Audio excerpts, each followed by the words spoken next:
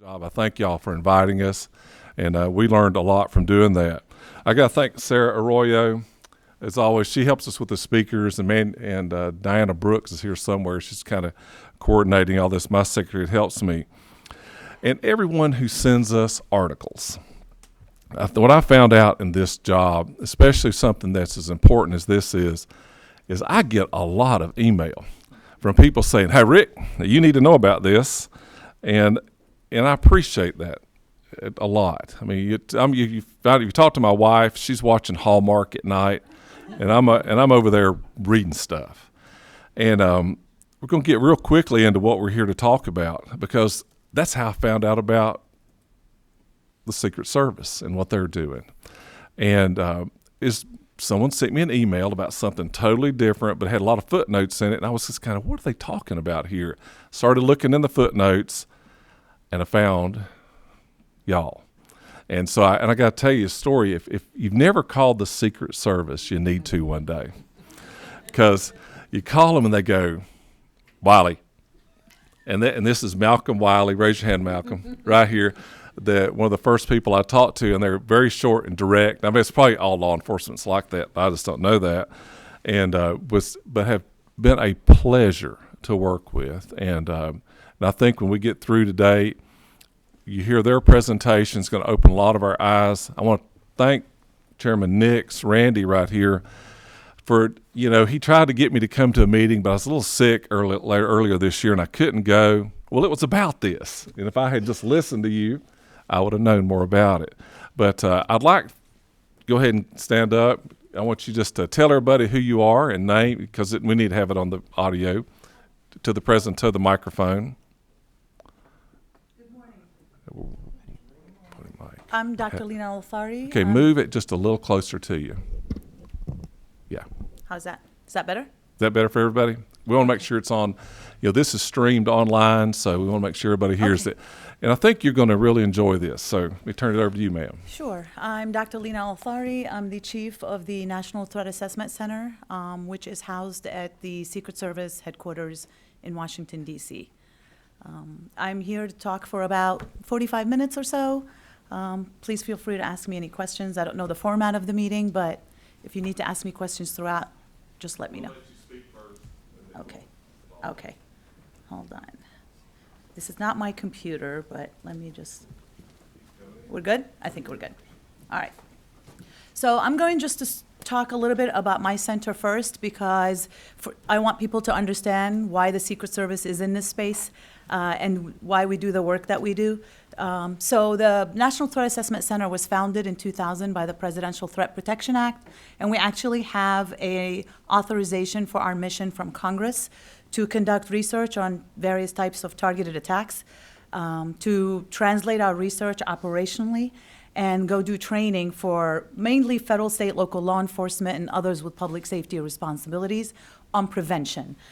So these are just some of the examples. Everything that we publish, all the reports that we put out are available publicly on the secretservice.gov website. Because that's the mission, is to share this information with the community. So we started out, one of the very first research projects that the agency did was in the late 1990s, looking at prevention of people who might want to attack one of our protected interests, the president, the vice president. So we looked at the mind, sort of the assassin, from a behavioral and operational perspective, and that really set the standard for how us as an agency conducts these types of assessments when someone has a threatening or unusual interest. The reason that we conducted a school study is after the tragedy at Columbine, our director approached the Department of Education and said, we just conducted a research study looking at people who might want to attack a public official. Let's partner, and we can do the same looking at students who might engage in this type of violence. And that led to a partnership with the Department of Education, where we released the Safe School Initiative, which is a report and a guide on 37 attacks that happened over a period of time. We released that study in 2002, and that study and the report really set the standard for how to establish prevention and threat assessment programs in schools. Since then, we've done looking other reports in school safety, looking at attacks against colleges and universities. And just lately, in the last year, we put out a report in March looking at mass attacks in public spaces. Those are covered at 2017 period where people caused a mass attack where 3 or more were injured against houses of worship, public spaces, schools, businesses, just so that we can understand the background and behaviors of these individuals and how can we identify them before they even show up at a site. The very last thing we released, which is probably the article that you were referring to, is a school safety guide. We released that in July, and that is an actionable step-by-step guide that talks about how to establish a threat assessment program in a school. And this is what the focus of my presentation today. We'll be talking about that. Just important to realize what a threat assessment is. I think I've done a lot of presentations in front of other state commissions, in front of schools and law enforcement agencies, and sometimes there's a misconception about some of the names that people use for things. So threat assessment, some people think is vulnerability assessment. They think it's physical assessment or risk assessment. Specifically, what we're talking about today is a process where you want to identify an individual before they even think of violence as an option. Or if they already started planning, how can we identify them before they show up at a site? That's essentially what a threat assessment process is. For us as an agency, we do this on a daily basis. We're always assessing individuals who may have made a threat against the president or any of our protectees. We gather information on that individual to inform our assessment. Do they really pose a risk? And if they do, then what kind of intervention strategies can we put in place to mitigate? So the primary objective of a threat assessment is to gather information and assess whether someone poses a risk. It is not to prosecute. That could be a secondary objective. If the person that comes to your attention engaged in a criminal act and prosecution is the way to go, then you can do that. But for us, that's not the primary objective. Our primary objective is identify and deter. We're never going to be able to predict who's going to become the next school shooter or who's going to become the next mass attacker. But we can gather information about behavior, and we know that this is an effective method, and I'll talk a little bit about that. For us as an agency, we have a whole division that does these kind of assessments. For us, it's just as important as the physical security measures that you see around the protected person. And we focus on the behavior of the individual, not necessarily what they said. And I'll talk a little bit about the findings of the school research, but what we see in these types of attacks, whether it's an attack against a school or in the community, in the majority of those attacks, the perpetrator did not directly threaten the target ahead of time. So we can't just use whether someone made a threat or not as a barometer of whether they engaged in a risky behavior. So that's sort of the kind of general 101 of threat assessment. Now I'm going to talk about school safety specifically. We all know, and this is why this committee was formed, there are many aspects to school safety.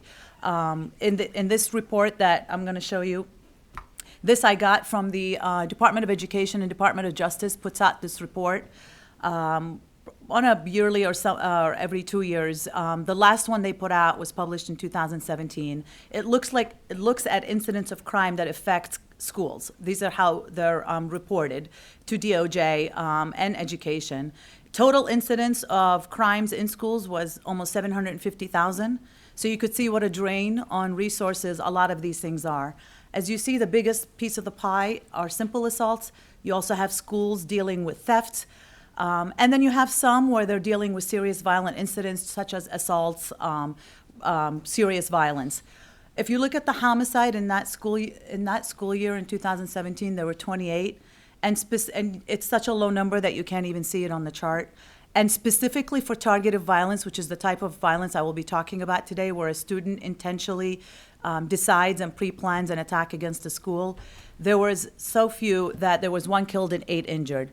Even though it's a rare occurrence, we all know the devastating impact that this kind of attack has, not only on the school and the community, but the country as a whole. And we've seen that in some of the recent tragedies, such as the one in Parkland, Florida, and Santa Fe, Texas.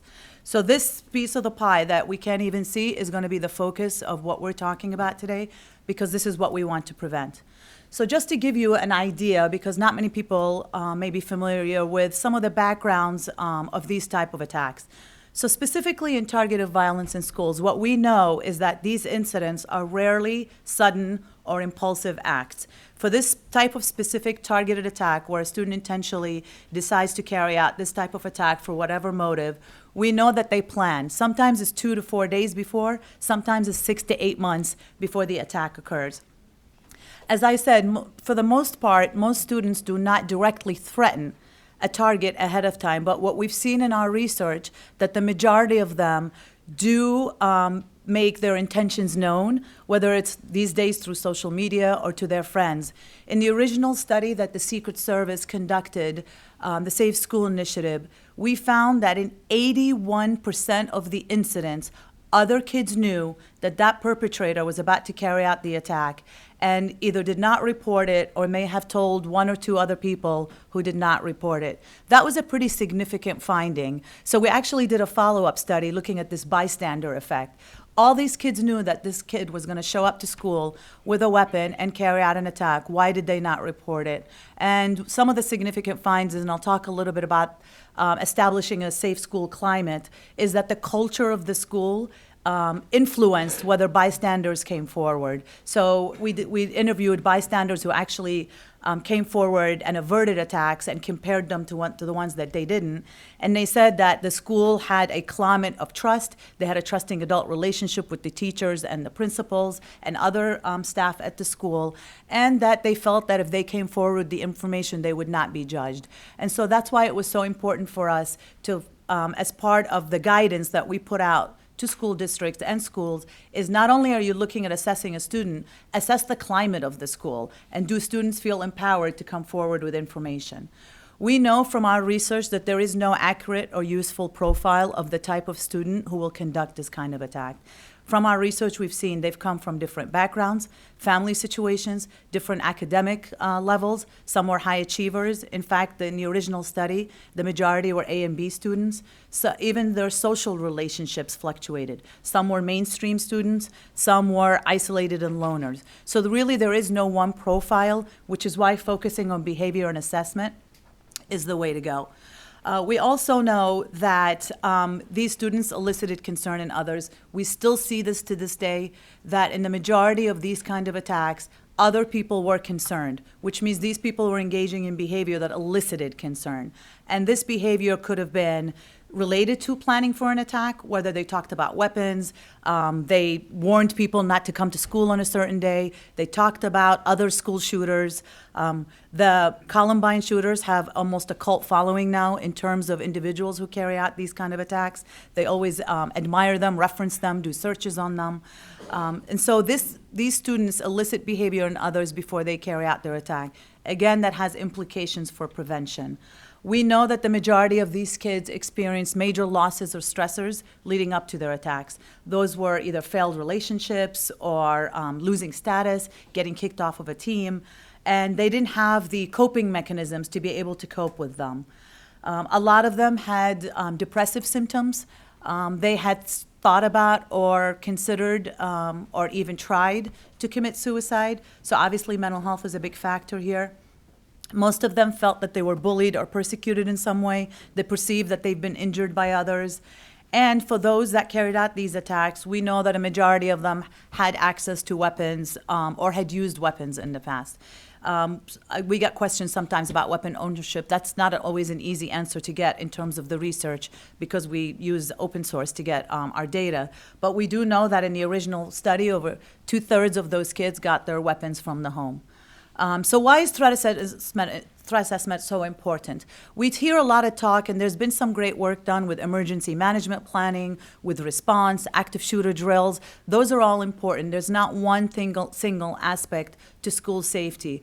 But what I'm talking about today is empowering a school or a district or a community to be able to establish programs where you want to stop these incidents before the person even shows up at the site. Because we know how fast these things happen, and a lot of times, despite law enforcement's best efforts, a lot of these incidents are end before law enforcement responds to the scene. And so we want to make sure, what else can we equip schools with so that the perpetrator doesn't even initiate an attack. So this is what a threat assessment is. It's a process for being able to identify a student who might be engaging in concerning behavior or planning an attack, gather information from multiple sources so that you can assess the risk that the person poses to the school or the community or to others. And if you do recognize that the person does pose a risk, then what kind of intervention strategies are we going to put in place?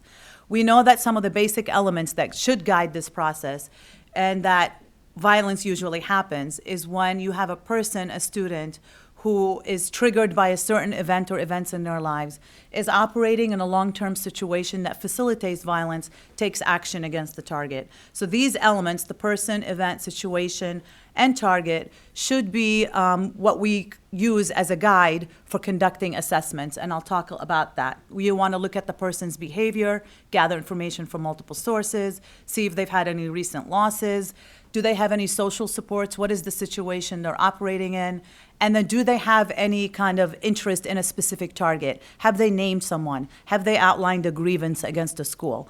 And then assess that situation in that context. Virginia was one of the first states to enact legislation mandating threat assessment teams in schools. They did that after Virginia Tech. And so we actually have research on these programs that University of Virginia has conducted. In addition to preventing violence, we saw that there are other unintended positive consequences of having threat assessment teams and programs in schools. Schools have reported lower rates of bullying.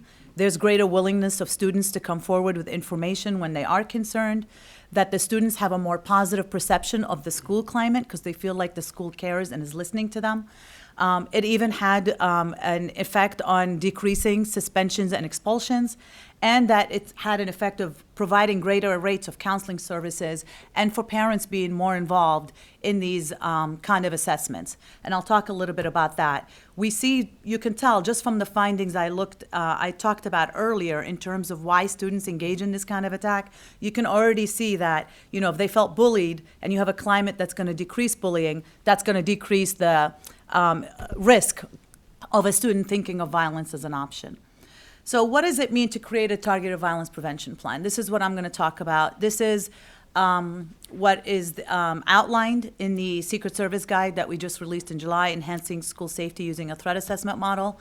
Again, the guide is on the website. So everything that I talk about today is already in the guide if you don't want to take copious notes as I'm talking really fast. But just keep in mind that a targeted violence prevention plan has to be tailored to the school and the resources of the community. So these are general guidelines. Some schools are doing some robust work in threat assessment, others are not. We at the Secret Service, in my office, we travel all over the country doing these kinds of trainings. In fact, we've trained almost 100,000 school personnel and law enforcement on prevention of these kind of attacks, and we meet with school districts, we meet with local law enforcement to find out what are some of the best practices and the challenges. And we do see that there are different barriers in different areas, whether it's getting buy-in from the school board or money and resources, making time for the teachers and the counselors to be able to participate in this kind of thing. So keeping that in mind, that these are just general guidelines. So this is essentially what the plan is, and I'm going to go through quickly each phase of it. One of the first things that we encourage schools to do, and what is laid out in these best practices for a threat assessment program, is to have an effective program. You need a team of people that are going to be conducting assessments and also implementing crisis intervention as warranted. So that becomes the multidisciplinary threat assessment team.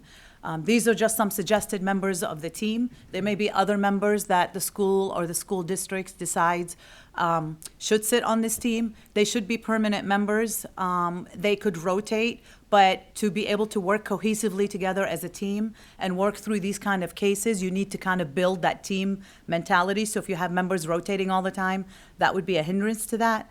Keeping in mind that some school districts have district-level teams, so they're pooling their resources and creating a district-level team where each school sends a representative, or you could have a school-based team. One of the things that we encourage is that teams meet regularly to identify roles and responsibilities, and not just meet when there's a student of concern that they're assessing, so that they're doing tabletop exercises or getting training, and I'll talk a little bit about that. One of the other things we need to establish in our plan, so if you have a threat assessment plan in a school, is we need to define what behaviors are going to trigger an assessment. Some of the more obvious ones, so there are prohibited behaviors that would immediately trigger an assessment, so acts of violence, threats against the school or the school community, bringing a weapon or talking about bringing a weapon to school. Those are sort of the more obvious ones.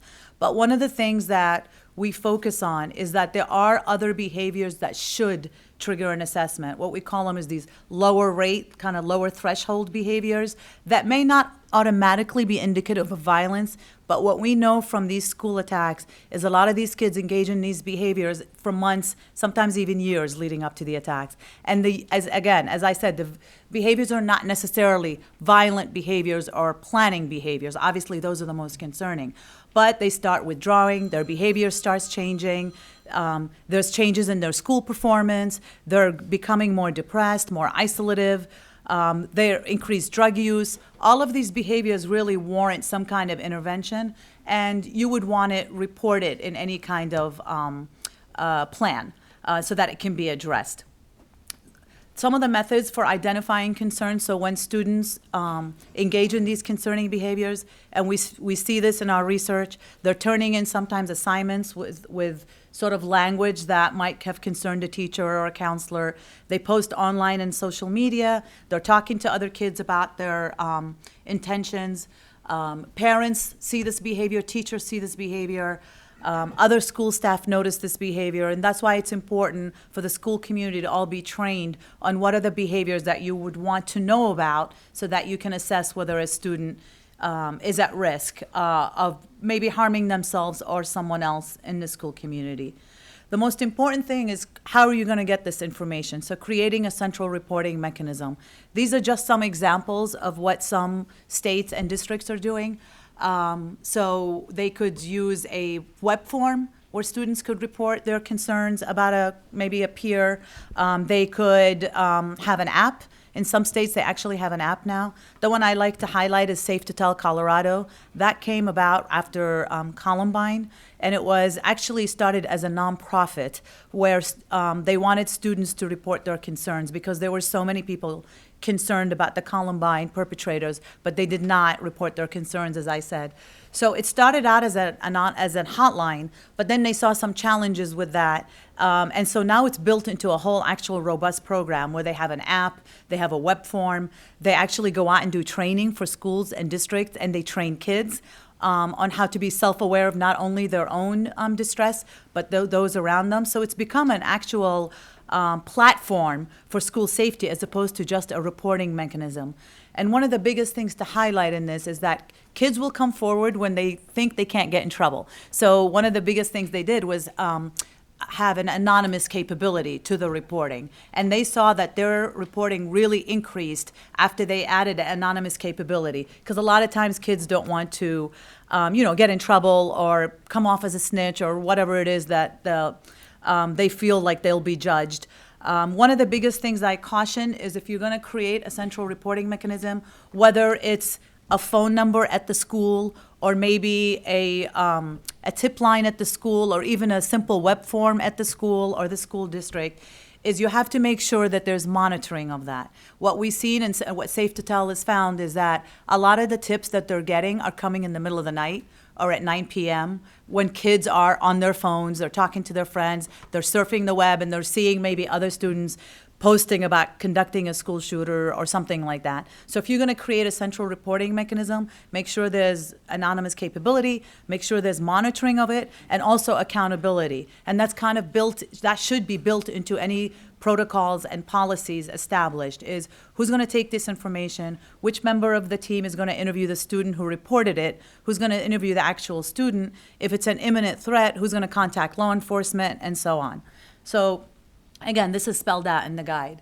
One of the things that we talk about is a lot of schools, for their threat assessment team, they actually have a school resource officer sitting on the team, and that is sort of their kind of law enforcement expertise on the team. Again, the team's main focus and goal is to identify and assess and intervene. It is not to stigmatize, label, or criminalize students. It really is about assessment and care. And in fact, one of the things that we talk about, you know, threat assessment can connotate such a negative reaction sometimes from parents or even teachers or school resource officers or others, because it sounds like a disciplinary thing or something like that. So one of the things to think about is thinking about what to call the program in the school, as long as there's training on it. So in Massachusetts, in one of the schools that I taught at, they attended one of our trainings, they actually call it an assessment and care team, because that, and it's basically they're doing threat assessments, but really it highlights the importance that there's a continuum of concerning behavior, and there's also a continuum of interventions that should be applied. And so if it's an imminent or dangerous risk, then obviously immediately notifying law enforcement, containing and controlling the situation.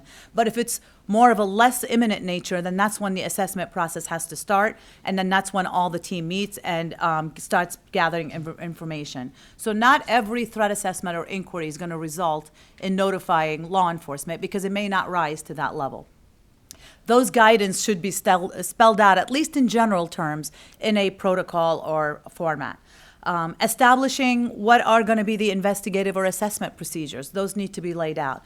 Documentation is very important. So if a student comes to attention, documenting the behavior, documenting what interventions were done, and I'll talk a little bit about how that's important later for kind of self-assessing how schools are doing this.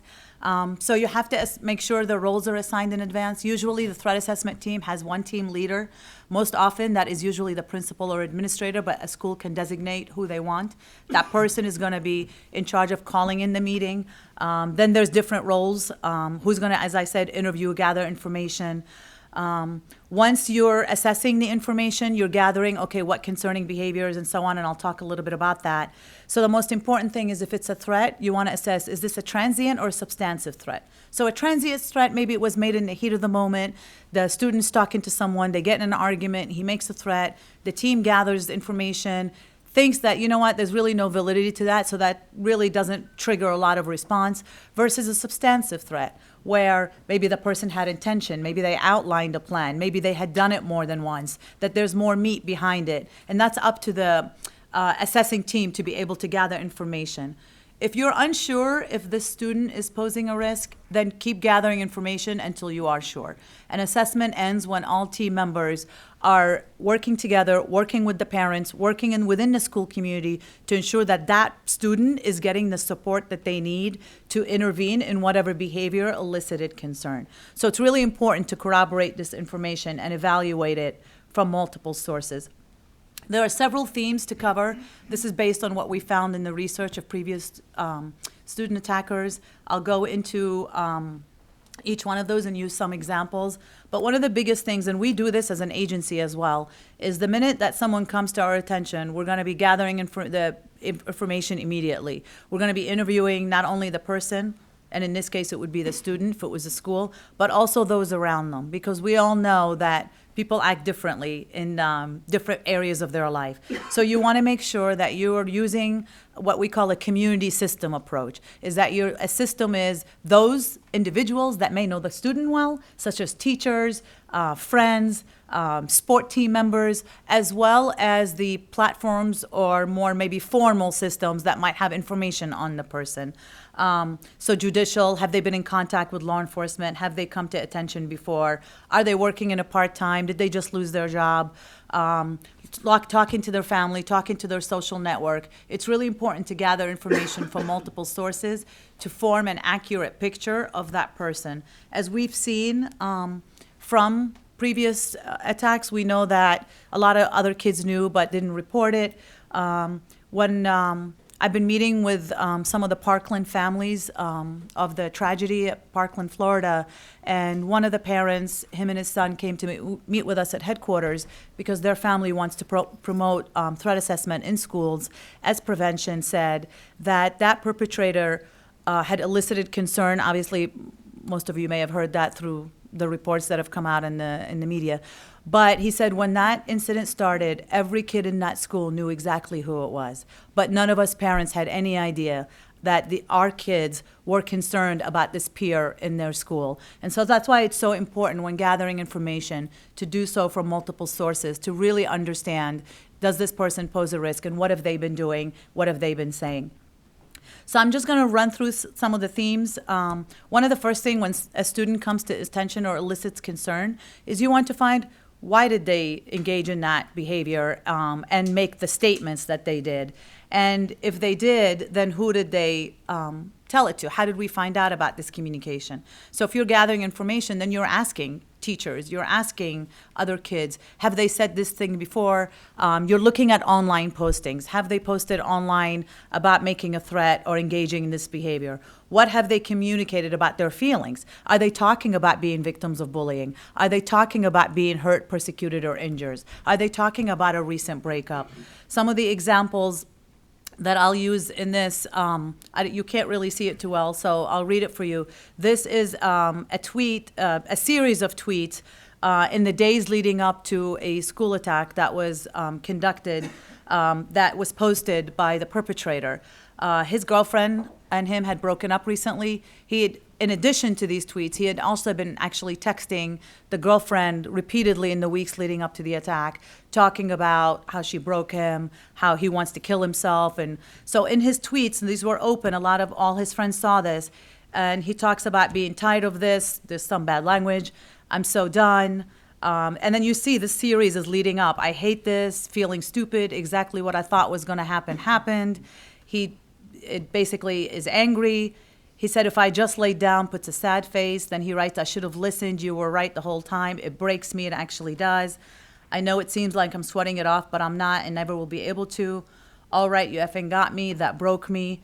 This series of tweets went all the way until the attack was carried out. And what he did is he showed up at his school and he fired during lunchtime at 5 of his best friends, 2 of which were his cousins. And the reason that he did is because he was suicidal, wanted to commit suicide, which he did, but he didn't want to be alone. He wanted his crew with him on the other side, and he actually called them his ride or die crew. The reason I highlight this case is because he did not attack those kids because he was angry at them. Those were his best friends. He wanted them with him. He was suicidal. And there were numerous communications that he was making in the weeks leading up to his attack. But again, no one acted on it or intervened or reported it because kids and the girlfriend kept, she thought he was joking. Then she told him, stop texting me. And so this is the thing that we want to be able to teach kids, that it's okay to bring forward because everyone has a role in school safety. Everyone is responsible for the safety of their schools. So that's just highlighting some of the communications. One of the other things to highlight in the plan and your assessment is you want to find out, do they have an unusual interest in violence? We still see this. They become interested in other school attacks, other mass shooters. They conduct searches on them. Even after the Newtown tragedy at Sandy Hook Elementary School, afterwards, when police responded to the perpetrator's home, they found a spreadsheet of all of these other attacks and the numbers. And it was almost like he was counting because he wanted to have the highest number of attack. So you see these. So are they showing this unusual interest in other perpetrators of violence or acts of violence? And do they have a sudden fascination with weapons? And if you are concerned about a student, then obviously we would want to know, do they have access to weapons? Because we know that the majority of them had gotten, at that age group, would get it from the home or the home of a relative. But I also like to highlight that not just focusing on firearms, because there are other types of weapons that can be used and have been used. Right now we're conducting actually a new research study looking at school attacks. We're hoping to release it next spring. We'll see if we meet that deadline, but we're working very hard to. But one of the things that we've seen, and this is about not having a single profile, is that there were male attackers and female attackers. They used guns, but they also used knives. And so looking at the lethality of the weapon, you can't really see it too well, but this was actually an averted case in Minnesota. There was a woman looking out her kitchen window. She was in the kitchen doing the dishes, and she sees this kid walking across the backyard, kind of looking a little bit odd and suspicious, and there are storage units back there. And he goes and he takes a really long time. So she thought maybe he was breaking in and calls the police. Police show up and they go up to the storage unit, and the kid is standing in the middle of the storage unit that's filled with explosives and explosive materials. And when they arrested, and he was 17 years old, they found out that his plan was to kill his parents, set a fire as a diversion, place bombs in the school, and engage law enforcement when they respond in a shootout so that he could commit suicide. He talked about being a victim of bullying and all of that. In the months leading up to his attack, he was setting off explosives in parking lot at the elementary school after dark, and he was posting all of that on YouTube. So these are all videos on YouTube that he was posting about all the explosives in the attacks and the plans that he had. He didn't specifically make a direct threat against the school, but he talked about blowing things up, and he posted all of the experimental improvised devices that he was making. And then he said that he actually invited some friends to these events where he was doing this. He didn't tell them what he was planning, but he said he was testing them to see if any of them would be amenable to engaging in the plot with him. But he found that he didn't trust that they weren't going to report him, so he actually did not tell them. But they were attending. They were seeing that he's collecting explosive materials, that he was setting these things off, and they did not report it because they did not think that he would do something like that. And we've seen that a lot of the bystanders that don't report information almost misjudge the intention of the perpetrator or the immediacy of when he would carry out something like this. Another thing we want to find out about, in addition to whether they have engaged in concerning behavior, is what's been going on in someone's life. So if someone made a threat or came to your attention, whether it's in the school or in the community as law enforcement, is what are the things going on in their life. We know in the research that perpetrators of mass attacks, whether it's a school or attacks in the community or attacks against government officials or attacks against law enforcement, the majority, because we're actually doing a report on attacks against law enforcement as well as part of our research plan, but the majority of them had experienced significant stressful events leading up to their attack. And again, we all experience stress, right? But when you look at it in the constellation of what's going on with the person, the concerning behavior, looking for triggers, looking what might just push them over the edge, these are the things to look for. As I said, bullying, after Columbine, a lot of states enacted anti-bullying legislation, and the study that we did was pretty significant in terms of the finding that the majority of these kids were bullied. And again, even if they were mainstream students, they still sometimes had the perception of being bullied. And these days you have bullying done in the cyber world. So you have bullying at schools that teachers can observe, but you also have bullying that a kid is being bullied at home online when they're not in the school, and when teachers may not be able to see that, which is why it's important to encourage students to report. The Safe to Tell app that I was talking about, in terms of the reports that they've been getting, as I said, they get thousands of reports every year. Right now, it moved from a nonprofit, and now it's actually under the State Attorney General's office because they wanted to make sure the monitoring and the accountability piece, and it's actually the information goes straight to a call center that's manned 24 hours by state police, and then depending on the nature of the information that's coming in, the state police will send it immediately to the school or to local law enforcement or whoever would need to get that information to act on it. But the majority of reporting that they're getting, the number one reporting that they're getting from kids is about suicide. They're concerned about a friend or themselves having suicidal thoughts, bullying, self-harm, cutting. So a lot of students are now reporting these concerning behaviors because they're being educated that if you see a peer in distress or being bullied or cutting themselves or self-harm, these are the things that you should be reporting, not just threats of violence. In fact, threats and planned school attacks were the number 6 and 7 down on the list of what is being reported. So it's encouraging that students are feeling more empowered to report when another student is being bullied so that the school can intervene or someone else can intervene. I'll use this also as another example. So in January 2014, a 7th grade student showed up at the school while there was an assembly, and he fired off a shotgun. He wounded 2 fellow students and the school security officer. He had been a victim of bullying. He talked about being bullied. He posted numerous posts about the bullying. He was 12 years old, and he was just done. He just could not take it anymore.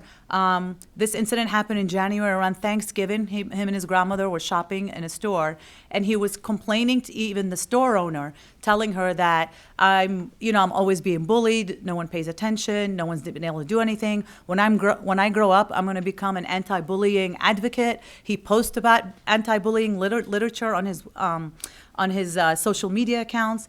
And he tells the store owner, I'm just tired of being slammed into lockers, and I'm ready to go to jail for my actions. The grandmother overhears him telling the store owner this, and she says, oh, don't listen to him. He's always making stuff up. And he turns around and says, see, no one listens to me. And so he tried to get help, and luckily no one was killed. And he was only 12 years old. But that was sort of the last straw for him. His intention was actually to come to the school and shoot a weapon in the air to get people to listen to him. But he wound up actually shooting and injuring 2 other students. So we still see the whole bullying thing really influencing why some of these kids may kind of resort and see violence as their only option. They become desperate, they become hopeless. As I said, we see a lot of symptoms of depression and suicidality, although the majority of the attackers in our original research did not get mental health care. Over 60% had actually thought about or attempted to commit suicide, and that's a pretty significant finding. This is why we want to intervene early and make sure the student is getting the help they need. This is a poem that was turned into an English class, and I'll read it for you because I'm getting old and I can't see that, but I can barely see this. But sinking into bed, homicidal thoughts filling my head, suicidal thoughts not gone but fleeing, because it's other people's death I'm seeing. Suicide or homicide, homicide and suicide. Into sleep I'm sinking. Why me, I'm thinking. Homicidal and suicidal thoughts intermixing.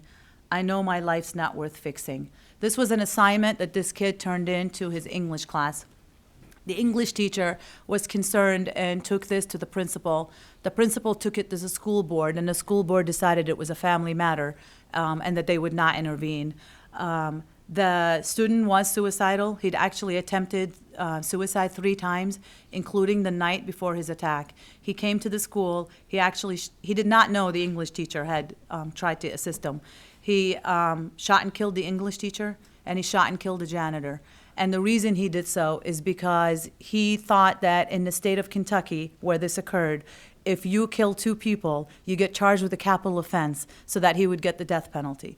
That was his way of suicide.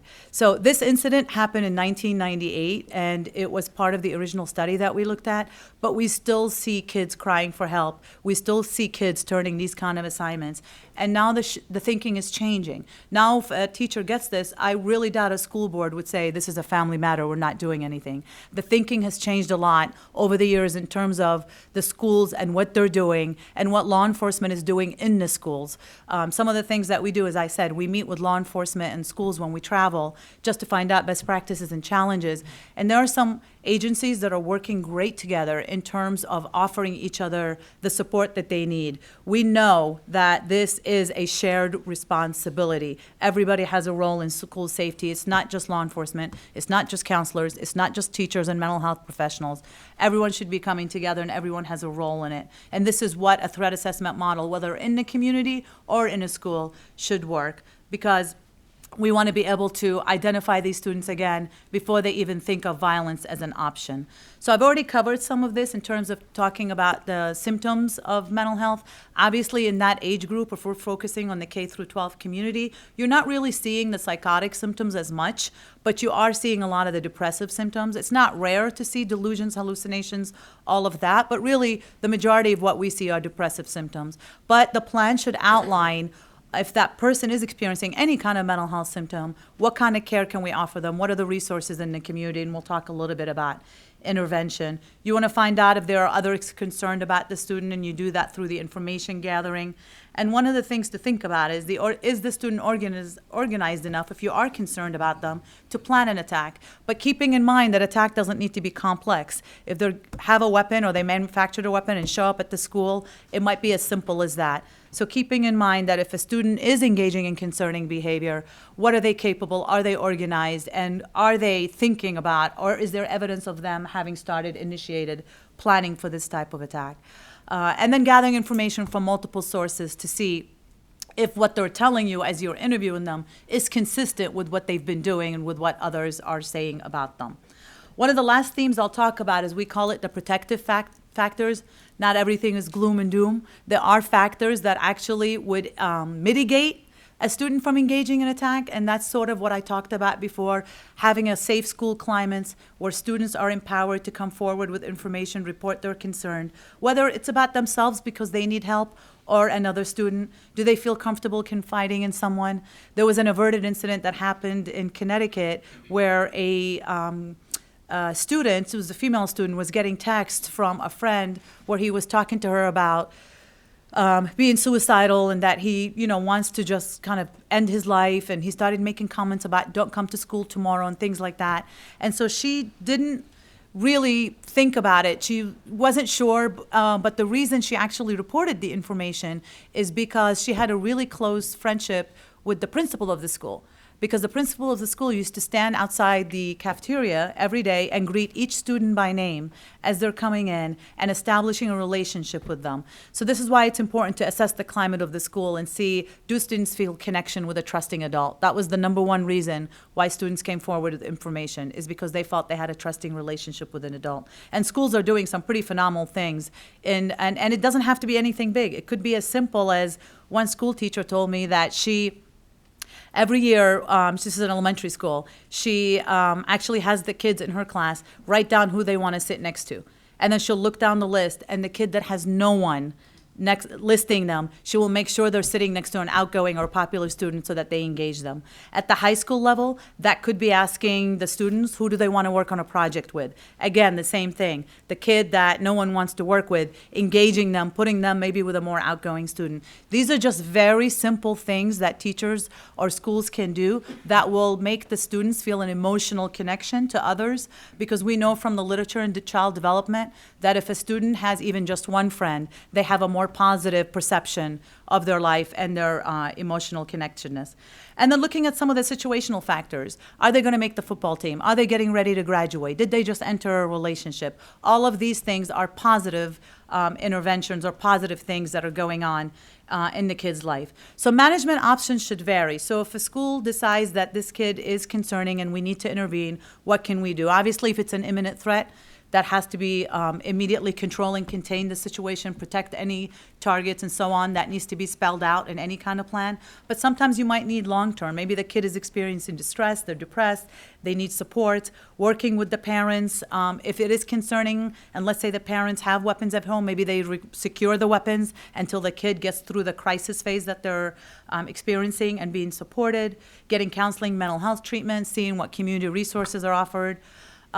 One caution about if a kid is suspended or expulsion, we know from literature that suspension and expulsion actually has negative, and I mean, that's kind of a little bit obvious, that if you're suspending and expelling a kid, obviously it's going to be a detriment to how they're thinking, how they're feeling. But even from the school perspective, if you're concerned about a student and they get suspended, now they're unsupervised. Now they don't have any positive influences maybe in their life. Now they've lost contact with their peers. Now the school doesn't know what they're doing, and is their behavior escalating? So kind of thinking about, if suspension and expulsion is an option, putting a plan in place where the school still is connected to the parents and to that child to make sure that their behavior is not escalating and that they're getting the supports that they need.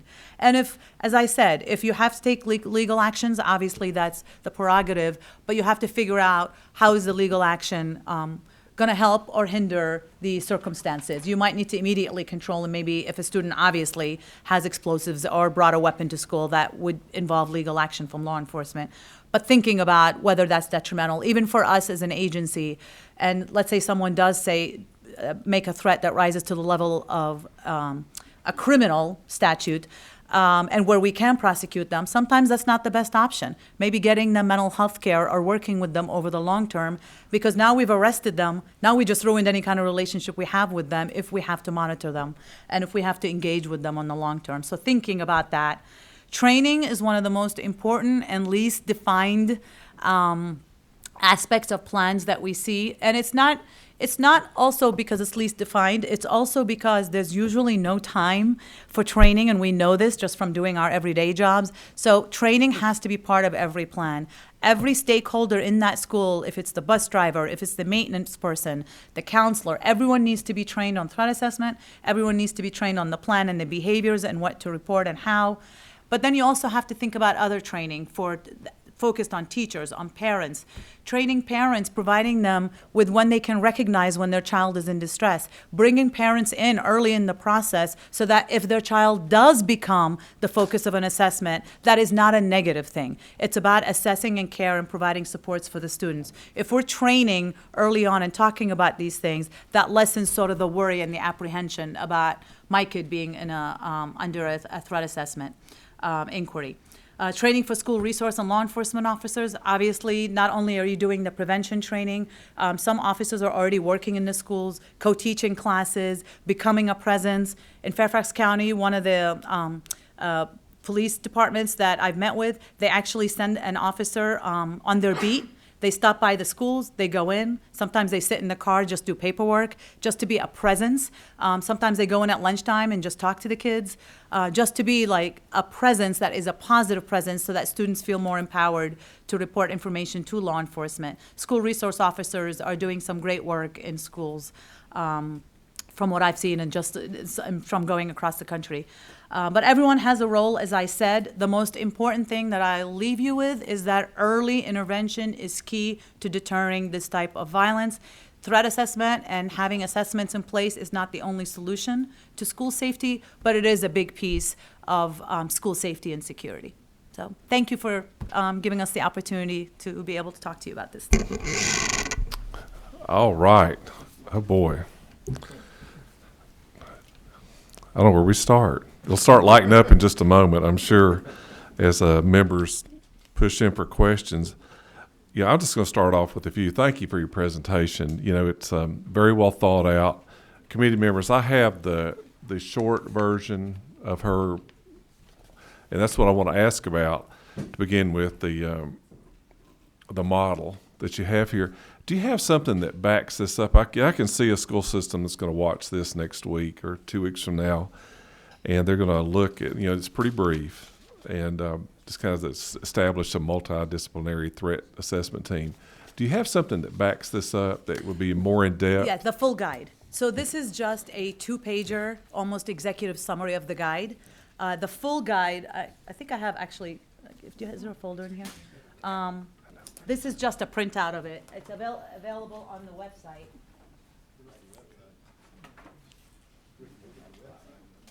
It is. It's on their website, too. Yeah, so Yes, this ma'am. is basically the full guide. You'll see it on the website, and it can be printed. And that actually takes you through each step of what I just talked about and how to put it in place and the implications and all of that. And also, you just had, so the best way to talk with you, you're the authority. Sure does sound like to me.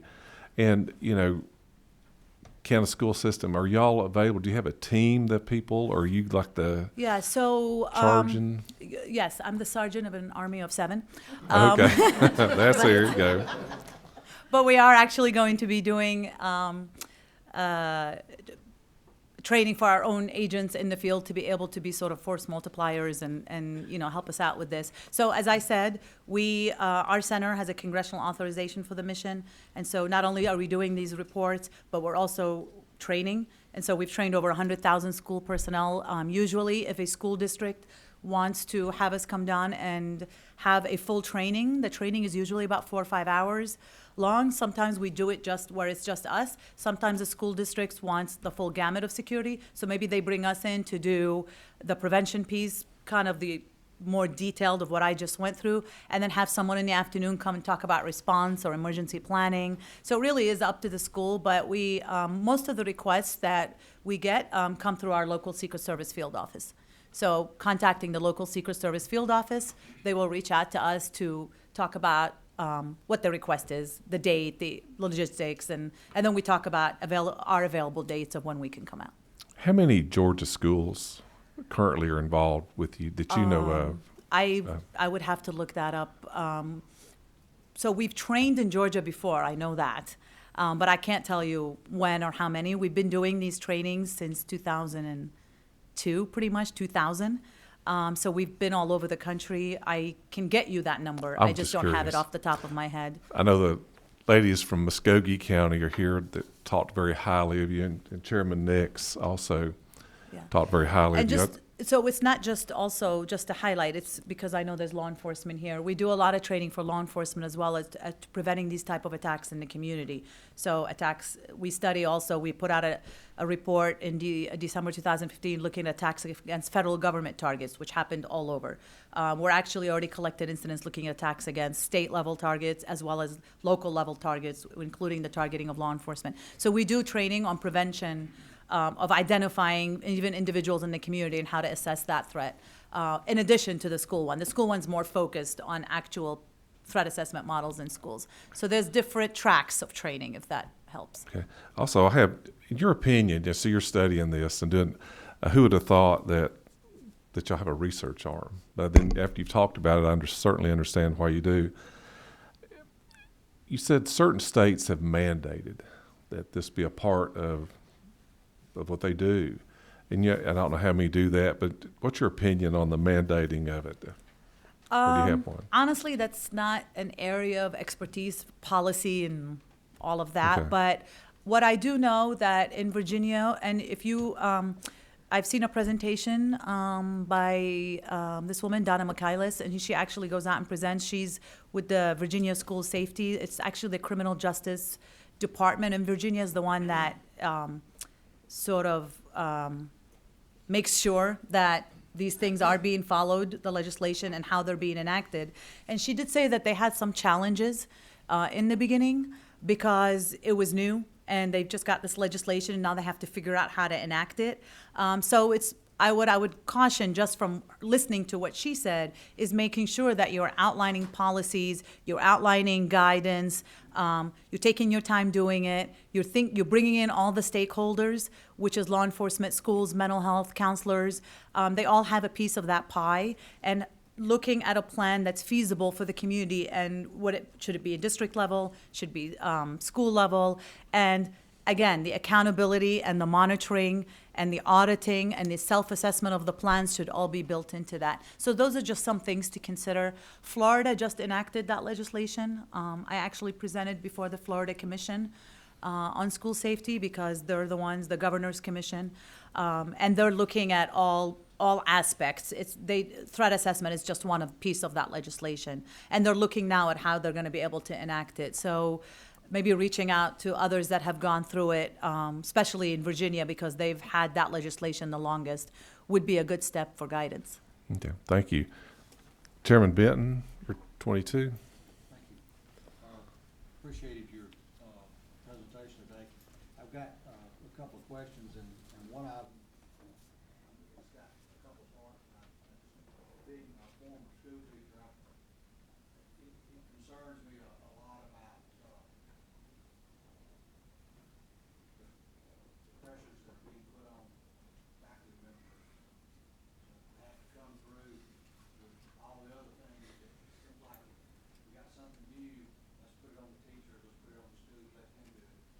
But I was wanting to know, in your study of these shootings, was the size of the school taken into consideration for shootings by students? In other words, did the size of the school play into what happened in that school? And the reason that I asked that were the shooters new to the school. In other words, our mobile population is, when I was teaching, it was not uncommon for even in a small school to get 20 or 30 new students during the school year and then come in and out.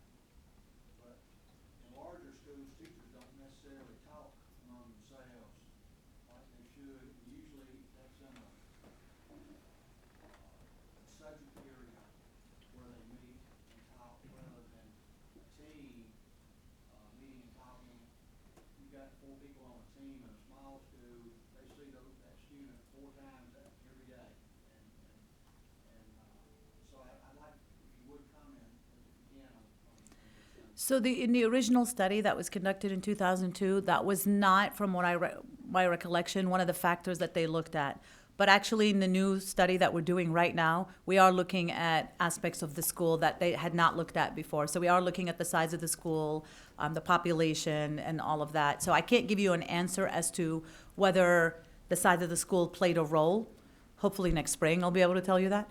But we do look at also like how long the kid has been at the school. So anecdotally, I can tell you that for most of the incidents that we've identified and researching, and this is very anecdotal because we're in the middle of gathering information now, I feel like most of them had been at the school for a while, that they were not new. But there were a few. We had one incident in which the student had transferred schools to go live with his dad, and he was acting out. He was driving his car on the football field and doing wheelies or whatever the kids call it these days.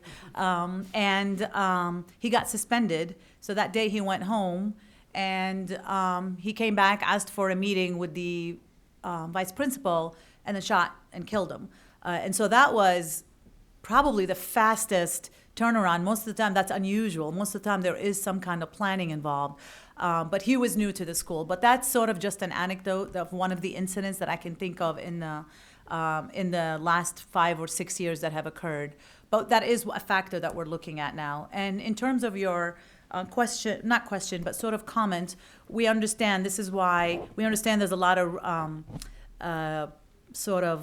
onus being put on teachers in various aspects in terms of school safety. Teachers are there. They're sort of like our uniformed division officers or agents. They're the direct line staff to being able to not only teach the students and empower them and, mentor these young minds, but also are the ones that are seeing these behaviors. And this is why it's important that a threat assessment team is not just teachers, that everyone has a role in that, and that the teachers have an avenue where they can report something and know that that information is going to be followed up, and it's not just up to them to be able to solve a problem. Yes, sir, please. One other question, if I could. We know that having resource officers in schools can become pretty expensive on the school system.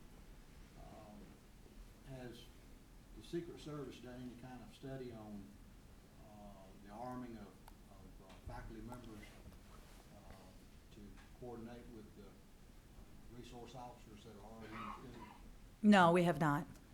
Most of our study has been focused sort of on the behavior of perpetrators to be able to inform prevention. So we have not looked at the physical security. And I don't think anyone else in the agency had either that I'm aware of.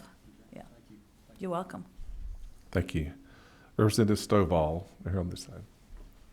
Thank you for your presentation. One first thing is, what is the website that you were referring to? It's secretservice.gov. And once you go on that, you go onto, there's a tab on top that says protection. And right under that is National Threat Assessment Center. Okay. Oh, and here it is on the slide Okay. that I forgot to forward. Okay. I do have a question. Yes, ma'am, please. Another question.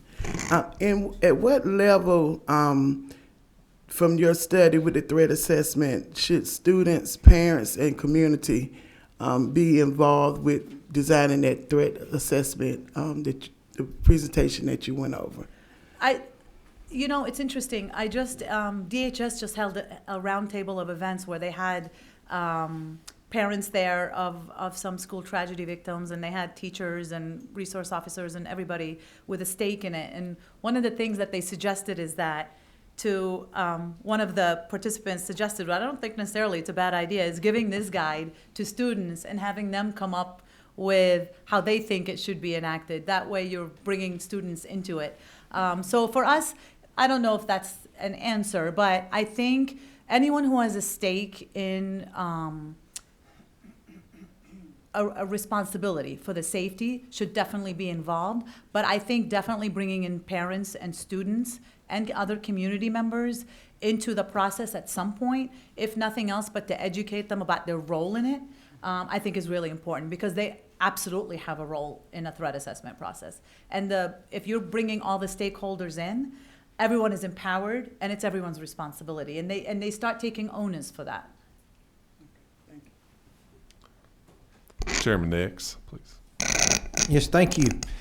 Extremely good presentation, kind of drinking out of the fire hose, trying to get a grip on that. You mentioned it's pretty much impossible to come up with a profile of the potential perpetrator of these crimes. How about a profile of the school? We see the schools that these are happening in, many of them seem to be very affluent. Some of the dynamics you might be looking for, gang activity, those type things do not seem to play into it. Can you point out maybe failings in some of those schools that could have allowed this to happen? Is there are there things that just totally got missed that As I could said, have brought this up? that's part of the new study that we're looking at. We're looking at where the gaps were, and also what is the size of the school. Did they have threat assessment capabilities? What are the perceptions of the students about the climate in the school? So everything that we know from previous research has contributed. Negative school climates where students perceive unfair bias maybe in the discipline. So one of the things that we talk about for schools is doing a self-assessment, maybe looking across like every 6 months at all the maybe disciplinary actions you're meting out and looking across them. Are the same behaviors triggering the same disciplinary action? Are they being fair? Are they being standardized? So there's a lot that goes into school climate, and that's one of the aspects that we are looking at now. Can I follow up? Oh, yes, sir. That was one of the things I had focused on as someone who's done a good bit of work trying to improve the school climate and seeing the benefits of it. You mentioned some system had named it the Assessment and Care Team. We've implemented in Georgia PBIS. Are you familiar with that? Do those programs seem to be an answer to a lot of this? Would you? Not the Speak only on that. answer, but absolutely. In fact, we reference PBIS in the guide because we do think that when schools have any kind of interventions in place already, where you're identifying students in distress or maybe warranting support and being able to use positive behavior modeling or reinforcement, that is actually a positive thing because now you're intervening and now you're providing that student with the care and the support that might mitigate them off that path. Okay. So absolutely. Okay, thank you. I had a couple more as we keep on going. Dr. McGivney, at our first meeting, I believe your talk was on school climate, wasn't it? Have you been cheerleading or grinning? I hadn't really watched you. Your head going up and down, grinning as we go through this. I have a question on the federal level. They've got the School Safety Study Committee, also high hooty doos. And have they looked at this? Have you spoke to them? Yes, What's their thoughts on it? So the Federal Commission on School Safety that was established by the administration, as you all know, it's comprised of Secretary of Education, Secretary of DHS, our Secretary, the Secretary of Health and Human Services, and the Attorney General. And even prior to that commission being announced, the Department of Homeland Security already had a working group in place looking at soft targets and prevention and all of that. So they actually formed a school security working group of all the DHS components. Everything that each component is doing in the area of school security already and school safety and what we are going to be doing. So the Secret Service is obviously one big part of that working group. So we have a representative from my division on that working group. And the guide that we just published in July and the school study is our deliverable to that group, which is going to feed the Federal Commission on School Safety. And the Federal Commission has already had several meetings, And at the last meetings, the two speakers that I actually recommended were the two speakers that were chosen to talk about prevention and best practices. And that was the director of the Safe to Tell Colorado and also the Virginia model, the criminal justice that was run, that is run by the state of Virginia. And they talked about best practices and prevention, and that's going to be, assuming that's going to be one section of the report. So they're looking at all aspects in terms of emergency planning, physical security, but definitely the prevention piece is one of it. Well, great. Let's get it.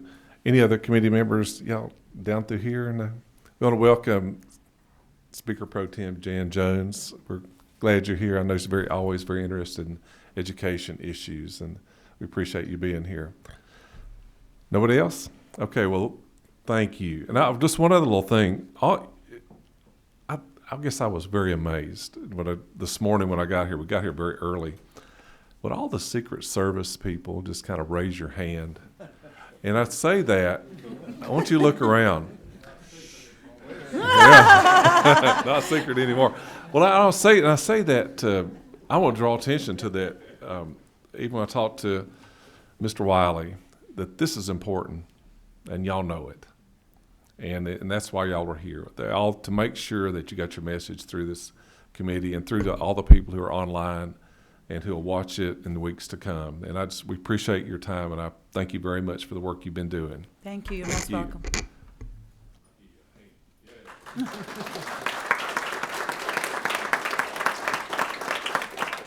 Okay, if you'll stand, we're going to take a break for about 5 minutes. We've got to swap computers.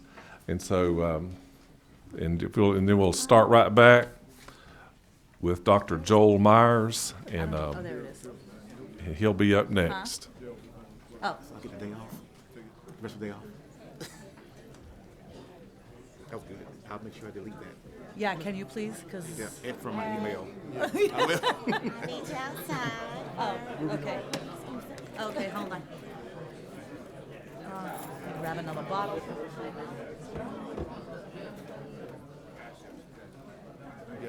Got it. How's everything going? Good. Thanks for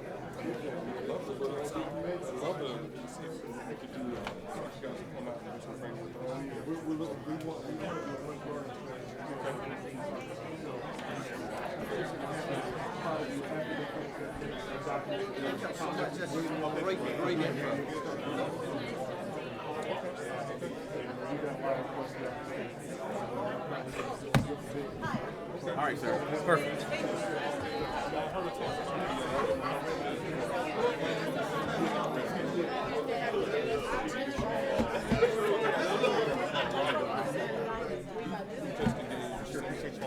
Not a problem. Hey, I'm gonna get you a coin or something, okay? Nah, I'll don't bring you the worry coin. about it. Now we get on the way anyway. Okay. Of course, I agree with the idea of having care teams in place for predecessors in place. I do want to make sure we implement that with fidelity. So if anything you guys want to help us kind of look at that, I think I have the information. We emailed back the other day, so I'll reach out now. I appreciate that. You're All right, welcome. man, I Thank appreciate you, it. man. Talking about the conversation. We appreciate it, man. Thanks so much. Thanks so much.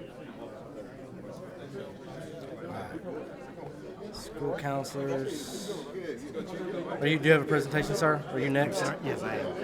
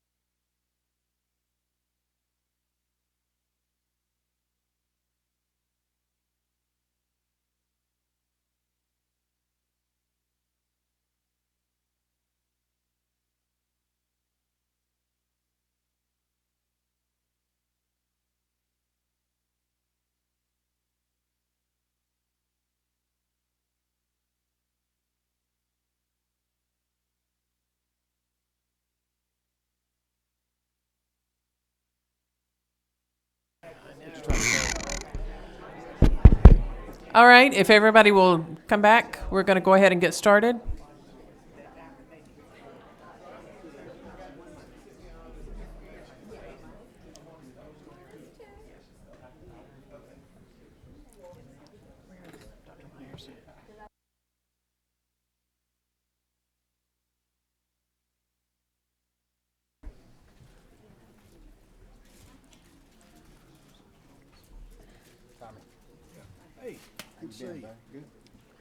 All right, if everybody is ready, the next presenter that we're going to have is Georgia State University Center for Research on School Safety, School Climate, and Classroom Management, Dr. Joel Myers. Dr. Myers, you've got the floor.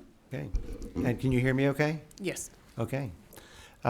It's a pleasure to be here. I really appreciate the opportunity to come and talk with you. I was asked to talk about the work of the Center for Research on School Safety, School Climate, and Classroom Management at Georgia State University, and to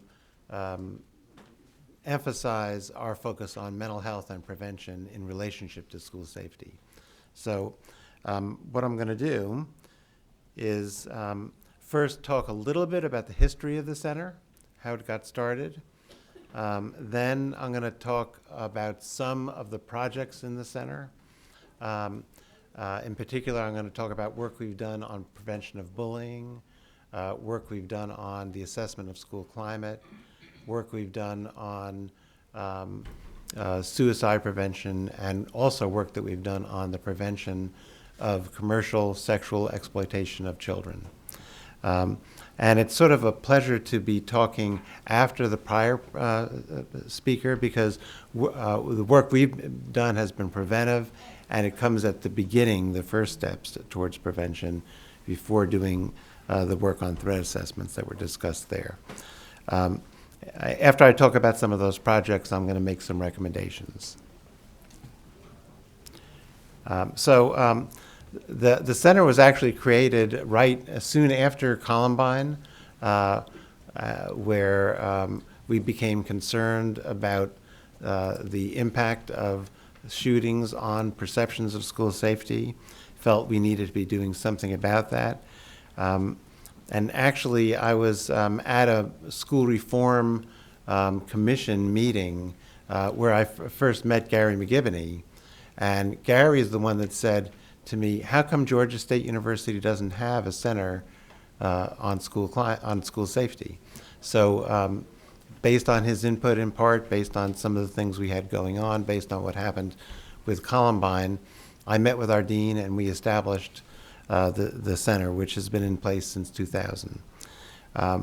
It's an interdisciplinary center. We represent multiple departments. We have community members that participate with us. We have researchers from other universities around the country. We have some international collaborators that work with us, and we also have doctoral students who work with us. One of the things I would say about our center is that we work collaboratively with schools. Our goal is to be collaborative with them and to help them do their jobs. So while we do research, our research is designed to be helpful to what's going on in the public schools.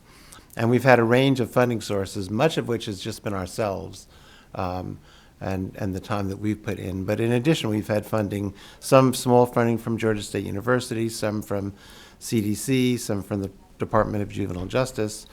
We've had some community funding, foundation funding, school district funding, and some funding from the Georgia Department of Education.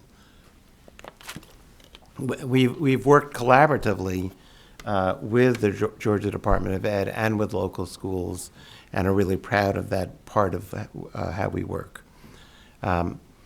So I'm just going to list some of the different activities we've been involved in since 2000, and then I'll go into detail with a couple of them.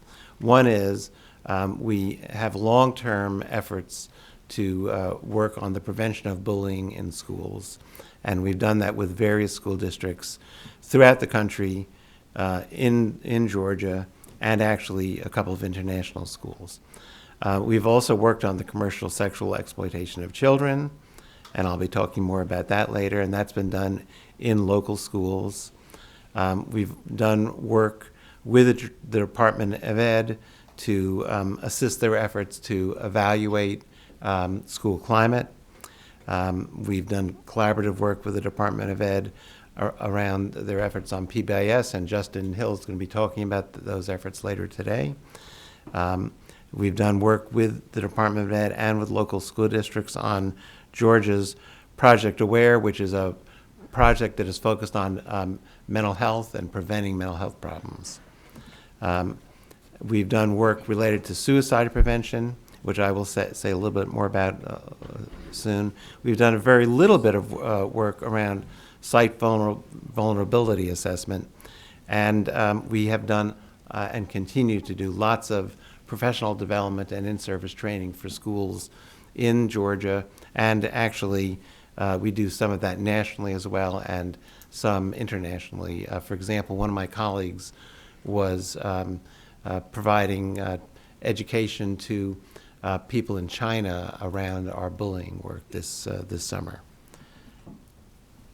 So first I'm going to talk about our research related to bullying and cyberbullying. And Dr. Chris Vargas and myself have been involved with that work. And we started that work because the district asked us for help about bullying, and they wanted us to give them ideas about how they could more effectively do things to prevent bullying. So we collected large numbers of interviews. We have developed scales to assess perceptions of bullying in schools, which we used, and we've developed interventions. We've developed interventions to target victims of bullying. We've developed interventions to target bullies themselves, and we've developed interventions to target bystanders who see bullying happen and to help them do things to hopefully prevent bullying. We clearly think, based on our work, that one of the most important things to be doing to prevent bullying in schools is to create a climate that promotes bystanders who step up and support victims and go to teachers and trusted adults in the school to prevent the bullying from happening. And again, I was pleased to hear the view from the prior presentation that things like bullying are part of what leads to the serious school shootings and other school safety issues that we see in our schools.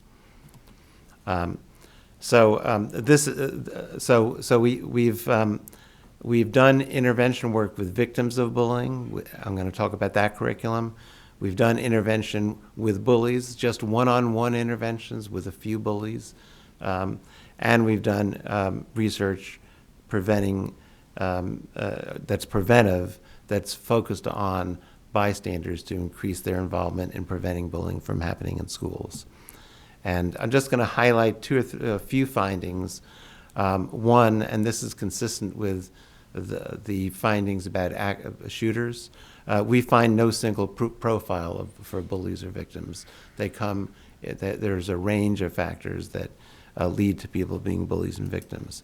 Students perceive that school personnel don't respond effectively to bullying.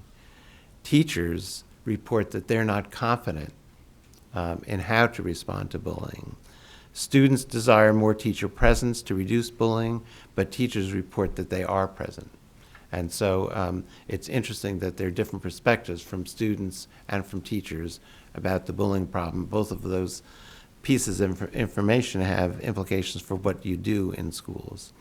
And this is just showing that in that school district that initially asked us to work with them, the number of victims totaled 33% of the school population. 18% were victims, 15% were victims and also bullies.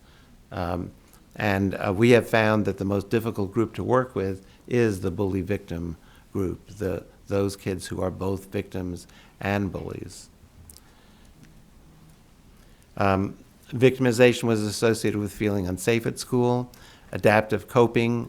So children who have good coping strategies, if they do, that reduces the negative effects of bullying. And that, again, suggests that bullying interventions need to help kids establish effective coping skills. Students feel unsafe, as you would expect, in the least supervised locations in schools. But in addition, students feel unsafe in some classrooms, depending on their relationship with the teacher. And one of the things we would argue that's critically important are building effective teacher-student relationships, which of course is a part of building strong school climates that prevent violence. We have some data about cyberbullying. One piece of information about it is that it is not the same thing as person-to-person bullying. So there's a low relationship between kids involved with cyberbullying and those involved in other person-to-person forms of bullying. Also, cyberbullying has less of a relationship to feeling unsafe in school than do other forms of bullying, because those forms of bullying take place right in the school. Bystanders are more likely to intervene in school, and this is critically important, if they have support from adults in the school. And again, the importance of teacher-student relationships can't be understated. So in terms of the outcomes of our interventions, in our victim interventions, so we would meet with about 8 students at a time, and we'd go through our 8-week curriculum with them. And as a result of that intervention, those victims would know more about bullying than those that, and how to cope with bullying than those who had not participated. We also worked with bullies and decreased bullying for some of them. Remember I said we had 9 that we worked with individually? Not all were successful outcomes, but half of them were.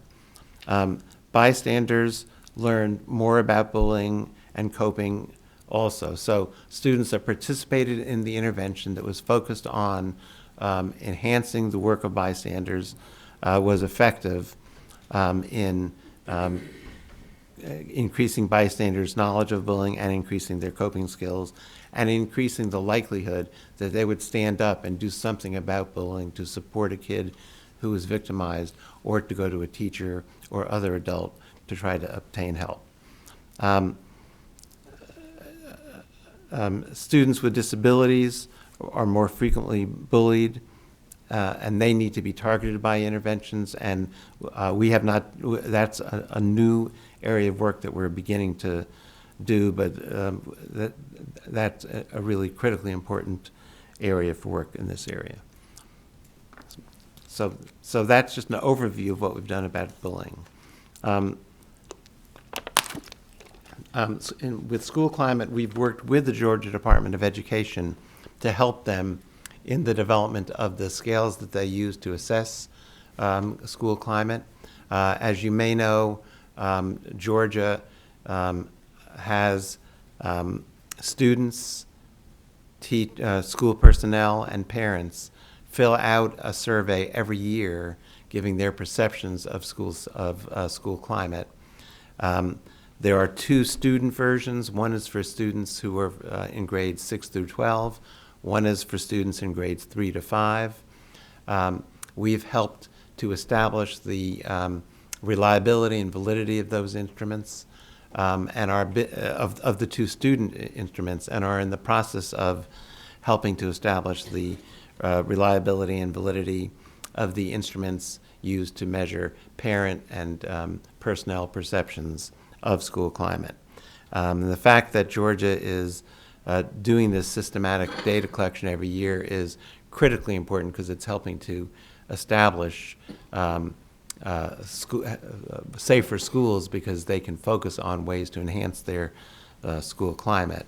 And what I wanted to say about that is that the Georgia School Climate measure that is targeted to students to adolescents has multiple subscales, so which we've helped to establish, but they're important because when a school is looking to improve its school climate, rather than being told they have a low climate score, they can look at which elements of school climate are high and low. So, for example, if something about school connectedness or order and discipline are low, they can target specifically efforts to increase climate in those areas to enhance their overall school climate. So, so that's the second major piece of work we've been doing. Third that I wanted to mention today is work that we've done on commercial sexual exploitation of children. I've done that jointly with Ann Kruger and Catherine Perkins. And one of the things we learned was that there are about 400 victims of commercial sexual exploitation in Georgia each year. And the average victim is a 12 to 14-year-old African-American middle school girl in Georgia.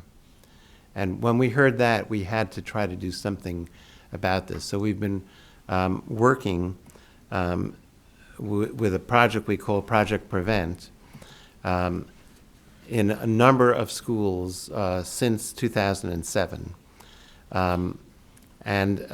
This is another small group intervention where we're working with kids who are in neighborhoods where they are at high risk of commercial sexual exploitation. So we're not working with kids who have been trafficked. We're working with kids who are at risk of that. Because our goal has always been to be preventive and to get schools involved actively to do things to prevent a range of problems, including these. Since 2007, we've worked with about 175 students. And I'm just going to give you a couple of findings that we've had. So what we did was we created a small group intervention for these for students. Again, we worked with about 8 students at a time. And our goal was to develop rapport with those kids and make them feel comfortable working with us. And we used their language from those groups to teach us what is going on about commercial sexual exploitation or that might lead to commercial sexual exploitation in our kids. And so one of the key findings has been that these students have difficulty with trust. And remember, these are not kids who have been victims of commercial sexual exploitation yet, but they're in neighborhoods where they're at risk. And so so an example of what one kid said is, I don't trust nobody because people is fake. Their physical aggression among peers is high level for these kids. And one quote from a student who we worked with is, you have to fight to get respect. Another problem that came up with our kids was poor relationships with fathers. And the quote that we had to support that is, in my neighborhood, I don't feel safe because of my daddy. He was in a gang, and now people who don't like that gang try to come after me and hurt me. Another characteristic is exposure to violence. And a quote supporting that is, when I'm by myself, I pretend like I'm on the phone, I walk fast, or run when men pull up and try to talk to me that I don't know. The girls that we've worked with have great familiarity with prostitution, and they would describe that. They are aware of the boyfriend to pimp transition, so they would start with a boyfriend who's older, and then eventually that boyfriend becomes the pimp, and they would talk about that. And they view sexuality as a commodity. It's something they have to offer. And examples of that are, so one student was talking about how the main purpose of going to Metro, which is a skating rink, is to give boys, quote unquote, lap dances. Again, these are 12, 13-year-old girls that are talking to us. Another, if they miss a week at Metro, girls worry that they might, quote unquote, lose their regular customer. So again, this is not somebody who has experienced commercial sexual exploitation, where they have a regular customer that they're being paid, but that's part of their language, part of the way they're thinking about what's going on, and suggests the critical importance of building mental health in schools, through schools in our population. So we're beginning to evaluate the outcome of the intervention. We have been reluctant to use standardized tests with them because we felt it was crucial, and our results show that, to develop trust with them. So, but now we're beginning to evaluate outcome. One of the things we find clearly is that despite the trust issues that these students have, they are eager to talk to a caring adult about these issues. We feel that perhaps they were especially comfortable talking to us as non-school members. In addition, prevention of CSEC, which is commercial sexual exploitation of children. So prevention in that area, prevention of suicide, prevention of bullying, prevention of violence, prevention of drug abuse, all of those things can benefit the most vulnerable children. Okay, and I'm just going to talk briefly, very briefly, about work that we've done on suicide initiatives. One of the members of the center is Dr. Laura Shannonhouse, and that's her area of expertise. And there's a slide up there that you all can't see, but what it's showing is a steady increase in the number of suicide deaths from 2010 to 2017. One of the so the trend is high for kids who are from 15 to 17 years old, but it also shows a similar trend for kids who are between 10 and 14 years of age. So it's really, critically important that we do something about suicide, and schools are a logical place to be focusing on that. So in response to two questions on the Georgia Student Health Survey, students in Georgia report, and I apologize about this slide, it's not formatted correctly, but anyway, students in Georgia report that 8.7% of kids in Georgia have seriously considered suicide, 4.1% have attempted suicide. And then we calculated those same numbers from the survey for districts that represent where you guys serve, and the numbers are even higher there. 9.6% of students in your areas have considered suicide, and 4.7% have attempted suicide. And so what I'm going to say is that the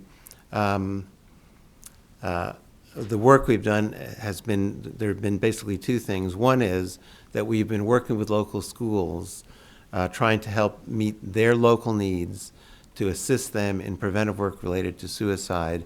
We use the program called Applied Suicide Intervention Skills Training, and the acronym is ASSIST, and have had multi-year collaborations with various local districts around those issues.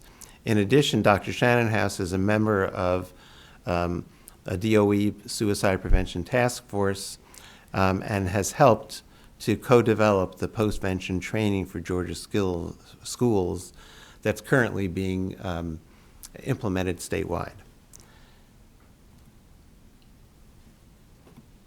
So I want to spend some time talking about a few recommendations. So first, it's critically important that you do what you can to continue and enhance funding that implements evidence-based practices that strengthen school climate. And PBIS would be one good example of that. But anything that you can do to help support those kinds of initiatives is critically important to enhance the mental health of kids in schools and to enhance safety of our kids in schools.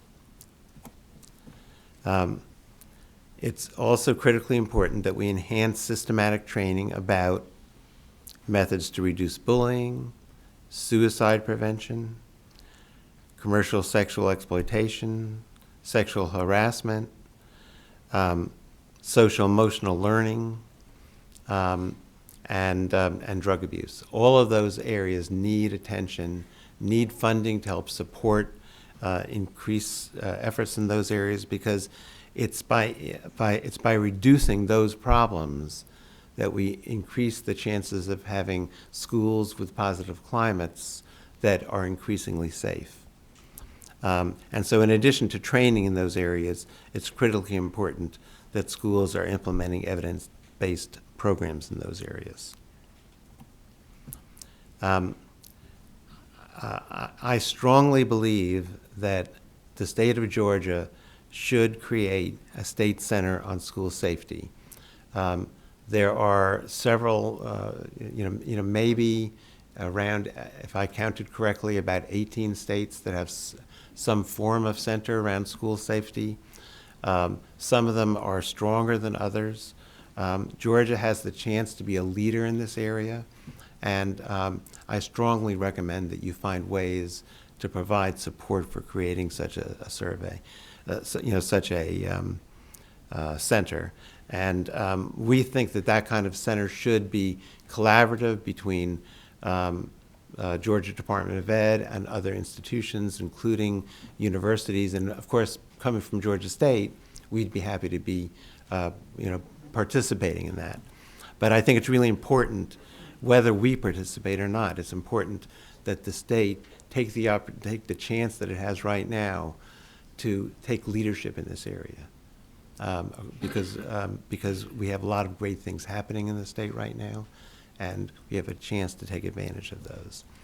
And then what I wanted to say about a couple of things about such a center. One is, that center should help Georgia schools promote pro-social behavior, develop effective coping skills, support positive mental health, and develop positive school climate. Those kinds of things that I've been talking about that stem from the work we've been doing at our center all should be a part of this, rather than focus only on emergency drills, school safety assessments, and so on. But those should also be a part of what the center does. So the center should also provide on-site school safety assessment. It should assist with emergency drills, support emergency management in schools, work with police and GEMA to ensure school-based police security. So both sides of this have to be a part of such a center, from my perspective, for it to have the best chance to create schools that are safe, schools that we want our kids going to.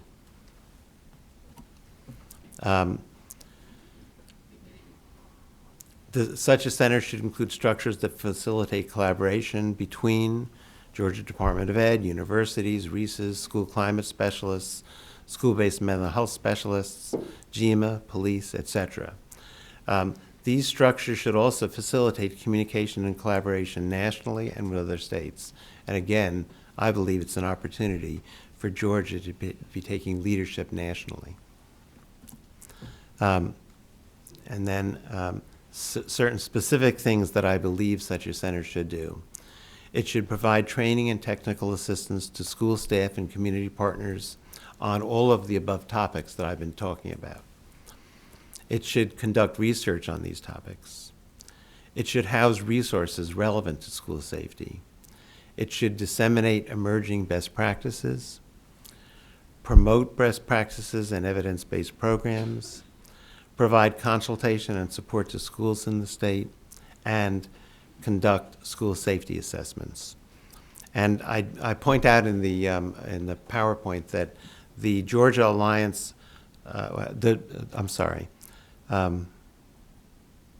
National School Safety Alliance has guidelines for creating statewide school safety centers, which I'd be happy to make that available to you if you were interested in it. Some additional recommendations. Support statewide implementation of universal screening to assess mental health problems. We've kind of established this morning that mental health is integrally related to school violence, school safety. if we're going to do the best we can to promote positive mental health in schools, one of the things we need to do is have universal screening so that we can identify kids who are at risk and then provide services for them. So you need to provide training regarding screening, provide support for schools to create an infrastructure to respond to universal screening. So it's not a matter of just doing the screening, but you have to know what to do afterwards, and you have to have resources in place that allow you to respond to the screening findings. Another recommendation, expand efforts to provide youth mental health first aid training to schools and communities throughout the state. So Georgia Project Aware has been doing a great job of that and doing things to expand our focus on youth mental health first aid training is critically important because it makes our population more aware of mental health issues, and it makes mental health less of a stigma and makes people more willing to seek help. Continue and enhance funding to allow school systems and communities to identify and address school safety, mental health, and prevention. So in particular, enhance funding for school-based mental health workers. So schools have school psychologists, school counselors, school social workers. They could be doing, they're almost like a hidden resource. They could be doing much more to support our efforts to promote mental health in schools and to promote school safety. It's critically important to emphasize the mental health roles that can be played by those personnel. And I'd add that I don't know for sure about school counselors and school social workers, but I do know that funding for school psychologists, and I expect it's true for the other groups as well, has been low compared to other states, has not increased in the same way that other states have. The ratio of psychologists to students in Georgia is below national expectations, and so it's an important area to work on. Establish an infrastructure to increase referrals for mental health services so that we're getting kids the help that they need. That would be facilitated by screening, which I mentioned earlier. Provide funding for school safety experts at each of the 16 RESAs to work collaboratively with the school safety center that I mentioned. They could assist with on-site school safety assessment. They could assist schools in development and implementation of school safety plans. They could assist with school safety training, and they could work with school climate specialists to ensure safe and supportive school climates. Provide funding to train school resource officers, police, security guards, and child adolescent in mental health and communication, basically. So they need to know as much as possible about mental health and how to communicate effectively with kids who might have mental health problems. And then finally, fund training of school administrators on school climate, school safety, school-based mental health, and crisis response. Thank you very much. I appreciate the opportunity to be here. Happy to answer any questions you have, and I'd be happy to, respond to things also later, after today. Well, thank you, Dr. Meyer. You sure did give us some recommendations. When we appreciate doing that. I just have one question. I know that you have all the money in the world, so I figured. It's a wish list, isn't it? But I just need to and then we got a number of other questions too, but you said you had a number up there, 4.7 attempted suicides, I guess, in our district of the folks who are here. 4.7% of the kids in your district. So what's the definition of that? I mean, what's the definition of a suicide attempt? I guess I know that's a picky question, but that seems like an incredibly high number. Yeah. And I'm just trying to. It's the first number I've heard like that. Well, so it's the response to the question on the Georgia Student Health Survey that says, "Did you attempt suicide?" So there's no number backing it up through health care, or it's just something a young person said. Yeah. I guess because I was wondering, is there numbers looking at what health care has done, what counselors have known to verify that number? Yeah. From me? Those data are just student reported. Okay, got it. Thank you. I don't know who was first. Who's 17 down there? Representative Stovall. Thank you for your presentation. I do have a question when you talked about the universal screening. One of the challenges across the school districts is when it comes down to teachers' recommendation for kids being screened for disability and the amount of time it takes for that whole process to take place.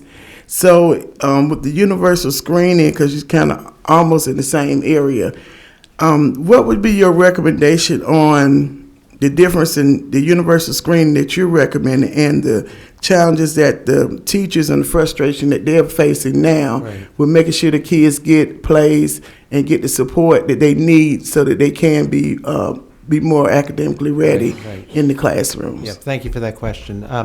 So universal screening would come well before assessments for placement in special education. And I'm talking about universal screening for mental health problems in particular, since that's what I was asked to talk about today, although screening for other areas would be important too. So screening would be done to help determine early interventions for kids before they're being considered for special education. And so screening is a preventive approach that allows us to provide resources to kids ahead of time before they need to be referred for special education. Yes, ma'am, please. Okay, so being that it's going to be done as a preventive measure, I guess you're still looking at the process. So how is that the process with doing it early on going to kind of help move that along a little bit faster? And what are the recommendations or the challenges? Like I said, I hear this all the time when I talk with educators. So universal screening would be a brief instrument that either teachers or students, depending on their age, fill out to describe their strengths and limitations in relationship to mental health. It's one instrument, and that would be done each year where everybody fills that out, and then the school has information about which kids need more attention than others. It's not, it might help to identify kids sooner, which would then get them into the process of being evaluated for special ed sooner because we'd be paying attention to them more quickly. But it's a different instrument than what's used when children are being assessed for special education, if that's what you're asking. Because that uses multiple instruments. I guess, and it might not be a question that you can directly answer. It might be something with the local school districts or with DOE. And I'm just concerned about the bottleneck. Yeah. And it seems like we're doing the assessment with the kids now, and that process is so slow, but by the time the end of the school year comes, some students have not even become placed. And so even with doing the universal screening, kind of doing a preventive measurement, I guess the recommendation I'm trying to figure out is how do we cut down the bottleneck? Because either way, if you're doing it early, there's a bottleneck going to probably happen. And then the way that it is currently is a bottleneck. And so we don't want to allow so much time to go by because like you said with your presentation and the one before, the more time the kids have idle time and they're not getting those services that are needed, then it becomes a major problem later. Yeah, so the good thing about screening is it can provide services to kids before they get identified for special ed. So it provides some services to them more quickly. But I'd be glad to come back another time and talk about how to reduce that bottleneck. That's a whole other presentation. Okay, thank you. Thank you, Chair. Thank you, ma'am. Chairman Ballinger. Whenever during the course of your presentation, you made reference to person-to-person bullying is different, completely different than cyberbullying. A lot of times they're presented more as a continuum as opposed to, different silos or different tracks. Could you just speak to the differences there, a cyberbully? What are the characteristics of like a cyberbully versus a person-to-person bully, that sort of thing? Yeah. Just like what I said about bullying generally, there's no clear profile of a cyberbully or a person-to-person bully. If that's the question you're asking. And what I was suggesting is that our findings show that there are quite a number of people who do cyberbullying who aren't engaged in person-to-person bullying. There is some overlap, but there are a number of people that do person-to-person bullying, but they're not involved in cyberbullying at all. And I think there's a public assumption that it's all one thing. And so I think we just need to pay attention to it and think differently about how to work with kids who are involved in cyberbullying than those who are involved in face-to-face bullying. Because a lot of times it's presented more as a continuum. You know, a bully has a victim at school, they harass them on the playground, then they go home, they say bad things about them on social media, and then the next day they're back at it at the playground. So it's presented as more of a continuum. So basically what you're saying is that it's discrete incidents where, you know, there's a bully that's cyberbullying, engaging in cyberbullying versus on the playground. Yeah, there are some where that would occur, where that continuum would occur, but there are many where the continuum doesn't occur. Okay, all right, thank you. And we assume it's all that one thing, but it's not. Okay, thank you. Yeah. Chairman Nix. Thank you. You mentioned in your presentation that students said they wanted teachers to be present more, which would prevent bullying, but teachers said that they were present. Right. Do we have a different definition of bullying there, or how do you account for that? Or a different definition of presence. Yeah. Yeah, kids and teachers see it differently. Yeah. Okay.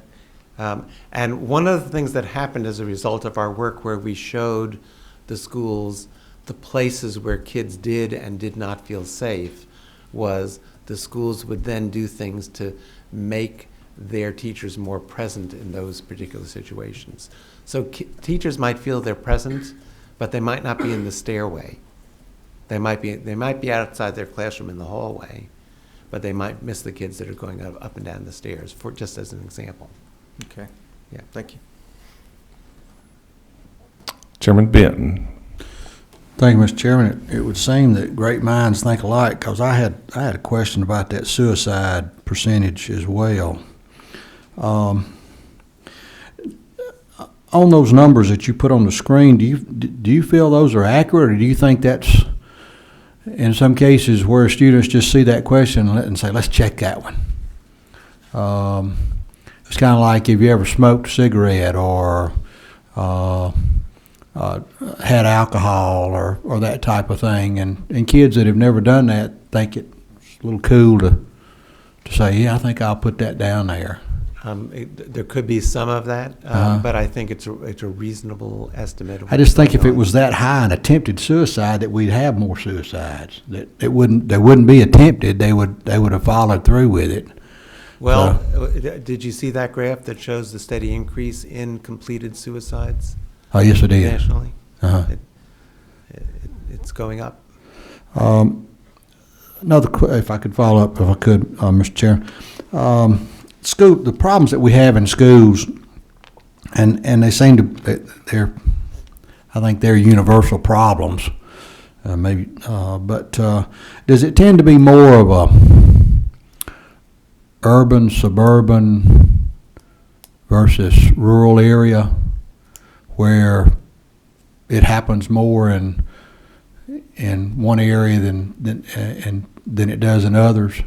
I think it happens across all areas.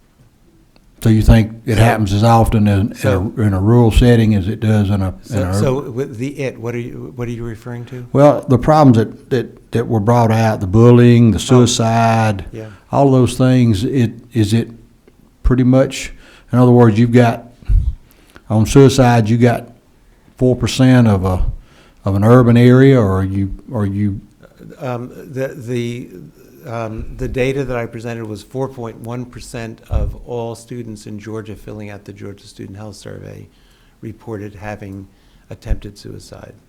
And in your areas, it was a little bit higher. It was 4.7%. Okay, thank you. Yep.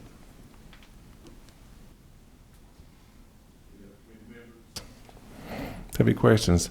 Well, thank you, Dr. Myers. Thank you. I think as we move through this, there are just a lot of weighty issues that are very interrelated. And thank you for your recommendations. You did what we asked. give us some ideas to think about and chew about. Thank you, and I'd be happy to follow up on any of it I know. if there are further questions. We've got your Appreciate contact it. information to, Yep. as members would like to. Okay, we're going to take a break for a little bit and just shake around. I hope you come back. We've got some great folks and a little panel discussion also at the end of it where we can see how folks interrelate and work together or are not working together. I think is something we want to know. And so we'll get back here around, is an hour good or is that too long? Too long.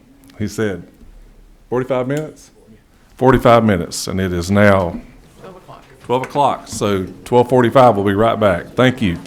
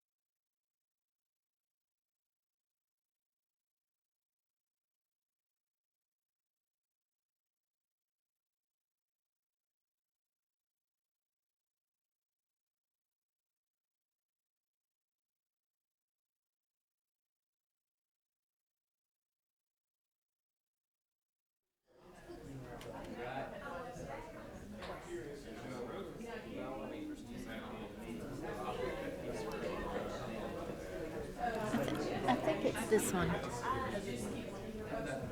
Yep, that looks like us. So when it's you Are we can. up?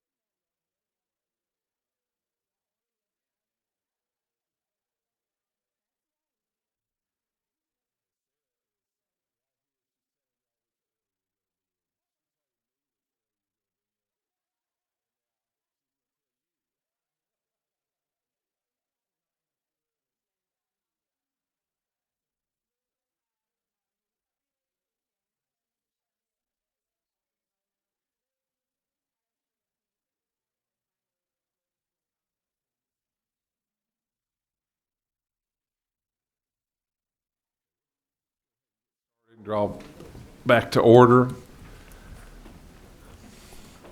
And so Sarah told you you were next, right? Yes, sir. Sarah's he next? Okay, we want to make sure. Well, go ahead, please introduce yourself and who you're with and all. And Thank you, Mr. Chairman. Justin Hill with the Georgia Department of Education, and I lead the PBIS unit, or Positive Behavior Interventions and Supports, so PBIS for short. And what I want to do today is just give everybody here an update. This, I think, would be the third time I've given an update to the committee, so this kind of captures all the activities that we've done last year, which will address some of the things from the previous speakers. So real quickly, for those who have not heard of PBIS before, it is a tiered behavior support system or framework, and our primary focus is on prevention. I think that's been a constant theme today, has been prevention. So really focus on, not really responding to discipline behaviors in a traditional way, but really responding in a more proactive way. And so that's really what PBIS is all about. So since we have been around since 2008, and we train school leadership teams to really problem solve with school climate data. And again, our mission and our end state is to help a school achieve a really optimal school climate so a lot of great things can happen in those environments. And you'll see since our inception, where we trained 80 schools, look at where we're at today. We've trained 1,360 schools. Now, that term schools would also include GNETs and alternative schools, so that's also captured in there. And there's a handful that were retrained from some of the early days. But I really want to point out the fact that if you see that big arrow that says 2014 and 15, so when I use the word we, I'm really talking about folks in this committee as well, because school climate and improving it has been really a collaborative approach, because the seed money for our expanded efforts to improve climate really originated in this committee itself. And you'll see that we have 2014 and 15, we had 16 part-time school climate specialists at 16 RESAs, or Regional Education Service Agencies. And a couple years later after that, which is 2 years ago, we doubled that effort, and so now we have $2.73 million dedicated out at the RESAs and some of it at the DOE to go really help schools improve that climate. So that's a pretty big number of schools that we've been working with, and we're really proud of that. But it's not really just about training schools to just get a total number of schools. We're also doing it according to the research. So PBIS has been around well over 20 years. And the thing that we really pride ourselves on at the DOE and our state team and our partners at the RESA is that we're really achieving high fidelity. And you'll see the fidelity marks continue to go up In fact, the jump from 2016 to 17 to last year, 200 more schools met fidelity. What you also may not know is that we also raised the requirements of make it harder to achieve fidelity, and we were really nervous that the schools wouldn't achieve it, but they're still achieving that, and we think that's great news. Now, if we want to compare Georgia across the country, they do this annually from our National Technical Assistance Center. We'll get an updated number for this year in another month or so. But just looking at last year's number, you'll see that red line. Georgia is a national leader when it comes to, really helping to resolve or improve school climate through the PBIS framework. So you'll see Georgia there to the third state on the right on the bar graph. And again, that puts us in pretty good company to be in the top 8 of states and schools trained, and similarly in great fidelity as well. Now, the topic of this slide I have, is the heading return on investment. And so referring to the investment from this committee, so that looking really at that 2014, if I look at all the 1,100 schools that consistently give us data that are participating with our project, you'll notice that the ODRs, and that is an office discipline referral, an ISS, in-school suspension, OSS, out-of-school suspension, regardless of fidelity, because some didn't meet it, we're seeing schools within a short turnaround time, 18% reduction in students being sent to the office, 22% reduction in kids being sent to in-school suspension, mostly secondary environments. And then you'll see the OSS, or the out-of-school suspension, reduced by 25%. Now, if you account for fidelity, you'll see a huge market decrease. So you'll see the ODRs, or the office discipline referrals, decrease by 44%, ISS 37%, and then OSS, out-of-school suspension, 34%. Now, what does this look like at the district? So we just picked one of our districts, and there's a reason we picked, and so look at Richmond County out in Augusta. What we're seeing is that when we see a full-time district coordinator, full-time FDE at the district level, whose sole job is school climate, and using PBIS as that framework to improve that school climate, when we have a full-time school climate specialist that was funded with state dollars, and we have someone from the state in what we call a trio of support, we really get some great returns on that investment. So in just a couple years, we see a 24% reduction in their 18 schools for office discipline referrals, 25% reduction in in-school suspension, and 29% reduction in out-of-school suspension. Now, we know there's a cost factor, so anytime a student is sent to the office for disciplinary measures, and sometimes it's necessary for a student to go to the office, but we really want to pay attention to why the student is going to the office, because every time they're leaving the classroom environment, they're missing instruction. Well, research tells us that students that when they're sent out of the classroom to the office, they're missing on average 30 to 45 minutes walking to the office, waiting to see the administrator, and then receiving their disciplinary infraction. As we look at this, what does that reduction in those 18 Richmond schools look like? So for a 24% reduction in office referrals, if you work the numbers out in a cost-benefit analysis, it's a research tool that we got from Maryland, you'll see they regained 168,600 instructional hours, which is almost 350 instructional days. And administrators now, instead of sitting in their office waiting for students to come see them on disciplinary, they can now walk and look at the halls and be more interactive in a positive way. And that's really the goal, is to be really proactive with discipline. Now, a lot of the work that we talk about has been what we'd call Tier 1, primary prevention. And that's looking at a school leadership team that's looking at their data, looking at what's happening in the hallways, the playgrounds, the ball games, things that are happening at that macro school level. But we all know that research says that, are you helping instructors look at their skill set as a teacher, not just how I teach math, but how I interact with students. That's a missing area that our team has been trying to really work with those expanded dollars that this committee has given us. So you'll see that we developed some online modules, we've had face-to-face trainings, we developed podcasts, and certainly we have an early learning focus. So last year, with our school climate specialists really helping lead this charge, we trained 132 schools really looking at classroom instructional practices. And to kind of give you an idea of what that really means, if I were to ask a teacher, how many positive interactions did you have with a young person, we can count that.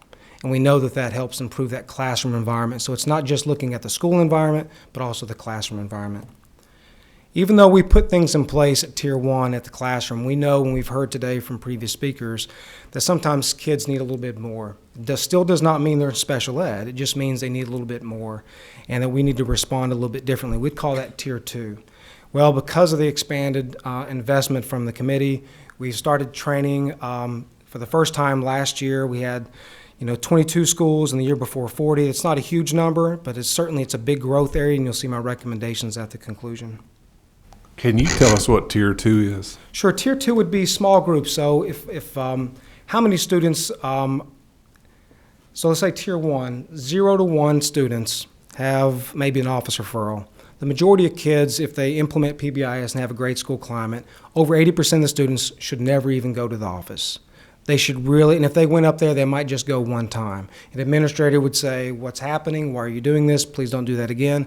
And if it's a good supportive school, they'll listen to that and wouldn't come back up there. What about the students that go up there more than one time? What if they go up there 2 to 3 to 4 times? Those students, does that mean that they need to be expelled? We'd say no.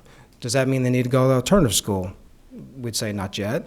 But do they need something else? And so what we want to put together is a leadership team that can look at their data and find out what's something else we can do. For example, a solution might mean a school leadership team would say maybe these students, as a cadre of kids, they might need peer mentors or an adult mentorship, and they'd check in the morning, check in at the end of the day, and this would be for a very short period of time, maybe about 3 or 4 weeks. Do we put as the kid going through a tough time? And I'll give you an example of a school working with in Representative Dempsey's area up in Floyd County. So we put them through Tier 2 system and call it check-in, check-out.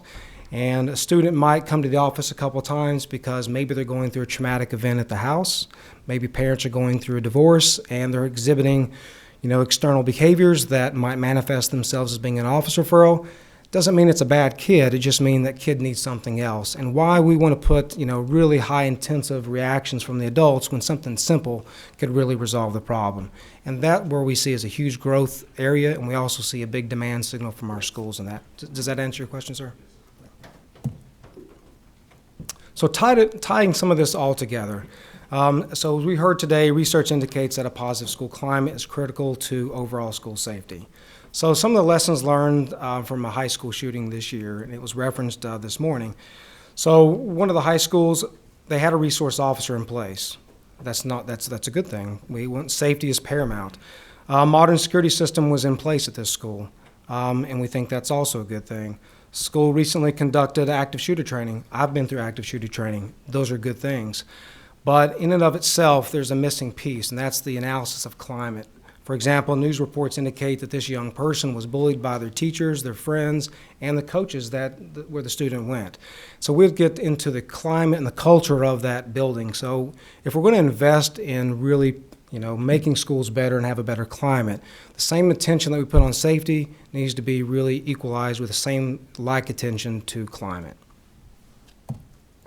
So some recommendations moving forward, I'd probably put them all in one big lump, and that is, at a minimum, we need to maintain the spending levels that we've seen for the last 2 years, because this really enables us to go have more expanded reach through the state. But you'll see from the Tier 2 discussion that we had just briefly, we need assistance in really ramping that up. And it really is no substitute for great professional learning coaches that are RESAs and at the DOE. And then last, you'll see the Tier 2 and Tier 3 expansion, behavior support to the classrooms, really linking climate to safety. And I think we've heard some discussions today where we talk about safety here, climate here. They really need to be one and the same conversation. So linking those two together, because certainly PBIS wants to look at it as a holistic system. And then lastly, we collect a lot of data. The most important thing that school leaders need is they need it in a platform, in a usable tool that they can really dig through their data and find out what does it really say about my school. There's one middle school, and I'll close with this, that had a 4-star climate rating, and you'd say on the surface this is a great school climate. But if you dig through the data at this particular middle school from 2 years ago up in Northeast Georgia, 75% of the girls from the 8th grade said they never feel safe. So what we want to do is help schools, and that's our job, is to coach schools to dig through the data that this climate star rating could say you have 4, but let's dig through the data and make sure that we can pinpoint future problems. Again, the focus is prevention. So pending your questions, that concludes my presentation. Thank you. I'm going to wait on questions till we get the panel. Is that okay? Is it? Who is 18? No, it's me. 18. Is it okay if we do that? Sure. I mean, if you really want to, I'm fine. Go ahead and ask him. But from now on, we'll let everybody speak and then ask a question then. Go ahead. Sorry about that. Based on, I'm from Richmond County, and so I thank you for that feedback. Sir. However, a lot of you talked about the return on investment piece, about how many hours they're back in the classroom type deal. That's right. What I'm hearing, again, that part of that is my district from the teachers, is that they're basically not able or being deterred from sending kids to the office for certain disciplinary action. I think the administration is saying, hey, in order to meet your fidelity, which which I didn't see the definition up here, but maybe you can define your fidelity for me. Sure. Is that, hey, we can't, we send a kid up to the office, they're coming right back. And again, I don't know, again, that's just the feedback I got. So that return on investment piece, getting them back in the classroom, I agree with that whole thing. I'm all for that. And your recommendation about putting more resources in with the teachers. But when kids are totally distracted in the classroom and things like that, they're sent out, then they're sent right back. That's right. That's not a good picture for this teacher trying to get some type of discipline. Sure, so I really appreciate the question, and we hear that as well, and that's certainly not the intention that we want to see. We certainly don't want to see teachers, and I was a classroom teacher for 6 years. I don't want to see teachers be a punching bag, which is why we really train a leadership team to start studying why are they coming up. So before and we're not advising people to send them to the office and send them right back to the classroom. However, what we are doing is really dedicating our coaching and our efforts as a school team, study why it's happening.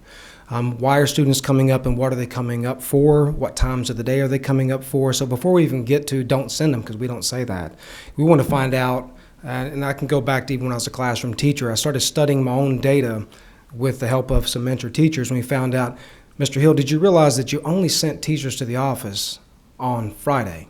Really? Why Friday? And we try to look for linkages to find out what preventive things can the instructor put in place so that doesn't have to happen. And so are we providing the same kind of coaching to those instructors? That's what ReachUsher is telling us, is that we're not getting the skills training to the instructors so that they can certainly put more proactive things in the classroom. But we certainly don't advise teachers to take abuse from students and just stick with it. Yeah, and I just want to make sure that leadership, in order to meet what that fidelity is, the leadership are not doing that to the teachers. I'm not saying the program is, but sure, in order to meet the fidelity that you talked about, some leaders may say, hey, in order to meet this, we got to get this goal, and we only accept a certain. Yeah, so we wouldn't measure fidelity. That wouldn't be a measure of fidelity for us. It'd be really, does the team does the problem-solving team have certain things in place? Do they have certain protocols in place? Do they have data systems in place to let them look at their data? So imagine a school not having access to data to even find out what's happening in their classroom. We'd say that you haven't met fidelity if you don't even have the data to analyze it. So those are some of the things, but I certainly appreciate the question. I hear it down on the very end, Madam Chairman. I know we're not really doing questions, but I know that Representative Prince asked for a definition of fidelity, and it is, if you have not been experienced to PBIS, you don't, that word may be confusing. So if you could give him a little. So in anything in fidelity, when it comes to research, there's research that would say if you set it up just like this, and you replicate that in this other setting, then you've achieved fidelity. It's no different than a restaurant saying, I'm a Chick-fil-A, I'm going to grant you a franchise licensing, and you're going to come over here and someone's going to come inspect and say, you're not saying my pleasure. You haven't achieved fidelity of this franchise. For PBIS, we would say, do you have these particular things in place? Do you have protocols for how and why you send students to the office? Do you have protocols on how you respond to student behavior?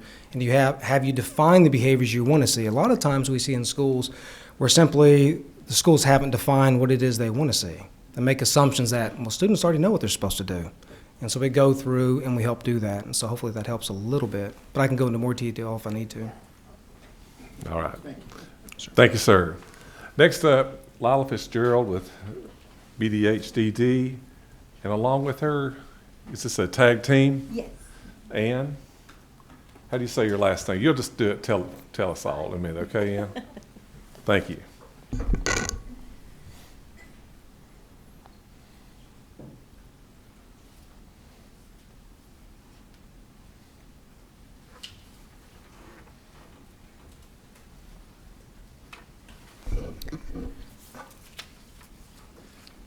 Well, I was prepared for morning, but good afternoon, everyone. How are you doing? So we have heard a lot today about school climate, environment, support of adults. We are here today to talk to you about the Georgia APEX program. I am Layla Fitzgerald, the program manager for DBHDD, the Department of Behavioral Health and Developmental Disabilities. I believe one of you asked about the tier approach and what that meant. So now I'll explain a little bit about our different tiers. The Georgia APEX program was designed to meet the needs of those students requiring intensive intervention by facilitating placement of mental health providers in the schools. When the program initially started, we were placing mental health providers in the schools to deliver Tier 3 services. So if you view the slide, Tier 1 is where PBIS is, where you do your universal prevention, and that's majority of what happens in schools to try to ensure that you don't have incidents happening in schools. And then you have your Tier 2, where your counselors, your social workers, and your mental health providers come in to help assist that school climate. Well, we lie in that Tier 3 intervention process. Intensive intervention is where Georgia APEX lies. Right now, we have 29 community-based providers throughout the state of Georgia receiving funding from us to build capacity and develop infrastructure throughout the state to provide school-based mental health services. Our initial goal was to support the placement, but now we have 3 goals, and that is early intervention, early detection, access, and coordination. So we want early detection of any mental health needs that the children are having, and then we want to connect them to access with our mental health providers and coordinate that between the providers and the schools and the school districts which are in those communities.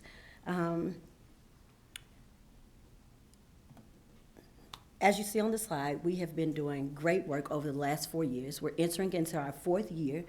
Since 2015, we have serviced 87 counties. We're in 101 school districts, and we're providing services at 396 schools.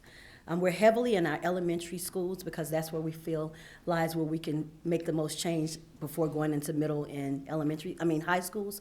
Well, we all know middle schools are where most of us, or a lot of us, had those different changes and development, and that's where we do a lot of our PBIS teams and trainings with our APEX teams to make sure that we have the support teams necessary in those schools to provide these services. So our services are provided in the schoolhouse. We house licensed clinicians in the schools to provide services to those students on site.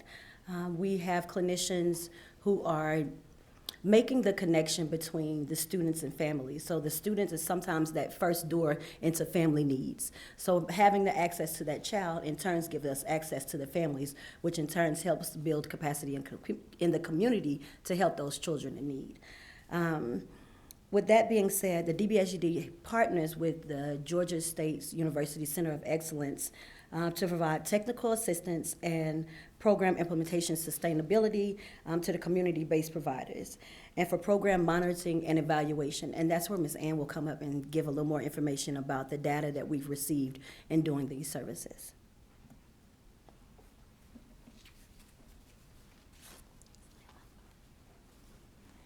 Good afternoon. As Layla mentioned, I'm Ann DiGirolamo. I am the Director of the Center of Excellence for Children's Behavioral Health at Georgia State University, and we partner with the Department of Behavioral Health and Developmental Disabilities in large part on looking at evaluating the program as it's grown over time. And so what I'm going to do is spend the next few minutes just sharing with you all a little bit of information about the growth of the APEX program over the last 3 years, as well as some important preliminary results related to safety-related program outcomes. So as you can see from this slide, and as Layla mentioned, the APEX program has experienced considerable growth over the last 3 years. They continue to work with 29 agencies, and that number of agencies may continue to grow in the near future. They are currently in 396 schools. That is 85% retention of schools over the 3 years, and it's 154% increase in schools from year 1 to year 3. So there were 136 schools in year 1, up to 396 schools involved in APEX in year 3. There have been a total of 8,664 students who have received first-time services over the 3 years.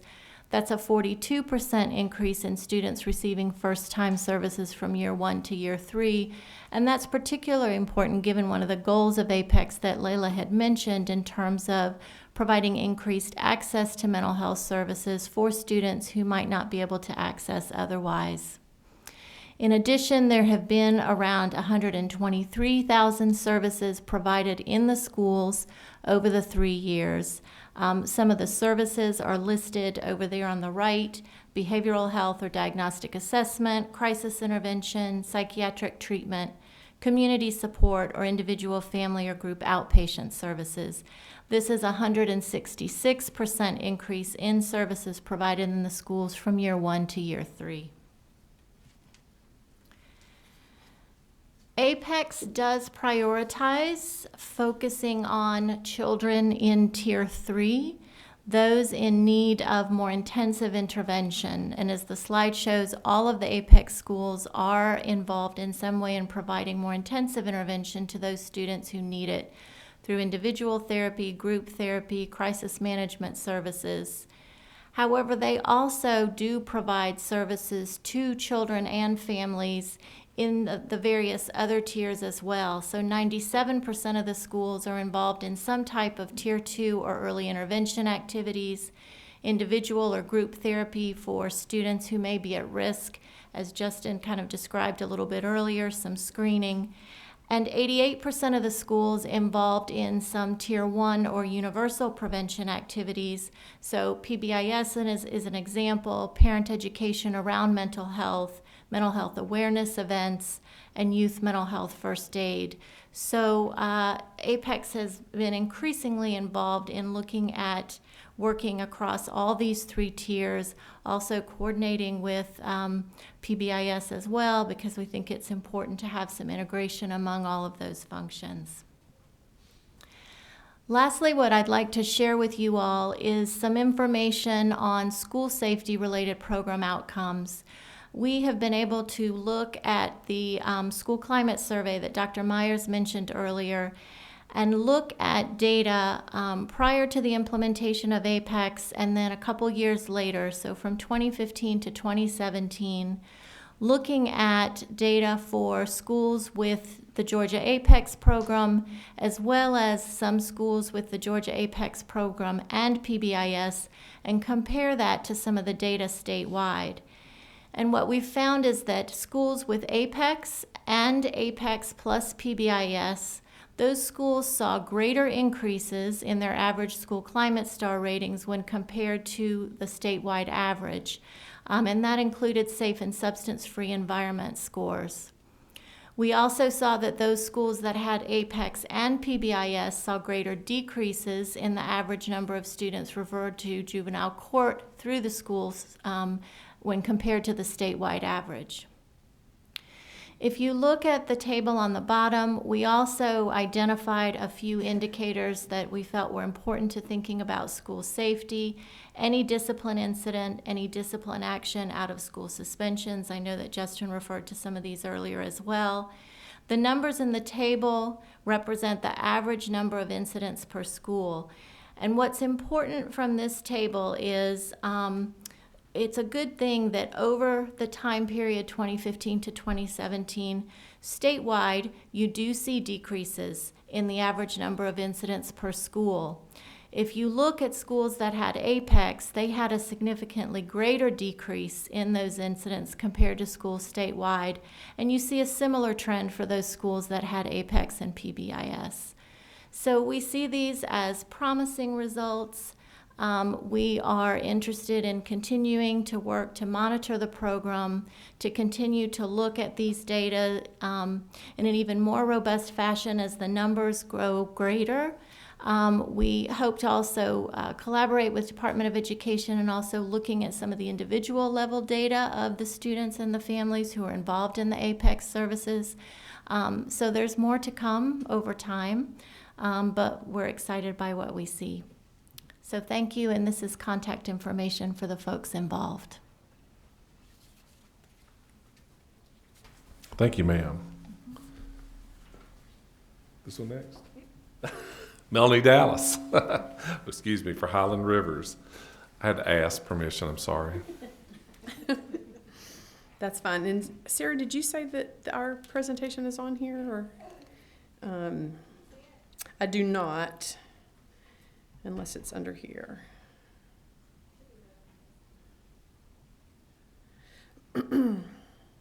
I see PBIS, traveling upstream, that school counselor. I have it on a flash drive, so I can put it in if I need to.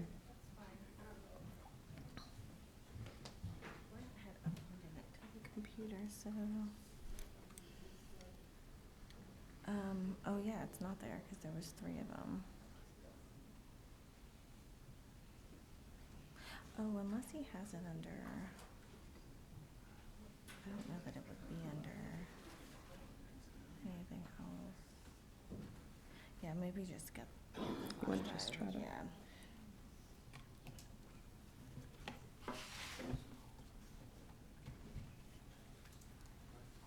Sorry about that. That's okay.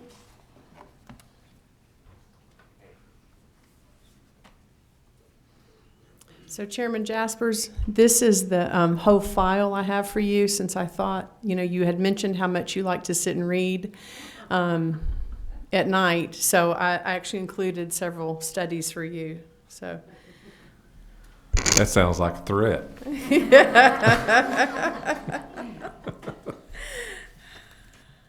Great, thank you.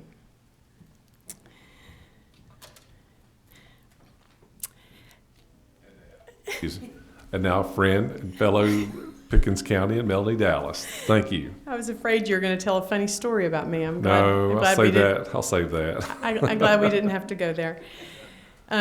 Chairman Jaspers, members of the committee, thank you so much for inviting me here today. I am very excited about being here and also very humbled with the honor of being before you and having a chance to share my thoughts on mental health as they relate to school safety.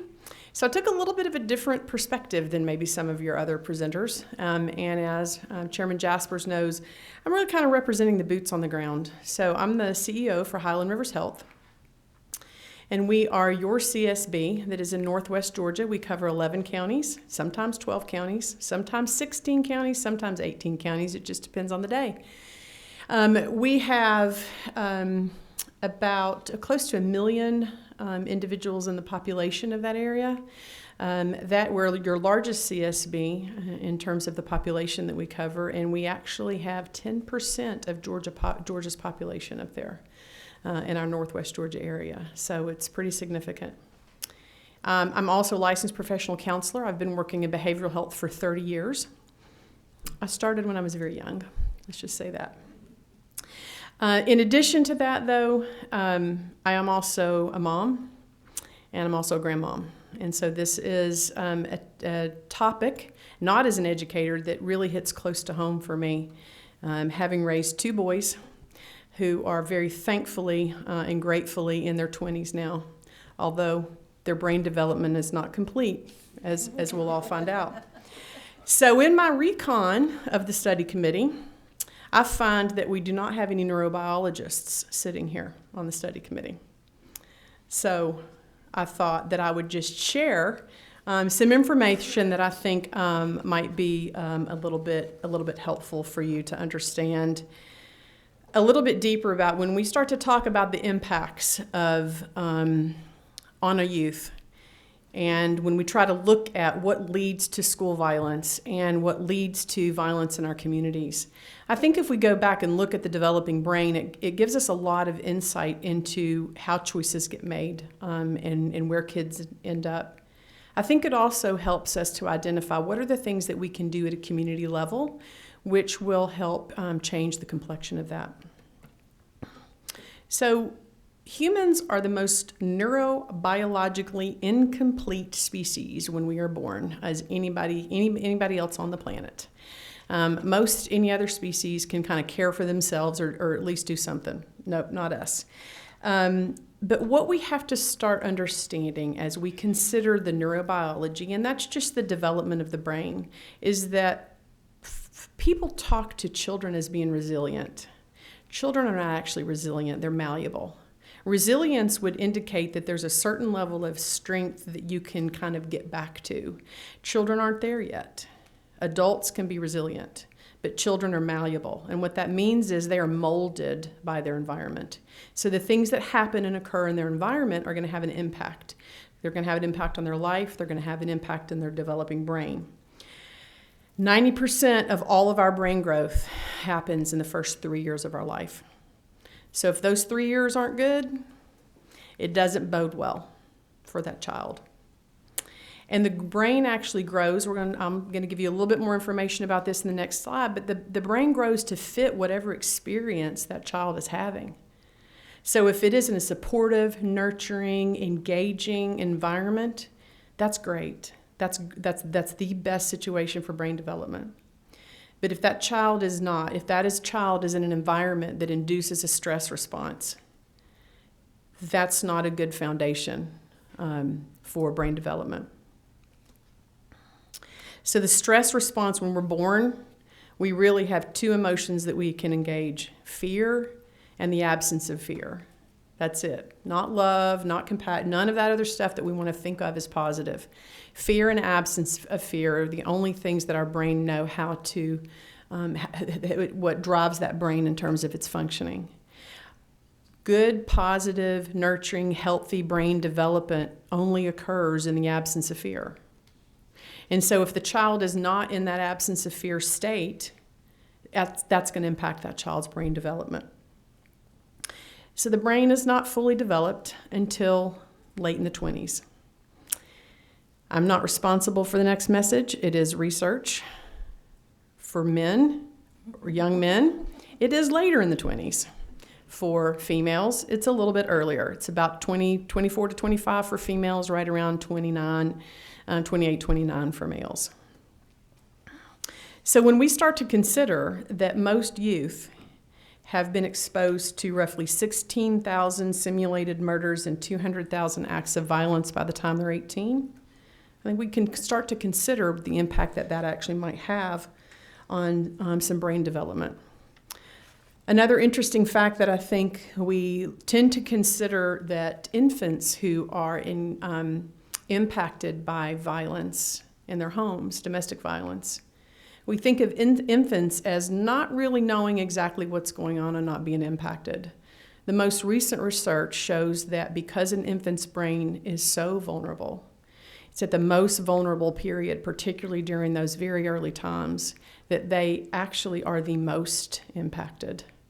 And so we don't see it because they don't have the communication mechanisms that a lot of other children do. It's hard to see a withdrawal behavior from an infant as opposed to maybe a 6-year-old. But what longitudinal studies have shown us is that the outcomes, even in later in youth, for infants in a situation of domestic violence are much worse than even older children who are exposed. So when we think about that brain development, then the brain develops in a sequential process. So it starts with the brainstem, moves to the midbrain, the limbic, and then the cortex. And that's really how all brain development kind of goes for all of us. This will be impacted, again, by the child being in a situation where there is the absence of fear. So if you have that stress response, which develops immediately, and so a child who feels that stress response is when they're hungry and no one comes to feed them, or if there is a lot of even that domestic violence, just the impact of what's going on in the home, the neglect that deprivation can have on children will impact this brain development significantly. So when they're in a persistent state of this stress response, then what happens is they stay in these lower levels. You can see in the brainstem, and you've probably heard about this through some research. It's actually kind of popular information, and even 20/20 and 60 Minutes will cover some of this from time to time. But our brainstem really modulates a lot of those functions that just sort of keep us living. And then it moves to the midbrain, then to the limbic system. But the cortex is actually where we are able to engage in abstract thought and concrete thought and actually make the better decisions. It's also the area which controls impulsivity and which also controls our emotional regulation or dysregulation.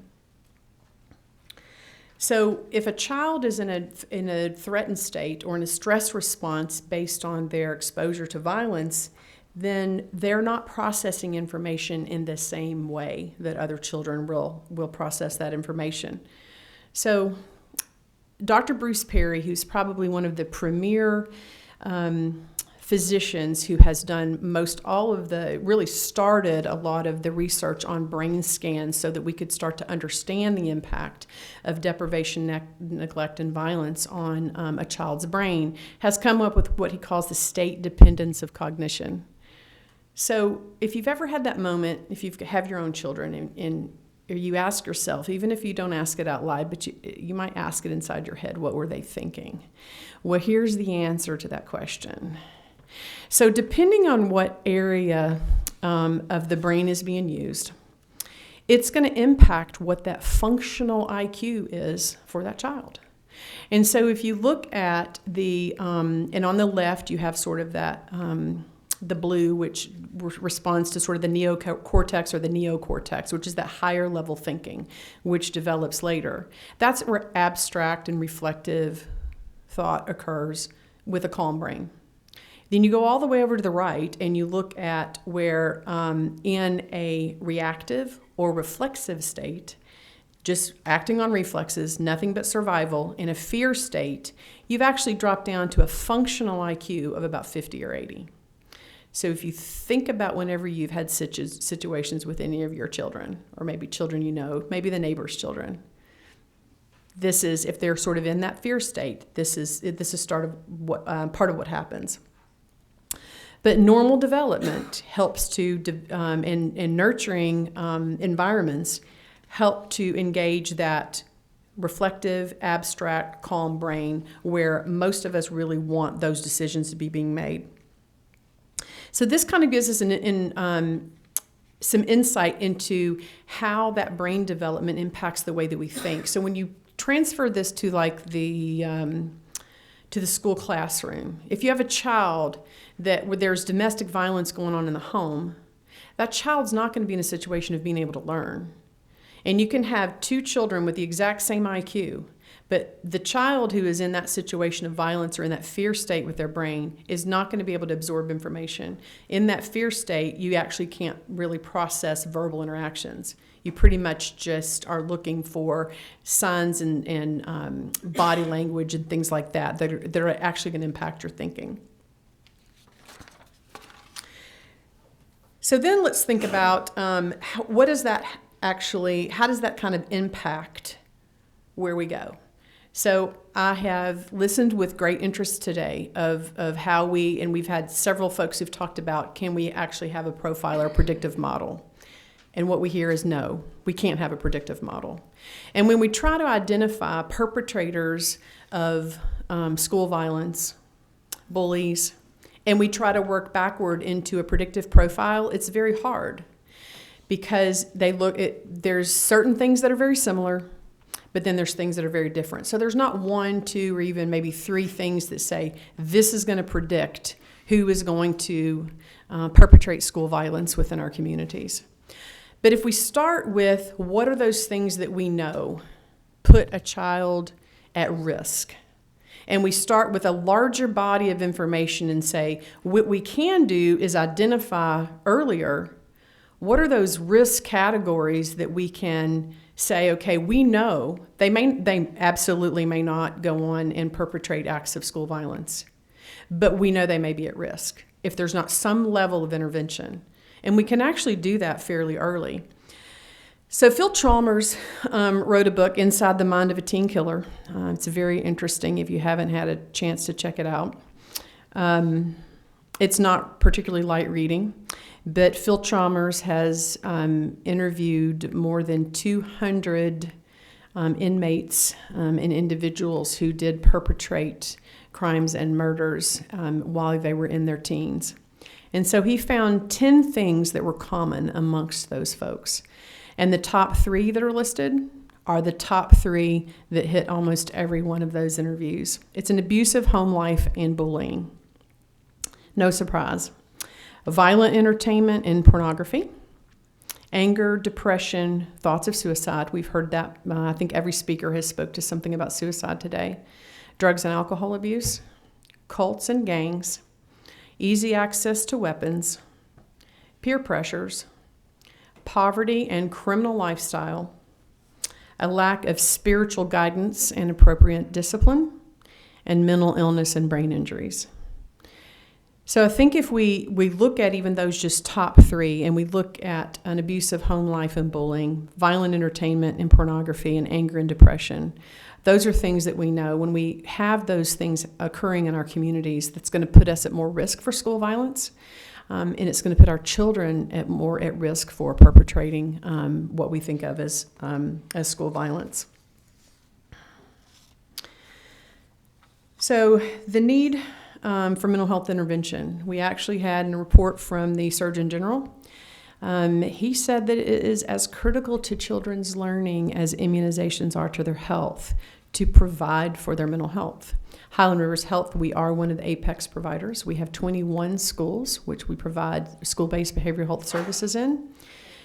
We have, in the last year, we served nearly 250 youth in school-based behavioral health services.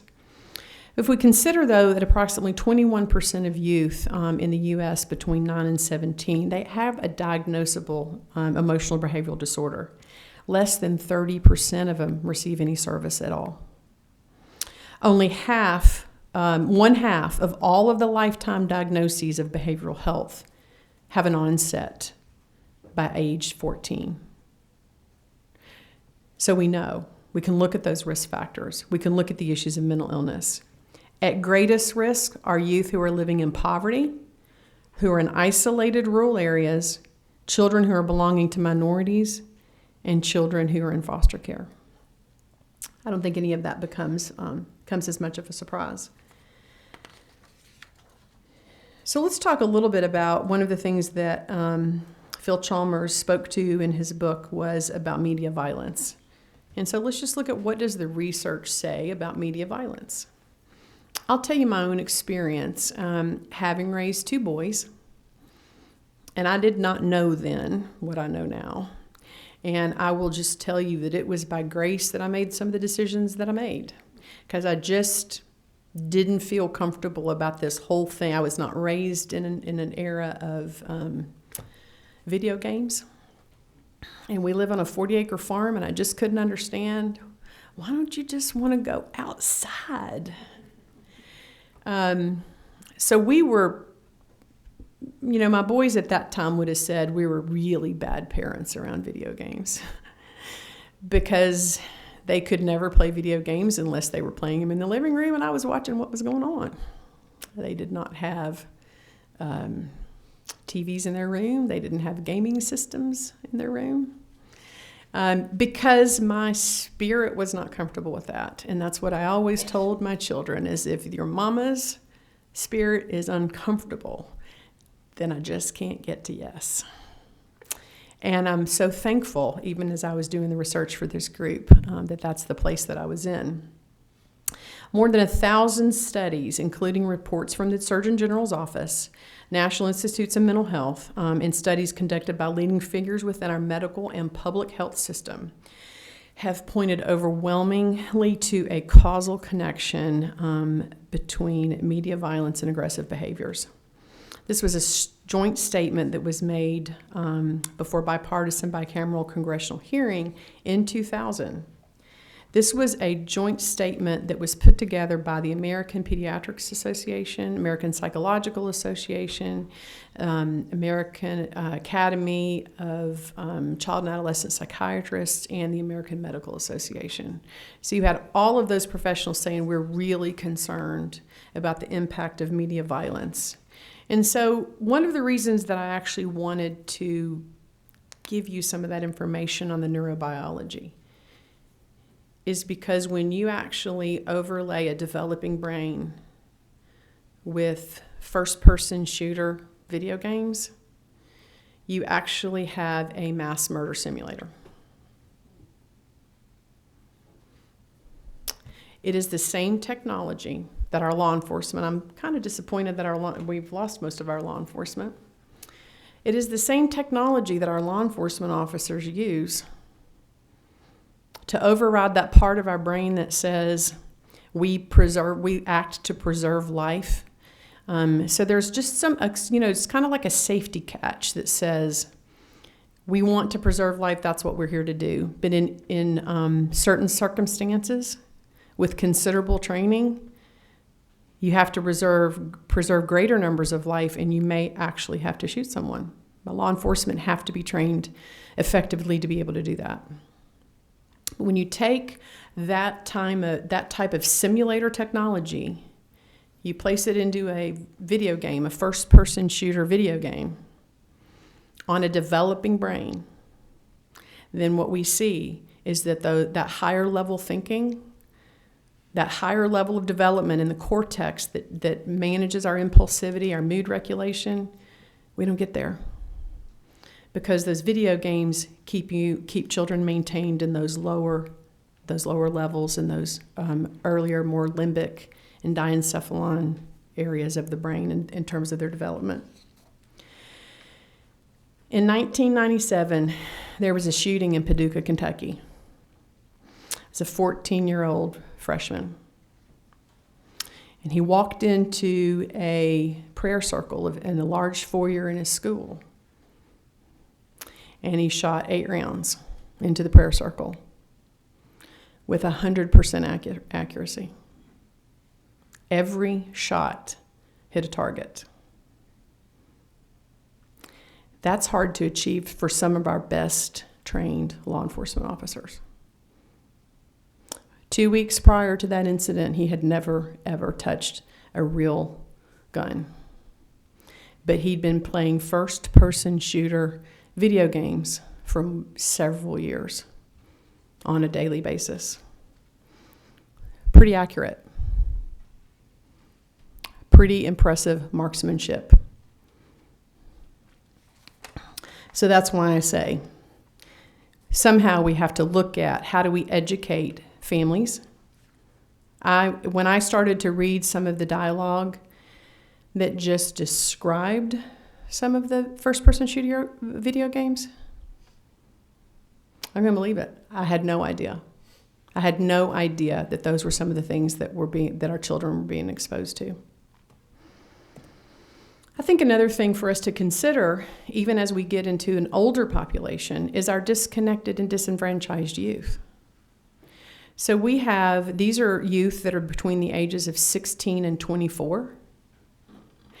And they are either unemployed or they're not in school. Neither one. Poverty is related closely to the rates of these disconnected youth. Rural communities also seem to have more disconnected youth, with rates reaching up to 20%. And when we start to look at the population of disenfranchised and disconnected youth, Georgia rates 35th in the nation. The highest rank of any U.S. county with a youth population of over 1,000 is Wheeler County, Georgia. Stewart County has the highest rate of disconnected youth of any county in our nation. 2 things that we really should take a look at. Now, what creates disconnected youth? Maybe I'll anticipate one of the questions for our panel discussion. Well, it's sort of the downside of really high graduation rates. We've done great on our graduation rates, but what are we creating for children after graduation in our communities? Where do they go? Can they get jobs? Are they remaining unemployed? Even in our current economic recovery? Many of you may have seen Chris Clark, our Georgia Chamber of Commerce director's presentation around the knowledge doubling curve. And the fact that many of the jobs that our youth are going to have, we don't even know what they are right now. Have no idea what those things are going to be. But when you look at the knowledge doubling curve, and this is what I started to think about when I heard that presentation from Chris Clark. And then we look at also the knowledge decay, which means if you're educated on something right now, how long is it good for? We've hit an era where it's not linear development and knowledge learning, it's exponential. And so when you think about that in the experience of our youth in an educational environment, how do they keep up? It creates a ton of stress, even for a child who has been brought up in a nurturing, supportive environment with adequate and proper brain development, right? The absolute right situation. This is where you have those high-achieving children who are still really, really stressed about what am I going to do? Where am I going to go? The illiteracy of the 21st century isn't about who can read or write. It's about who can learn, unlearn, and relearn. And we all actually have to be in that sort of a situation. It takes very special knowledge, subject matter experts, technical degrees, flexible learning options. I mean, we have to have many, many types of learning situations for our youth to keep up with this. And I think that even with the healthiest youth, it creates a great deal of stress and pressure for them. So Chairman Jasper certainly wanted me to make sure that I got to recommendations. So I am sure glad that I put recommendations in here. So I'm not a proponent of legislating families or high-level sort of, we need to have policy. But what I am a proponent of is how do we actually put the power to change these issues into the hands of the people in our communities? Because communities are going to look different. They're going to have different strengths. They're going to have different resources that they're already using, and they're going to have different needs. And so how do we look at pilot programs in the state that really help us to model collaborative partnerships with a primary focus on that collective vision for supporting youth and families? And we really have to identify that collective vision, because you can get every professional in the room and we can sit and talk about problems all day because there's plenty of them, and we'll never get anything done. And that has, over my career, become the part that is the most concerning to me, is that as long as we continue to talk about problems, a new event, another event will take priority, and then we never get to what the solution is. But if we all begin with the vision of what do we want in our community, what do we want our community to look like, then everybody has a place to plug into what that looks like. So I applaud House Bill 763 because that goes even further to open the conversation about school climate, which I think has to engage a conversation about community climate. And when we start to talk about that, and we're looking at youth and we're looking at our families, we've got to engage pediatricians. We've got to engage churches. We've got to engage all of those aspects of our community that are going to provide the supports necessary to provide that nurturing, healthy, supportive environment for youth and families. We are a school-based behavioral health APEX provider, which is great if you're a child who has no insurance. And it's great if you're a child who has Medicaid. But if you're a child who has any other payer source, it's not a benefit that's really open to you. So it's very difficult. We don't have parity across all payers for children with school-based behavioral health. And as we can see, I don't think that just the fact that you actually may have private insurance or commercial insurance is going to exclude someone from the needs of what we can provide within the school. We need to work with our school systems to look at what those zero-tolerance discipline policies are. We have several of the Apex schools that we work with that are PBIS schools. I can tell you in our area, we still have some schools that have a very strong zero tolerance discipline policy. And we need to understand that in a broader context of today, because as one of the earlier speakers said, we have other alternatives now. We have school-based behavioral health. We have PBIS supports.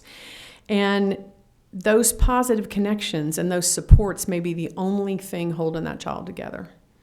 And that could be that issue even the Secret Service discussed in their threat assessment, that when we start to cut off connections, we've actually started to eliminate any way that we can mitigate that risk. If you see increases for core mental health funding that come through the legislature this year, we'd like support for that. In the Northwest Georgia area that I'm in, we've seen a 72% growth in our population since the year 2000. That probably equates to about an additional 100,000 people that I need to look at how to serve. We've had zero increase in core dollars. And I'm talking core dollars. These are the core dollars that help us in the community. The state of Georgia has been very kind and generous in helping us with the DOJ settlement. There's been, a little more than $250 million that has addressed that. That doesn't get to this issue. It doesn't get to the issue of trying to convene and work in communities to identify areas of prevention and support for families to head this off.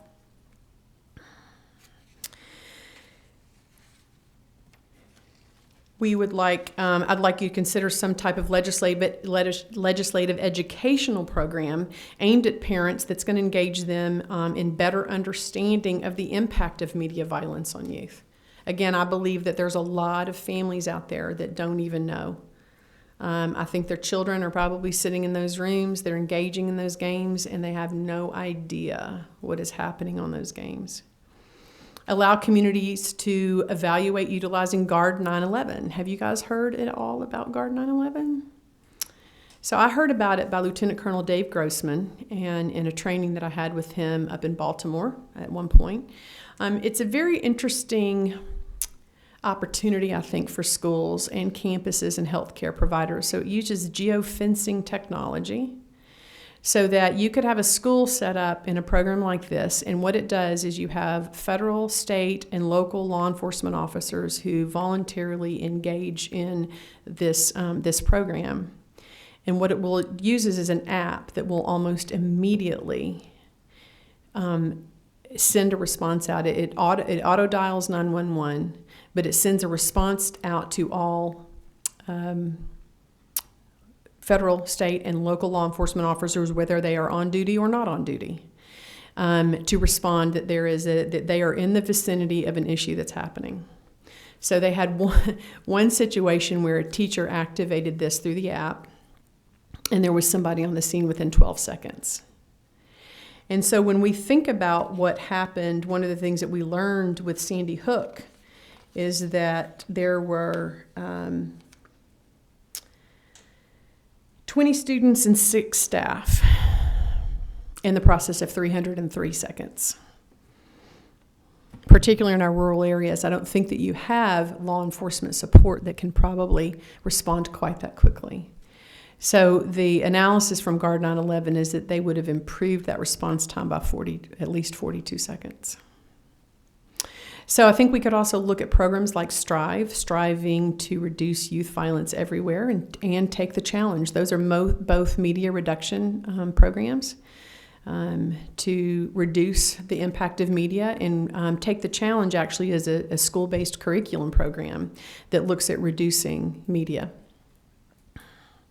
And then to develop student leadership programs, because one of the best ways to work with our students is to engage students in positive peer cultures within our school. And it's interesting because Take the Challenge did this with one of their programs, because when they started to move to the high schools, they had the students were not really in support of it. So they asked the students to do some research on the impacts of media violence. And when they did that, they came back, they reviewed their research and shared it with each other, and then they were all on board because they realized that while they may have, they don't have any problems with video games, or maybe they don't play the more violent first-person shooter games, they realized that it created an unsafe situation within their schools.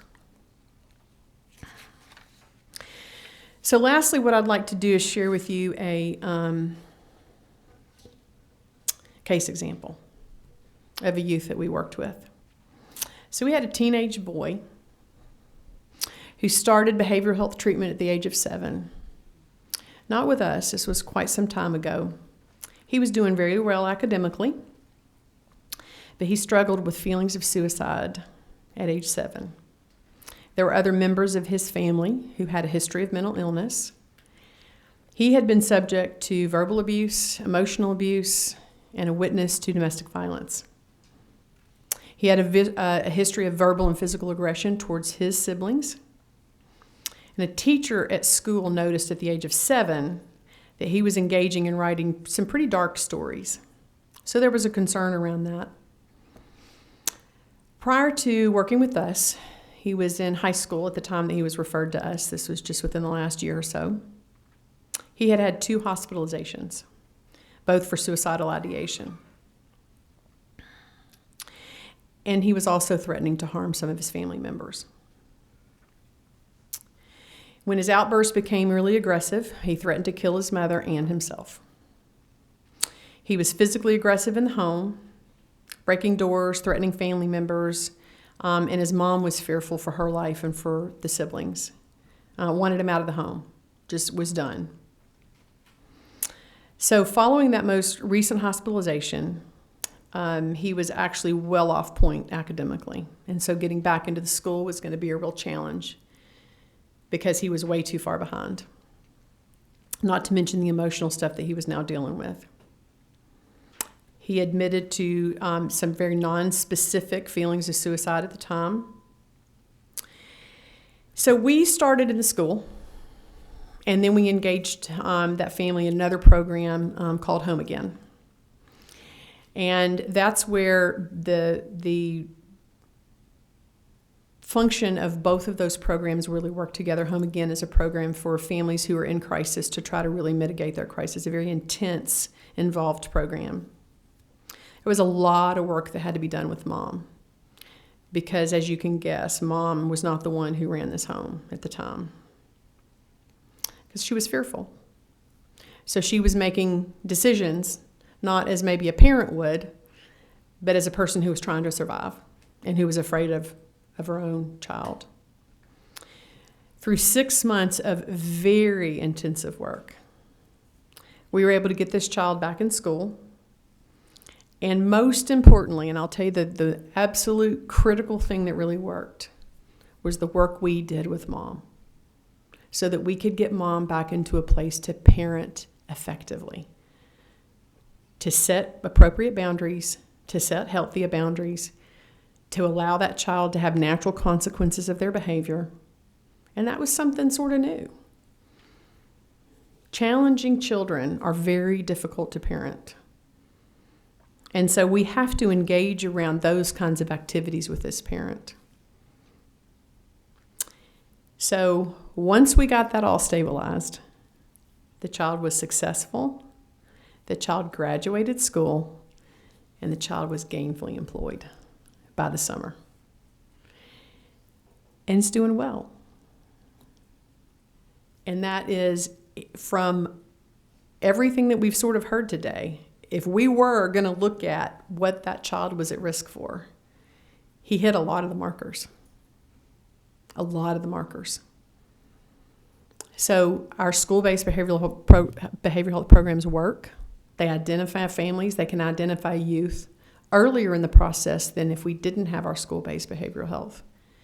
But I think we can do better as communities to engage at an even earlier point and secure a better future for our youth. Thank you so much, Chairman Jaspers, for asking me to be here today. I really appreciate it. I'll be looking forward to the panel visit. Yes, ma'am. And any questions at all, I'm always available for you and for the group. Well, thank you. Thank you what you did for those that kid. That's pretty, I know that to be who you are. Next, Gail Smith with our school counselors. Have we just dumped all this stuff on school counselors? She's shaking her head up and down, huh?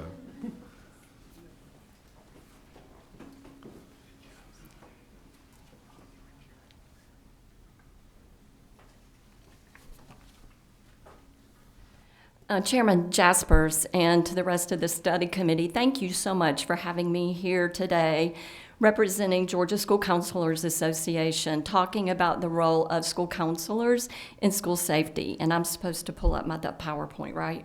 There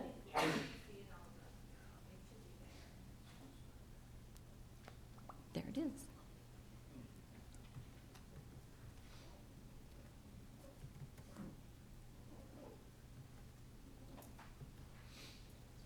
There it is. Beautiful. Thank you so much. Just to tell you a little bit about myself, I'm a 38-year veteran in public education. I started at the age of 2 as well, so I can relate to you. 8 of those years I spent in the classroom. I taught high school English. And 18 of those years I worked in a dropout prevention program here in the metro area as a school counselor. And the last 12 years I spent as a school counseling supervisor here in the metro area. And as of May 31st, I retired. Yay. But I have not retired from the work of supporting our students in our school districts and working for GSCA. So let me get organized here and we'll get going. So a lot of the work that we're talking about and supporting schools and making them safe falls back on the school counselor at times. And so what I want to do today is outline for you the role of the school counselor, the training, a school counseling model that's working well in a lot of our districts.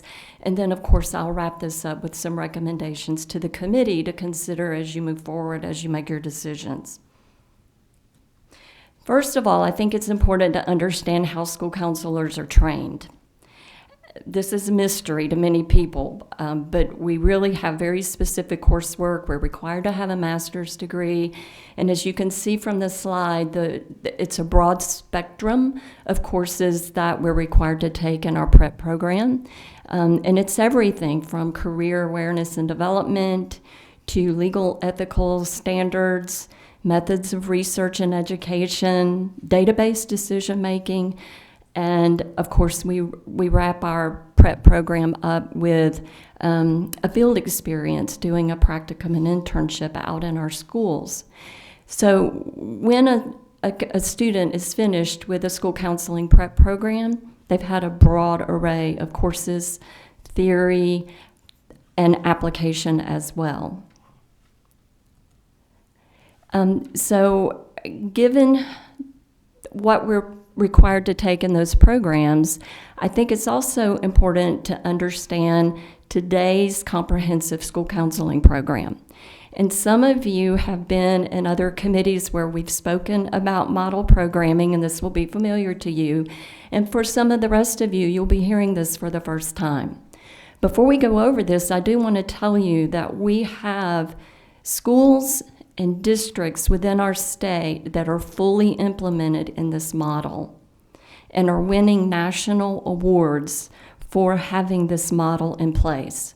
So putting this model in place can be accomplished in Georgia. It's being accomplished across the country. Georgia is second in the number of national awards given by the American School Counselor Association for having this model in place. So we have some schools and districts doing some really good work in the area of this model. That's why I think it's really important for you to see this as we talk about school security and the counselor's role in it. So a comprehensive school counseling program, you're going to hear me call it a model program just because the rest of it is a mouthful, and I don't want to say that every time. But a model school counseling program is one that is standards-based. ASCA, the American School Counselor Association, has its own set of standards. They're called the Mindsets and Behaviors. They're written in broad language, and they basically give direction to counselors on what to teach our students. ASCA did a lot of work in development of these standards. These standards are research-based, and they also align very nicely with our Georgia Standards of Excellence. They're developmental, they're comprehensive in scope, and they give a guideline for our school counselors to know what to teach our students. A model program is also data-driven, and this is a two-pronged type of use of data. We, first of all, are trained in our degree programs to look at our school data, and not only our school data, but our district data. And we're also looking at the results from the Georgia Student Health Survey, the climate survey, and we have our ear to the ground, and we're keeping abreast of what's happening in popular culture. Because popular culture is also data, it's information we need to respond to students in a school setting. So our program is data-driven in that we use the existing data to help us make programming decisions. And then the other part of that is that we use data to measure our effectiveness as school counselors. So if we go in to teach 9th grade lessons on a certain topic, we're going to offer to develop and provide assessments to students to see that they really learned what we went in to teach them. We address the academic, career, and social emotional developments of students. And of course, that's a loaded sentence. And right now, your task is to look at school safety, which really falls under that social emotional development of students. Now, this doesn't say we're therapists. What this says is that we address the social emotional development. And we're going to talk in more detail about how that looks for the school counselor. And we deliver our standards. We deliver our programming, and notice I'm not saying services, I'm saying programming. Because when we provide programming, it becomes part of a school culture.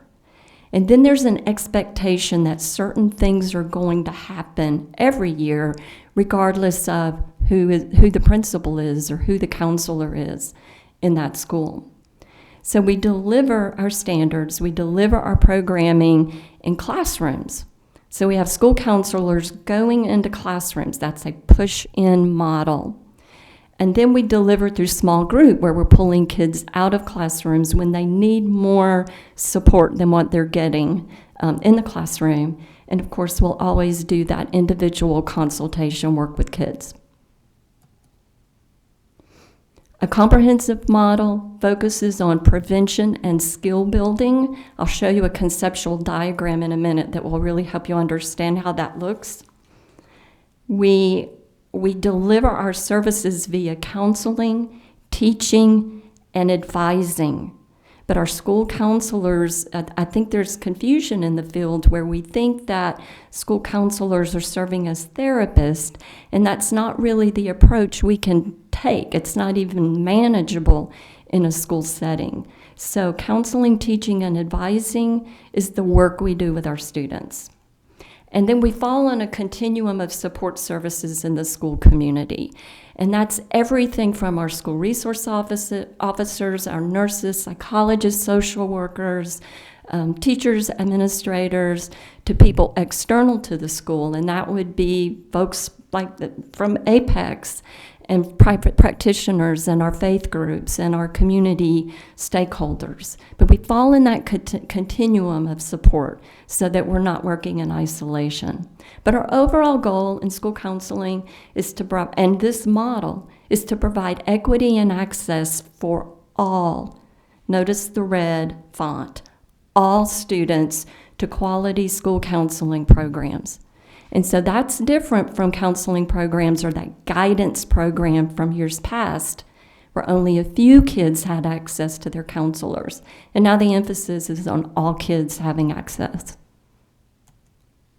So everybody has a pyramid, right? When you look at every mental health model out in the field, safety models, it doesn't matter. Everyone has a pyramid, and so do we. I'm showing you this to help you understand the delivery of school counseling in a school. And usually after people see this, they say, oh, now I get it. understand what a model program should look like, and how it has an impact on all students. Notice this pyramid rests on school improvement or school strategic planning. We make, like I said, we use our school's data to drive programming decisions, and a lot of that is coming right out of school strategic planning and the goals and objectives set by those committees. And now we have a multi-tiered system of support. This looks like RTI and a lot of the other mental health prevention models. At Tier 1, we call that core curriculum. That's what all students get. So remember, it's that pushing into classrooms, teaching standards that are developmental in nature, everything that we've determined that students should know and be able to do. For example, and this is not to really, well, this could have a lot to do with mental health and school safety. I had a counselor who did a survey of 5th grade students asking them about what was stressing them out the most about going to middle schools. So these 5th graders said that the greatest stressor was not knowing how to do a combination lock. So she got donations from the community of combination locks, and she let them practice opening those combination locks. And she did that all year with these 5th graders. So when they finished, they knew how to open their locker. Well, imagine that reduced level of stress for that new 6th grader going into a middle school and what that did for that child. And normally that might have caused a meltdown for some students who are feeling very fragile. But every student under core curriculum, every 5th grader got that lesson. And in 8th grade, every student is required to have an IGP, an individualized graduation plan. So counselors are going to go into 8th grade classes, and we're going to talk to them about what they want to do after high school, what their interests are, and we're going to help them develop that individualized graduation plan. And in 10th grade, we're talking to every 10th grader about dual enrollment. We're going into those classes. We're talking to them about their transcripts, their GPAs, and dual enrollment. So across all grade levels, there's content that students need to learn, things they need to know and be able to do. That's core curriculum, and this is where our students get the prevention piece. All students are hearing lessons about bullying. All students are hearing lessons about anger management and time management. All students are hearing lessons about relaxation and coping and doing homework, getting along with others. And of course, when you think K-12, those lessons look different at each level, but when you have that prevention piece in place, students are less likely to act out, to skip school, to fail.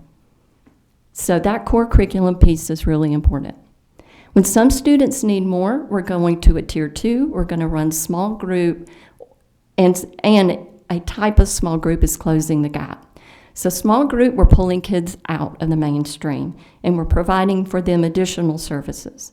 So let's say we've identified a group of students who've experienced loss recently, and maybe a parent has passed away, or a grandparent, or maybe they've moved, or a pet has died. And that feeling, that grief, is interfering with their ability to concentrate and do well in school. We might meet with them in a group, talk to them about loss, and teach them coping skills for managing how they're feeling and understanding what appropriate behaviors are when they're feeling that level of grief. So we're teaching our standards to students who are experiencing loss. And the other side of this, closing the gap, is also a small group, but this is for students with academic needs, where we've identified perhaps a gap between a subgroup and the rest of the students and where they're performing. And we work with those students to close that gap. So it might be we're working with a group of students in study skills, time management, getting to school on time. But with that academic focus, hopefully we're closing the gap so those students will be more likely to succeed and stay invested in school and stay part of the school community. And then for Tier 3 is that individual work we will always do with students, and there's 2 parts of this too. Part of that individual work meets the immediate needs of students. We know when a child's going to have a bad day when they get off the bus or out of mom's car and they're crying. When we're on bus duty and counselors say, we don't want to do bus duty is a great thing to do. You're seeing your children, you're laying eyes on them. Susie's having a bad day, let me talk to her first. But that individual work that we're doing, the teaching and advising part of working with students individually is really key. And then the other part of that individual work is the planned individual work, where we're meeting with students in 8th grade advisement or 9th grade advisement, and we're doing planning. And then the top tier, specialized intervention, is where we are referring out, where the student's needs exceed more than what that school counselor is qualified or certified to provide to that student or family. So if we've worked with our students up the pyramid, if we've been in their classrooms, if we've worked with them in small group when they need it, and individually when they need more intensive type of interventions, we can then help assist the student and the family getting to specialized interventions if they need that. So, what do you remember from your physics class? Look at the pyramid. What do you remember? What about this pyramid? It's going to fall over because right now it is sitting on its most vulnerable point. And so it's either going to fall over or it's going to collapse under its own weight. Unfortunately, in many of our schools, this is the model of counseling students are getting or are not getting, where the first tier is and the second tiers are that individual work. And when it collapses under its own weight, that's really the only thing our school counselors are doing. And the part where we're working in small groups and we're doing core curriculum falls off the radar. It falls off the plate because there's not a lot of time left in the day to do that. So keeping that model in mind, and I'm going to pick it up now because I know you guys have been in here all day and I heard this morning was lots of fun.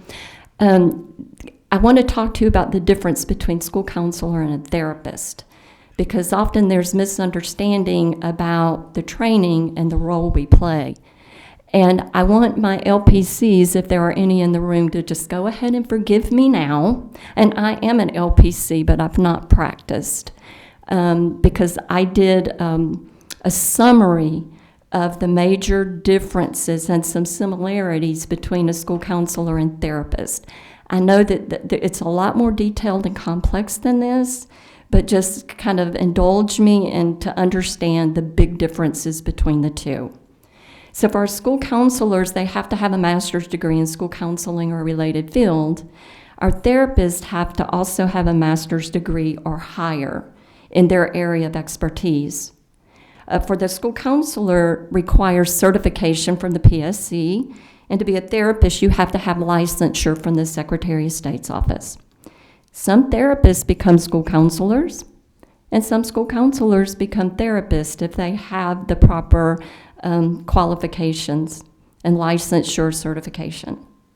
The school counselor, of course, works in a school setting, and the therapist is going to work in a clinical setting in an office, but sometimes we have therapists working in schools, which is ideal if we need that. School counselors focus on student behavior, academic, or career needs. And remember, we talked about how they're trained, we talked about the standards and the pyramid, but really what we focus on is, are these students attending, achieving, and behaving, and what is the impact of whatever they're experiencing in the school setting? The therapist might take a broader, have the latitude and approach a broader spectrum of concerns that are not specifically school concerns, but they're still talking to students about school concerns. School counselors do not diagnose. They do not diagnose, and that's one of the major differences. As a school counselor, I could recognize early signs and symptoms. I knew that I might be working with a student who was depressed or anxious, and I'm seeing these behaviors, but I'm not diagnosing, and the therapist can do that and then treat that condition. Counselors work with students on the short term, therapists on the long term, and I won't finish the rest of that for sake of time, but the major difference there is the treatment of students. and the diagnosing versus not diagnosing. But we're still providing supports to our students in the school setting, regardless of what behaviors we're seeing. So here's our pyramid again, just to remind you of the tiers and the work we're doing. And that individual work is really, once we've done the prevention piece, that individual work at tier 2 and tier 3 is really important and helpful in determining if our students have needs beyond what can be met in the school, and perhaps we need to refer out. So let's take another leap, and I'll talk to you about where we stand with school counseling in terms of funding and ratios. The other day when I was preparing this PowerPoint, I was listening to your May meeting, and I heard someone make the comment that there's not will ever be enough money to fund what we need in public education. And so what we're doing is we're pulling on all the existing resources, spreading it pretty thinly to do the best we can do to help our students. So I know you guys have huge decisions to make, especially when you're looking at budgets and allocation of resources and policies. In fiscal year 2018, the state added right at $4 million to reflect changes that in a bill that was passed in 2013, House Bill 283, that leveled the counselor ratios, all of the levels, to 1 to 450. Prior to that, the middle school ratio was 1 to 624, and elementary was 1 to 462. And our funding didn't allow for ESOL, special needs, gifted, and remedial student segments. There were no funding for those segments at all. So in this funding language, it was determined that the ratios would be 1 to 450 across the board, and that these 4 special populations would be included in that funding. We also received right at a little under $500,000 for school counselors in systems that have military bases, and 1.2 in competitive grants to go to struggling schools. And there was also funding put in for PBIS, and I know Dr. McGibbon has talked to you about PBIS and funding and the need to grow our PBIS programs. I'm almost done. The ratios, however, for school counseling is really important, because unlike a therapist who sees a client at a time, we may have 450 students on our caseload. I met a middle school counselor who had 1,400 students. She was split between 2 middle schools and was expected to serve 1,400 students, which is just crazy. You can only put out grass fires when you have that many students on your caseload. The American School Counselor Association recommends 1 to 250, and we can laugh at that, but that's a goal to aspire to. That would be really nice. Georgia ranks 36th in average caseloads, and that includes the District of Columbia. The national average caseload for a school counselor is 464. 10 years ago, we ranked 25th. So we're kind of dropping in terms of our average caseloads nationwide. You should have received a document called A Framework for Safe and Successful Schools. You either got it emailed, you have a hard copy, or you're going to get it. Thank you. Tonight, I would suggest that you guys curl up in your favorite chair with your blankie, or put your pet dog or cat in your lap, and you light a candle, put on some nice music, get your favorite beverage, and read this. I'm impressed with the groups that put together this document, that did the research and made the recommendations. And you'll see that it was American School Counselor Association, along with school psychologists, social workers, elementary school principals, and secondary school principals. These are all national groups. But with them was our National Association of School Resource Officers.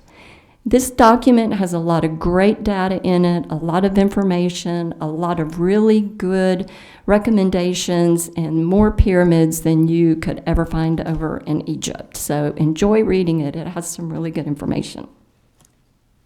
But I found a quote in there that kind of, it would just resonated with me about school counseling in terms of human resources and the work we could do to impact students if we had adequate funding and an adequate number of school counselors to students in our ratios. This is a quote from the document. It says, poor ratios restrict the ability of these professionals. And in this article, they're also talking about school psychologists, nurses, social workers, to devote time to important initiatives, including school-wide prevention services, and that also includes bullying, violence prevention, and dropout prevention, safety promotion, sustained school improvement. And many districts go without prevention and early interventions when our ratios are too high to effectively deal with the number of students we have. So our critical role for school counselors is to partner with our school personnel to create a positive school environment.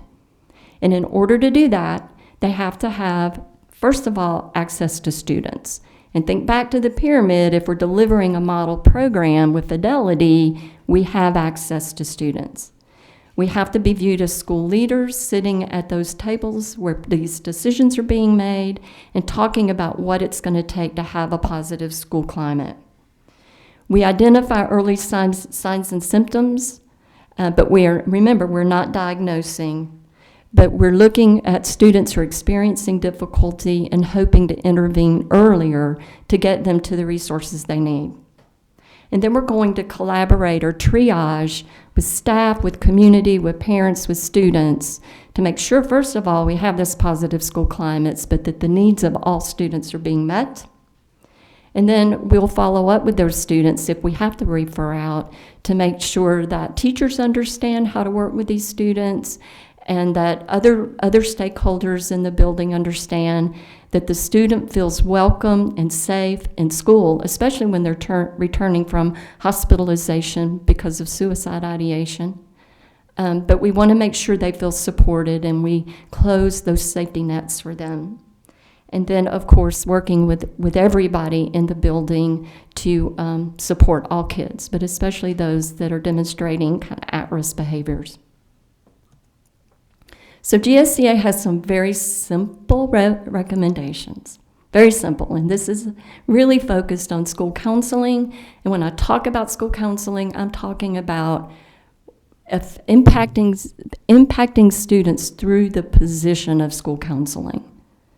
And first of all, we would love for you to use your influence to fully fund those lower ratios that were written into law in 2013.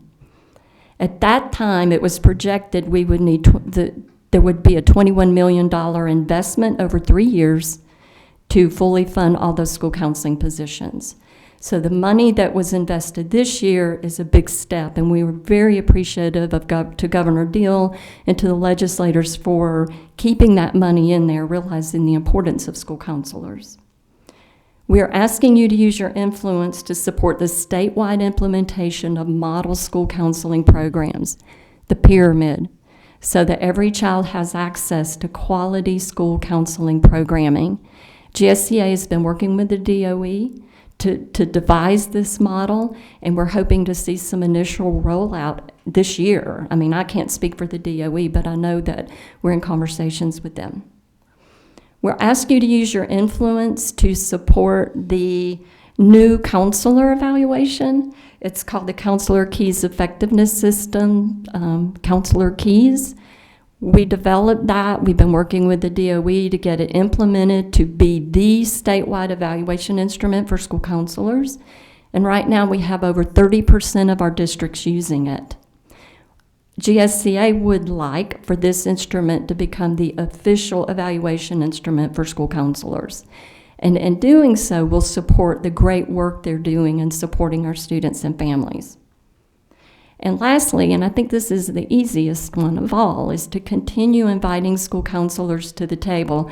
You know that old saying, if you're not at the table, you're on the menu, right? Please continue to invite us to the table and include us in any dialogues, meetings, discussions you have about students, school safety, how school counselors can support our students, how we can support your initiatives. I would love to have this room full of school counselors, but school has started and they're in their buildings, which is where they need to be, supporting kids there.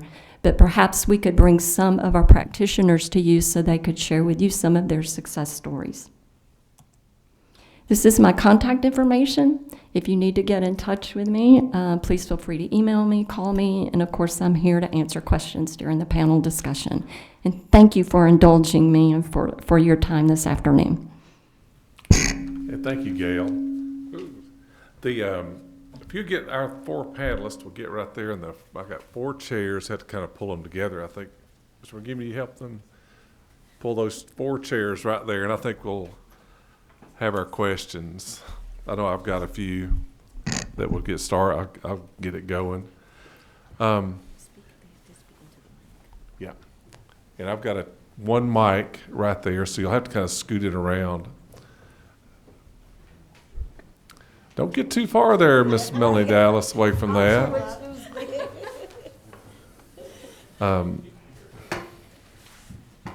But we appreciate all the work y'all do. I think it's been very enlightening. I think on our drive home, we'll have a lot to think about.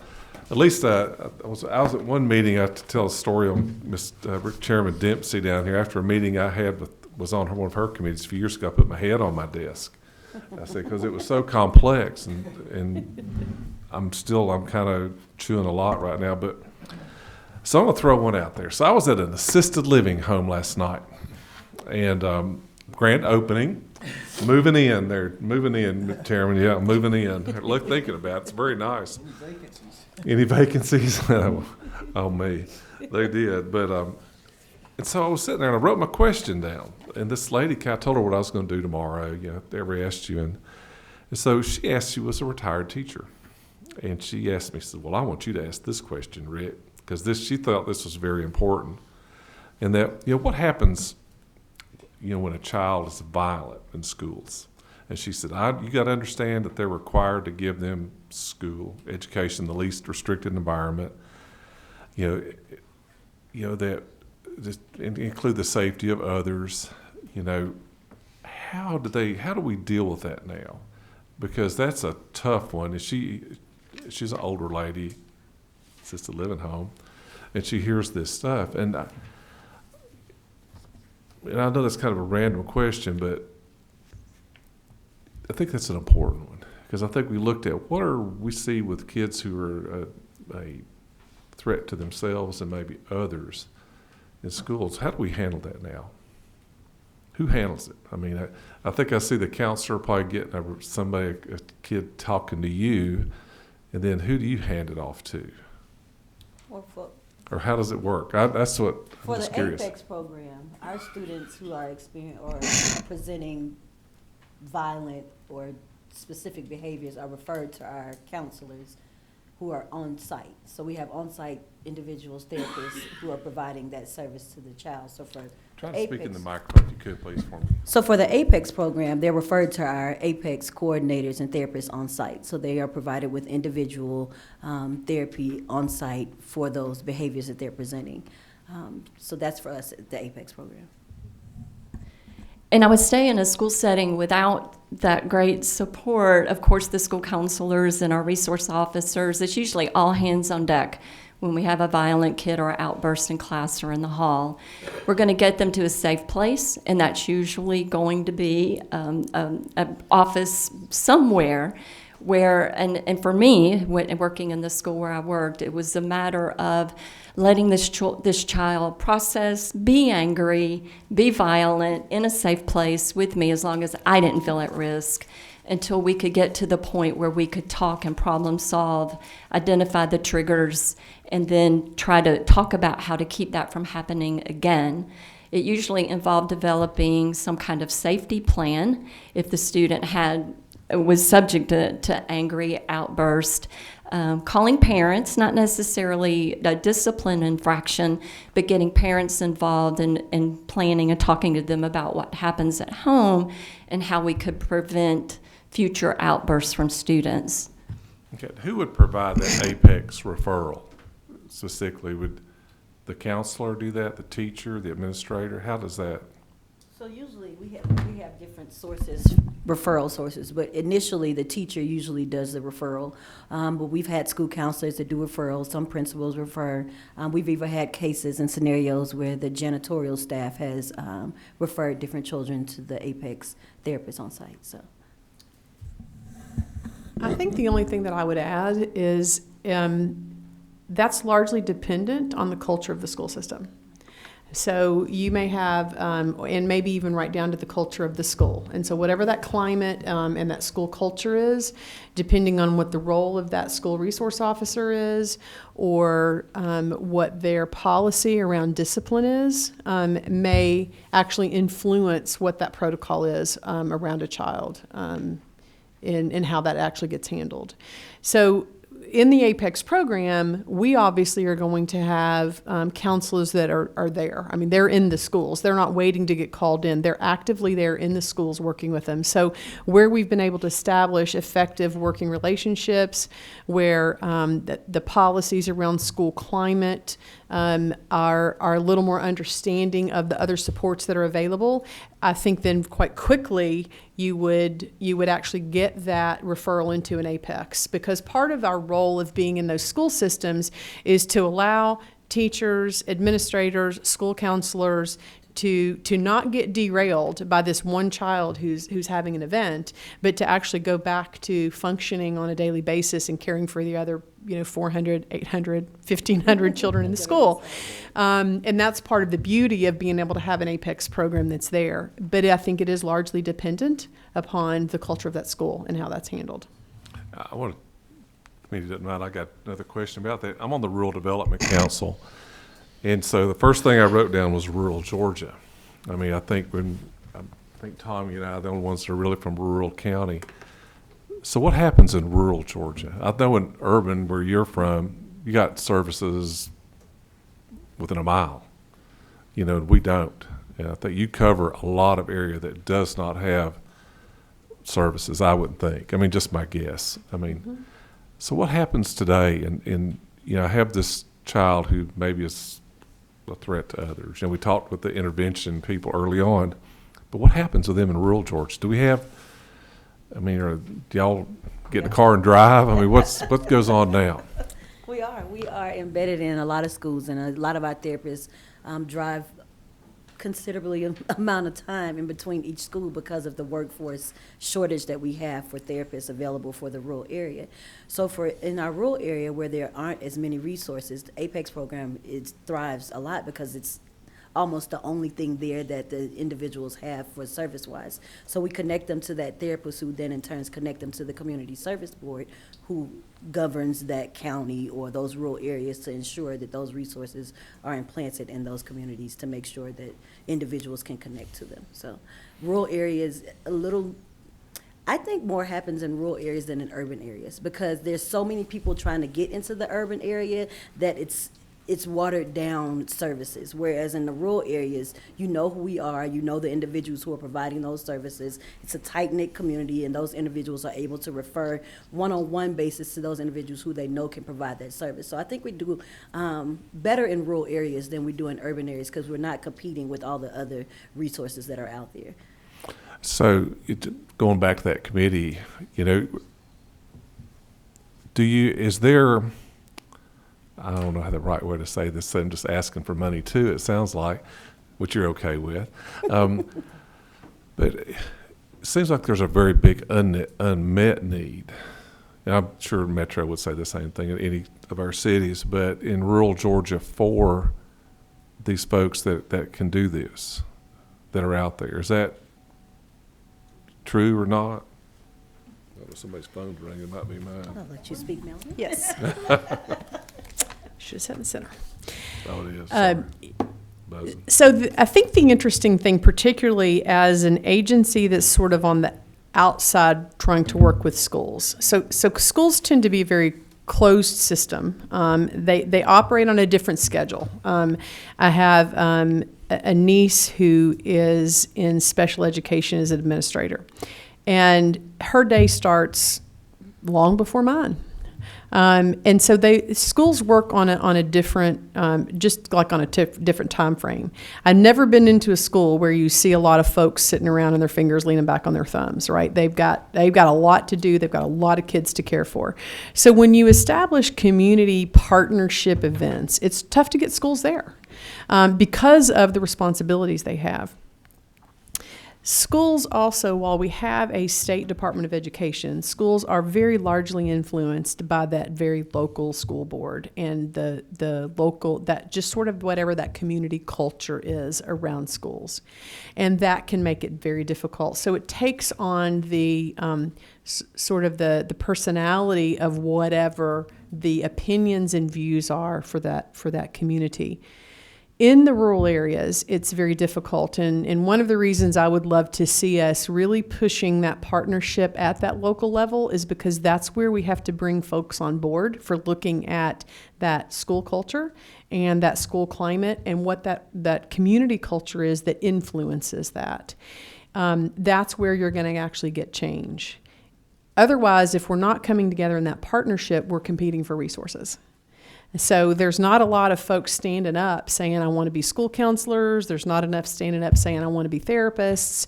With the workforce issues in the rural areas are significant. And so what we don't need to be doing is having to compete for what those resources are so that folks are moving back and forth. And that creates a challenge. I mean, we have more schools we could serve right now if I could just hire enough people. I can't even hire enough people to do it.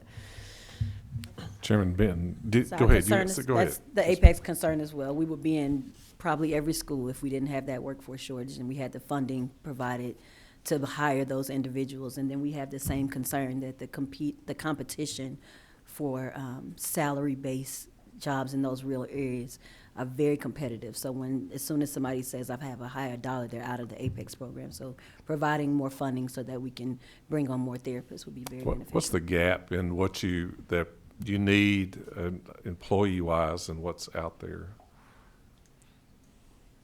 So is there like... You're a boots on the ground kind of a guy, aren't you? Well, I'm just we have about a little more than 600 staff that work for our agency. And at any one time, we probably have anywhere between 50 and 80 open positions that we can't fill. We've had licensed counselor positions that have been open for upwards to 2 years in some locations that are very difficult locations. We've had to, even if you start to look at psychiatrists, you have within psychiatrists, particularly if you're looking for child and adolescent psychiatrists, which are kind of akin to unicorns in our area, is the psychiatrists are the top 3 professions of all physicians that are aging out. It means we're losing lots and lots of them. They're at the bottom 3 in terms of recruitment and being able to bring folks in. So we've got a gap that's happening now that's actually only going to get bigger. So that creates that issue. And, I recently had one of our schools who hired our counselor to be their trauma counselor. And so I'm like, I'm like good with trauma and I can stay in that lane. If we can work together more effectively, we don't actually have to compete for resources. So I hope that answers your question, gives you an idea of what Go ahead. Yes, sir. Yeah. Kind of the K-12, Mr. Chairman, from the K-12 kind of point of view, to kind of buttress that, while they're on the receiving end of the student that's already exhibited those behaviors. If you look at the school management part in the rural part of Georgia, you'll find out that we'll want someone to, have to be the focal point or the point person in that rural district. You'll find out, like if it's school climate or PBIS, that would just be one of many hats that they're the director of. So you never have a director of just federal programs in a rural district. You're a director of federal programs, title, PBIS, many other things. Whereas in the metro area, you get specialization and also specialization for focus area. So if they're trying to help create the environment to make this less likely to occur, you're finding out from the superintendent, oh great, I'm the PBIS director, I'm also a director of these other 5 things. Can you give me some relief? And we hear that as well. Okay. Chairman Ben. Thank you, Mr. Chairman. After 30 years in the classroom, I have a good deal of respect for counselors, but I have a couple of questions here, and I don't mean it personally or anything, but are counselors funded like librarians, that the school can have one if it wants to, or do they have to have a counselor?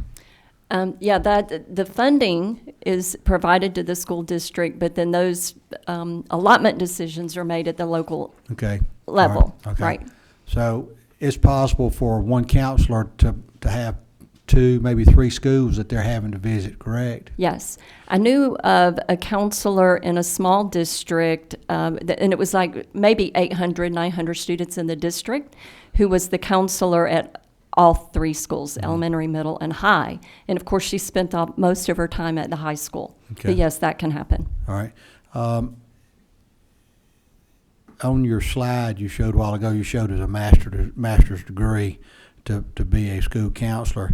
Is there any requirement for classroom experience on that? Not anymore. The PSC did away with that requirement more years ago than I can remember. But there's no classroom experience required The reason anymore. I ask that is when I was teaching, I always felt like that sometimes the counselors were a little naive with middle school students because you could be in the hall supervising kids and you're not listening, but you're listening. And you would hear kids say, well, I'm going to get out of math next period. I'm going to say I need to go see the counselor.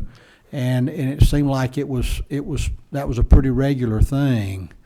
And I was just wondering if I think sometimes before you can do a job, you got to understand other people's shoes. Now, I can't understand a counselor's shoes, but I can understand a classroom teacher's shoes.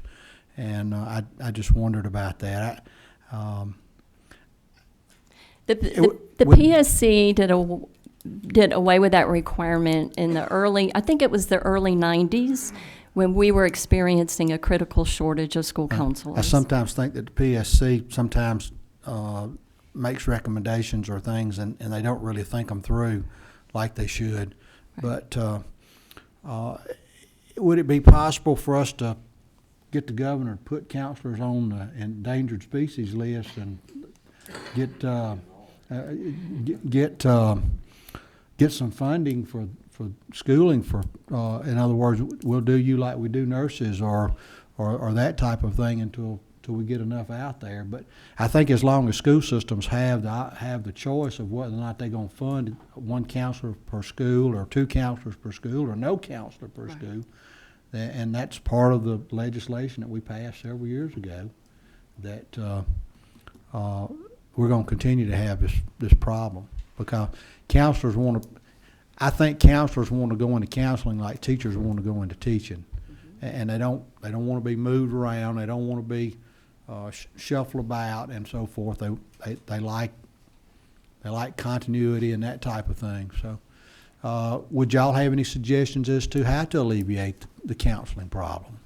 Well, I do have some suggestions. I don't know how realistic they are. That doesn't start with a dollar sign. Right. It starts with a dollar sign. But I know that we can't, I understand flexibility and local control and decision making, and I get that. But our counselor ratios are formulated. So on paper, when a school hits 450 students, they earn a counselor. What's so unfortunate is that in some districts, that district will wait until they hit the 900th student to add the second position or not. So the ratio is very different than what a counselor's caseload might be. So you might have that one counselor in a school with 899 students on his or her caseload, which is completely unmanageable. So if we could look, I don't know what it would take, but if we could use our influence, I would love for those positions to be kind of protected. You earn it, you got to use it kind of mentality, even though I understand the reality. There are just so few school counselors per students, especially in the rural area where there are other needs, where a counselor position might be converted to a teaching position or another high need position in a school. And it's hard to argue against that too. But I understand what you're saying and would support that. Well, if we could if we could do like we do elementary ed, don't we have aren't elementary school teachers part of that program that there's a need for them and that the hope is there for them? Well, that's what I was going to mention. So the teacher incentive program. So we have Georgia State, University of Georgia, Georgia Tech, tech schools, support schools all around the state of Georgia. Do we have any student incentive programs to keep those students in Georgia? So many individuals graduate from college and move out of the states where they went to college. Does Georgia have an incentive program to keep those students here? In the sense where they do teachers in rural areas, where they pay them to go into rural areas once they've graduated with their teacher's license. So maybe developing a program in that sense to try to keep those individuals who are graduating from schools here in Georgia to support our students. And at one point, because of the pay discrepancy between the metro districts and districts in the southern part of the state, we do not have a school counselor shortage right now. In fact, we have a market flooded with people looking for jobs. But they want... She's looking for workers. Right, but we do. Okay. But they want to stay in the metro area in the higher paying districts, and they're not willing to move to South Georgia or to the mountain regions to work. They don't want to live there. They don't want to work there. So an incentive would be helpful to entice people to go to those areas. And what's wrong with those people? There's not a thing wrong with those people. I love those people. They're missing out. It's about the money. Show me the money. They need to talk to us. We'll move on. Is that 17 Valencia? Ms. Stovall. Two questions. How are the services, costs of the services covered for the APEX program? And then my second question is, I know we spend a lot of time with the Education Committee talking about wraparound services. And so I know it's important what you all are doing because you consider wraparound services, but in what ways would you suggest that whole portion of even talking about it in more detail and wrapping it around with what you all are doing and kind of make it more of a conversation when you talk about wraparound services? So DBHDD funds the Georgia APEX program. We ask that our providers get to a 60 to 70% billable threshold to try to sustain that program through billable services such as individual group therapy, family therapy. And then outside, so the cost of the program right now is $9.5 million. The governor included $4.2 additional to expand the program, and that's where we are now. So in order for the program to grow, we fund the infrastructure dollars for the providers to go into schools, and once they've grown to that 60 to 70% billable threshold, they move on and expand to a new school. So our dollars help support that infrastructure and non-billable times that are in those schools.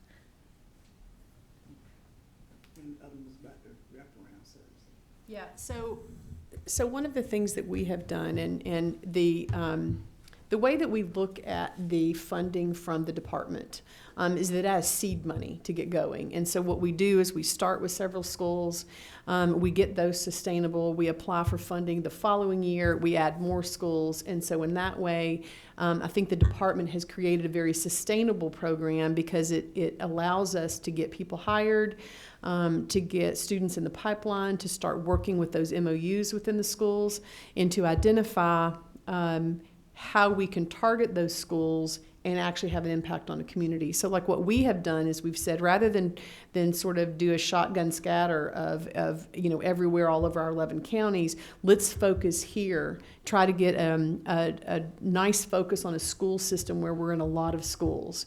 So in one community, we're in like 20 different schools, and we're like every school in that community. And so in that way, we're able to really impact what that school culture looks like. We're able to help inform policy. We're able to have folks on board that will really adopt this. Now, in addition, in our area, and much thanks to the funding that was received a couple of years ago, we actually started a new program called Home Again program. And this was really born out of looking at those families that are very high risk for children being removed from the home. And we all know that once a child gets removed from a home, it's very, very difficult to get them back into that home. And so the case that I discussed was referred in through the school. And we looked at that and said, okay, just school-based behavioral health is not going to get it with this family. We have got to intensify services. And so over the last several years, what we've done is really worked very, very closely with the care management organizations to develop a pathway for what those wraparound services. So the way that we look at that through our agency is that this school is a great opportunity for us to partner with the school system to be able, because every child in our community is most likely in the schools, particularly within a lot of our rural communities. But then to identify, is there something more that we need to address and need? And so, like that case, school was only one piece of it. There was also lots of work that was done with family. There was lots of work that was done in the home. And so we use that to say school is, kind of the Apex money helps us to seed all of that. And to sort of develop that pipeline of impacting youth and their families.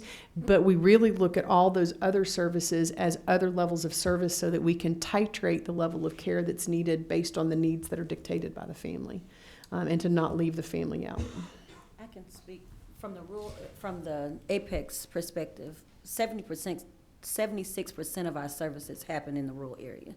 So we have to have those wraparound services. We have to have individuals in that community that can help support the individuals that are going through our services or getting our services.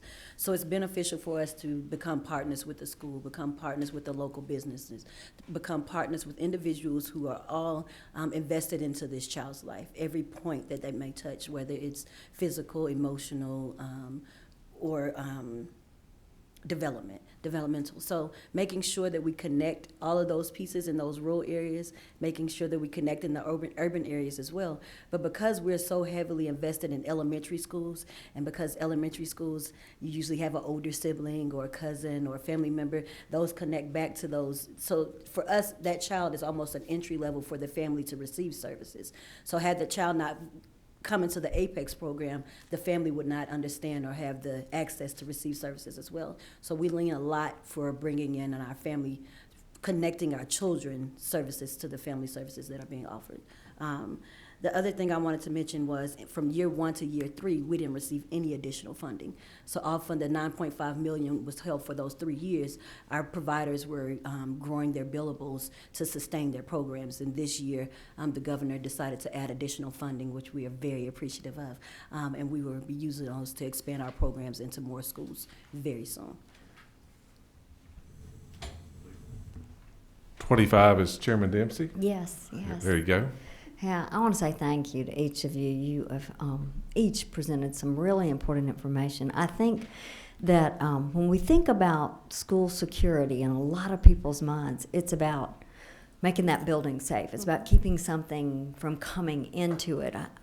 The conversation early on a few years ago, I believe, began more with an intruder, not necessarily someone who goes to school there or might really be accessible among you. And I think that's what you've talked about today that I think is so very important, that to just think about making school safe is not the challenge. The challenge is how do we help children grow to be the best that they can be, in spite often of the environment that they are in and the things they are seeing. Ms. Dallas, I want to thank you particularly for talking about the video games. Last year, when the incident occurred in Florida, I watched legislators, some that are very young without children, some that have young children, some that are way past having even all their grandchildren like me. And you know, just the whole spectrum of emotions and of feeling about it is so confusing at times.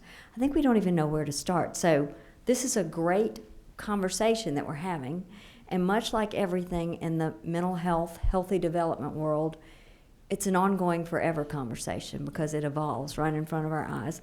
One thing I want to ask y'all about, though, is that as I listen a lot, I hear so much about trauma-informed educators and trauma-informed administrators.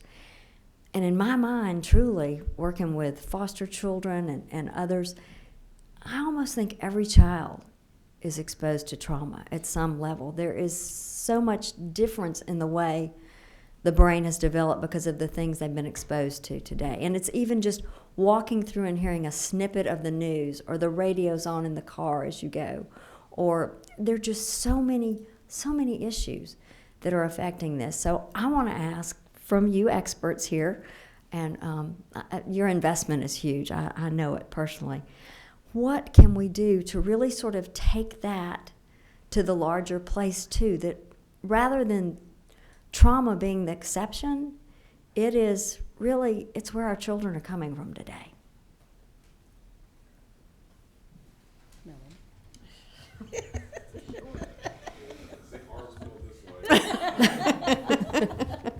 She's on the ground with it. Well, yes, and Chairman Dipsey, your comments reflect back to a time when I had just graduated with my master's program and was literally in a community mental health center working with children right as we entered the Gulf War. And what was so interesting, because that war was played out on TV, you know, children didn't have the perspective that this is a world away. They had the perspective that it was a street away, because it's right there. So, and again, that's the impact of that, of media, of being able to see it.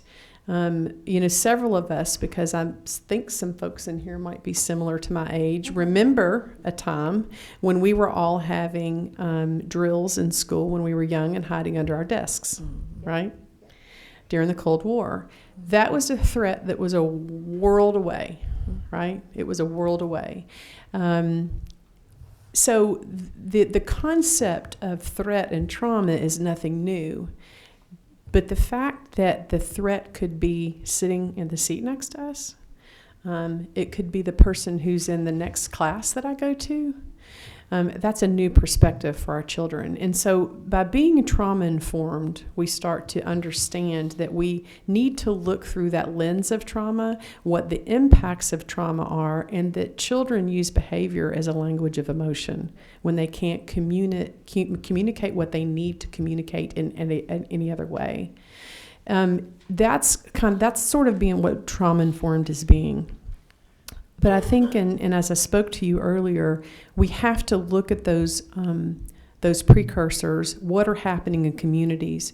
Are families supported? If you have parents who don't know where the next meal is coming from their family, they're also having a stress response.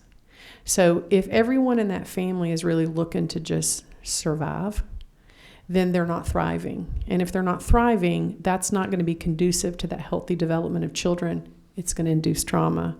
And so that's why I really would like to encourage, what are ways that we can get, before you ever spend another dollar, right? What are ways in which we can bring communities together to look at the resources, to identify what those issues are, and to engage in that discussion of what would it look like if we woke up tomorrow and every family in our community had the supports necessary, had the resources necessary to nurture healthy development in their children? And how does everyone in our community plug into that vision? There's a lot that can be done without ever spending a dollar if we can convene that group and make that happen. That way, that's how we start to address, and that's a long-term program. This is a heavy lift that is going to go on long after all of us are gone. But that's where we'll see the impact. How do we break those generational cycles? So we hear of PTSD, which meaning it's post-traumatic stress disorder. But what about those individuals who are living in continuous or chronic traumatic stress disorder? So whatever programs that we have in place, as soon as they go back into their environment, what we've done is null and void. So those individuals who are seeing violence and abuse and neglect on a daily basis, what we're doing is basically putting a Band-Aid on it until they get back home. That Band-Aid is ripped off again and the trauma begins again. So how do we begin to do mindset changing in these communities to try to break the generational cycles of violence and trauma that's happening in these communities? What do we put in place in these communities that help eliminate some of the violence that's happening? How do we eliminate zero tolerance policies, school discipline policies that are pushing and funneling our students to prison and prison-like systems? How do we change the mindset to understand that our communities are sick, not necessarily our children are sick? So we've got to figure out, how do we deal with those individuals who are having these daily trauma experiences in their lives. So looking at that aspect as well. And ditto to you guys, that was great, and I love how you're thinking. I think I'm particularly interested in the trauma-informed administrators and school leaders who often work really hard to hide that. And we know that as adults, they're dealing with their own trauma. They're living. I mean, they have these issues going on in their lives. And because of their positions, they're really not in a position to share that or seek counsel unless they're seeking outside supports. So I think that it's really important that we look at what's happening with our school leadership, and that this is going to sound really silly and very simple, but I'm coming from a school counselor perspective, that we take care of each other. I mean, it's just basic, simple kind of that we just reach out as a community to each other. We talk to each other and we take care of each other. And we make school not only a safe place for our kids, but for the adults.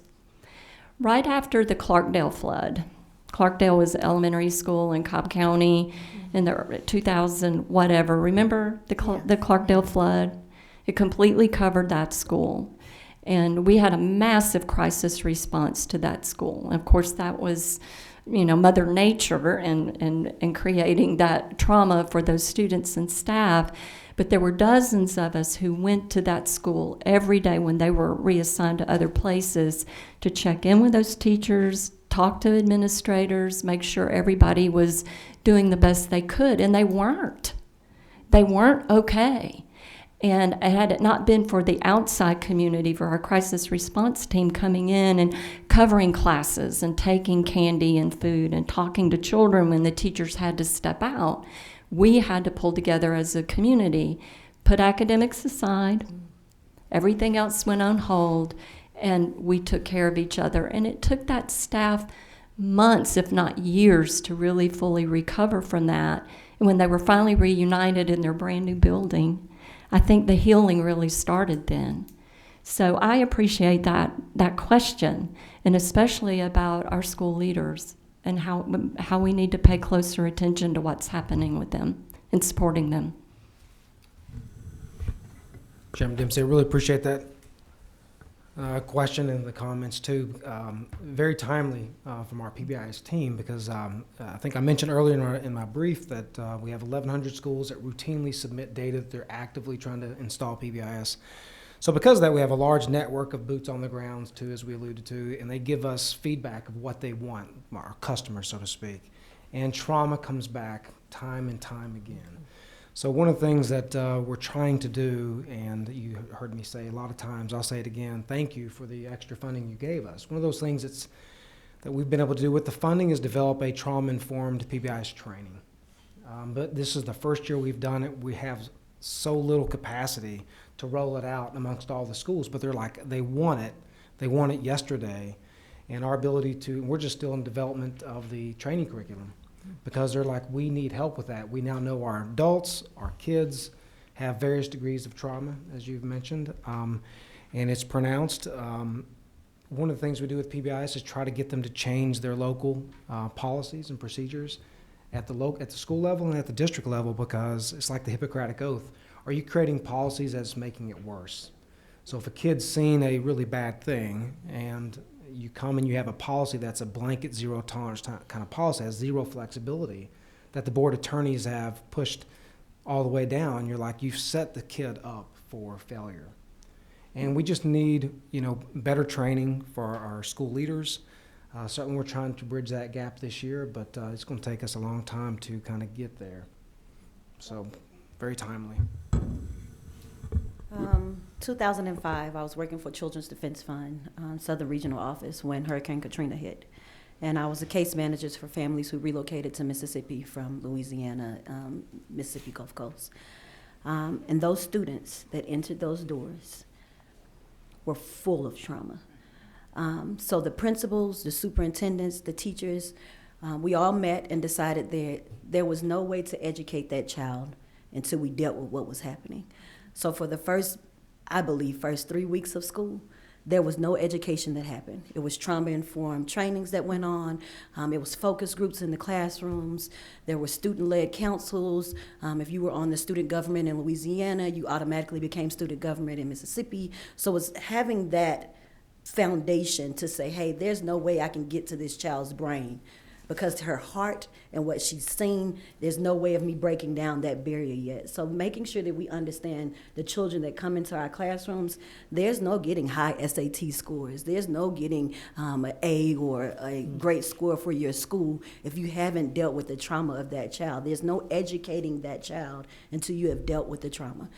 You can't talk to us when we're mad, adults. When you're mad, there's no getting through to us. We're not listening to anything. We're not going to receive anything, and we're going to shut down everything you say. Happens the same way for children. They shut down completely when something has happened to them. So until we deal with what has happened, those underlying issues, there's no building upon that foundation. There's no educating. There's not getting them out of high school on a regular time frame. And it becomes a cycle of, if they don't graduate, then what happens to them? Then they go into the, it's a community downfall if we don't handle that when the trauma happens. So You know how to slide on that. All right, Katie Dempsey. You got all this started. You got it started. You did. Thank y'all. I think, we're at 3 o'clock ringing the bell. People are going. But I thank you for your passion and for the committee. Our next meeting is probably going to be in Henry County. We're working on that right now. And it's subject about it's going to be about protection. You'll see it's be a very different group of people. It'll be law enforcement. I don't know that you and I can get home from there, Mr. Chairman. You might have to get you one of those peach passes. But for the committee, I just want to thank you for coming and sitting with us and listening. But I want a little homework. In the next month, before we meet in the next meeting, please take time to make time to talk to your superintendent, and an SRO, and a sheriff. Most of us have multiple counties, but take time. I know the one in your home county is going to be easy to get a hold of. But and what are they thinking about this? I think we need to really make sure we're talking to, as I talked to Ms. Dallas about, boots on the ground people who are out there dealing with this every day. And I hope you take time. If you would, I'd ask you to please do that. But at that, we adjourn. Let's hit the road.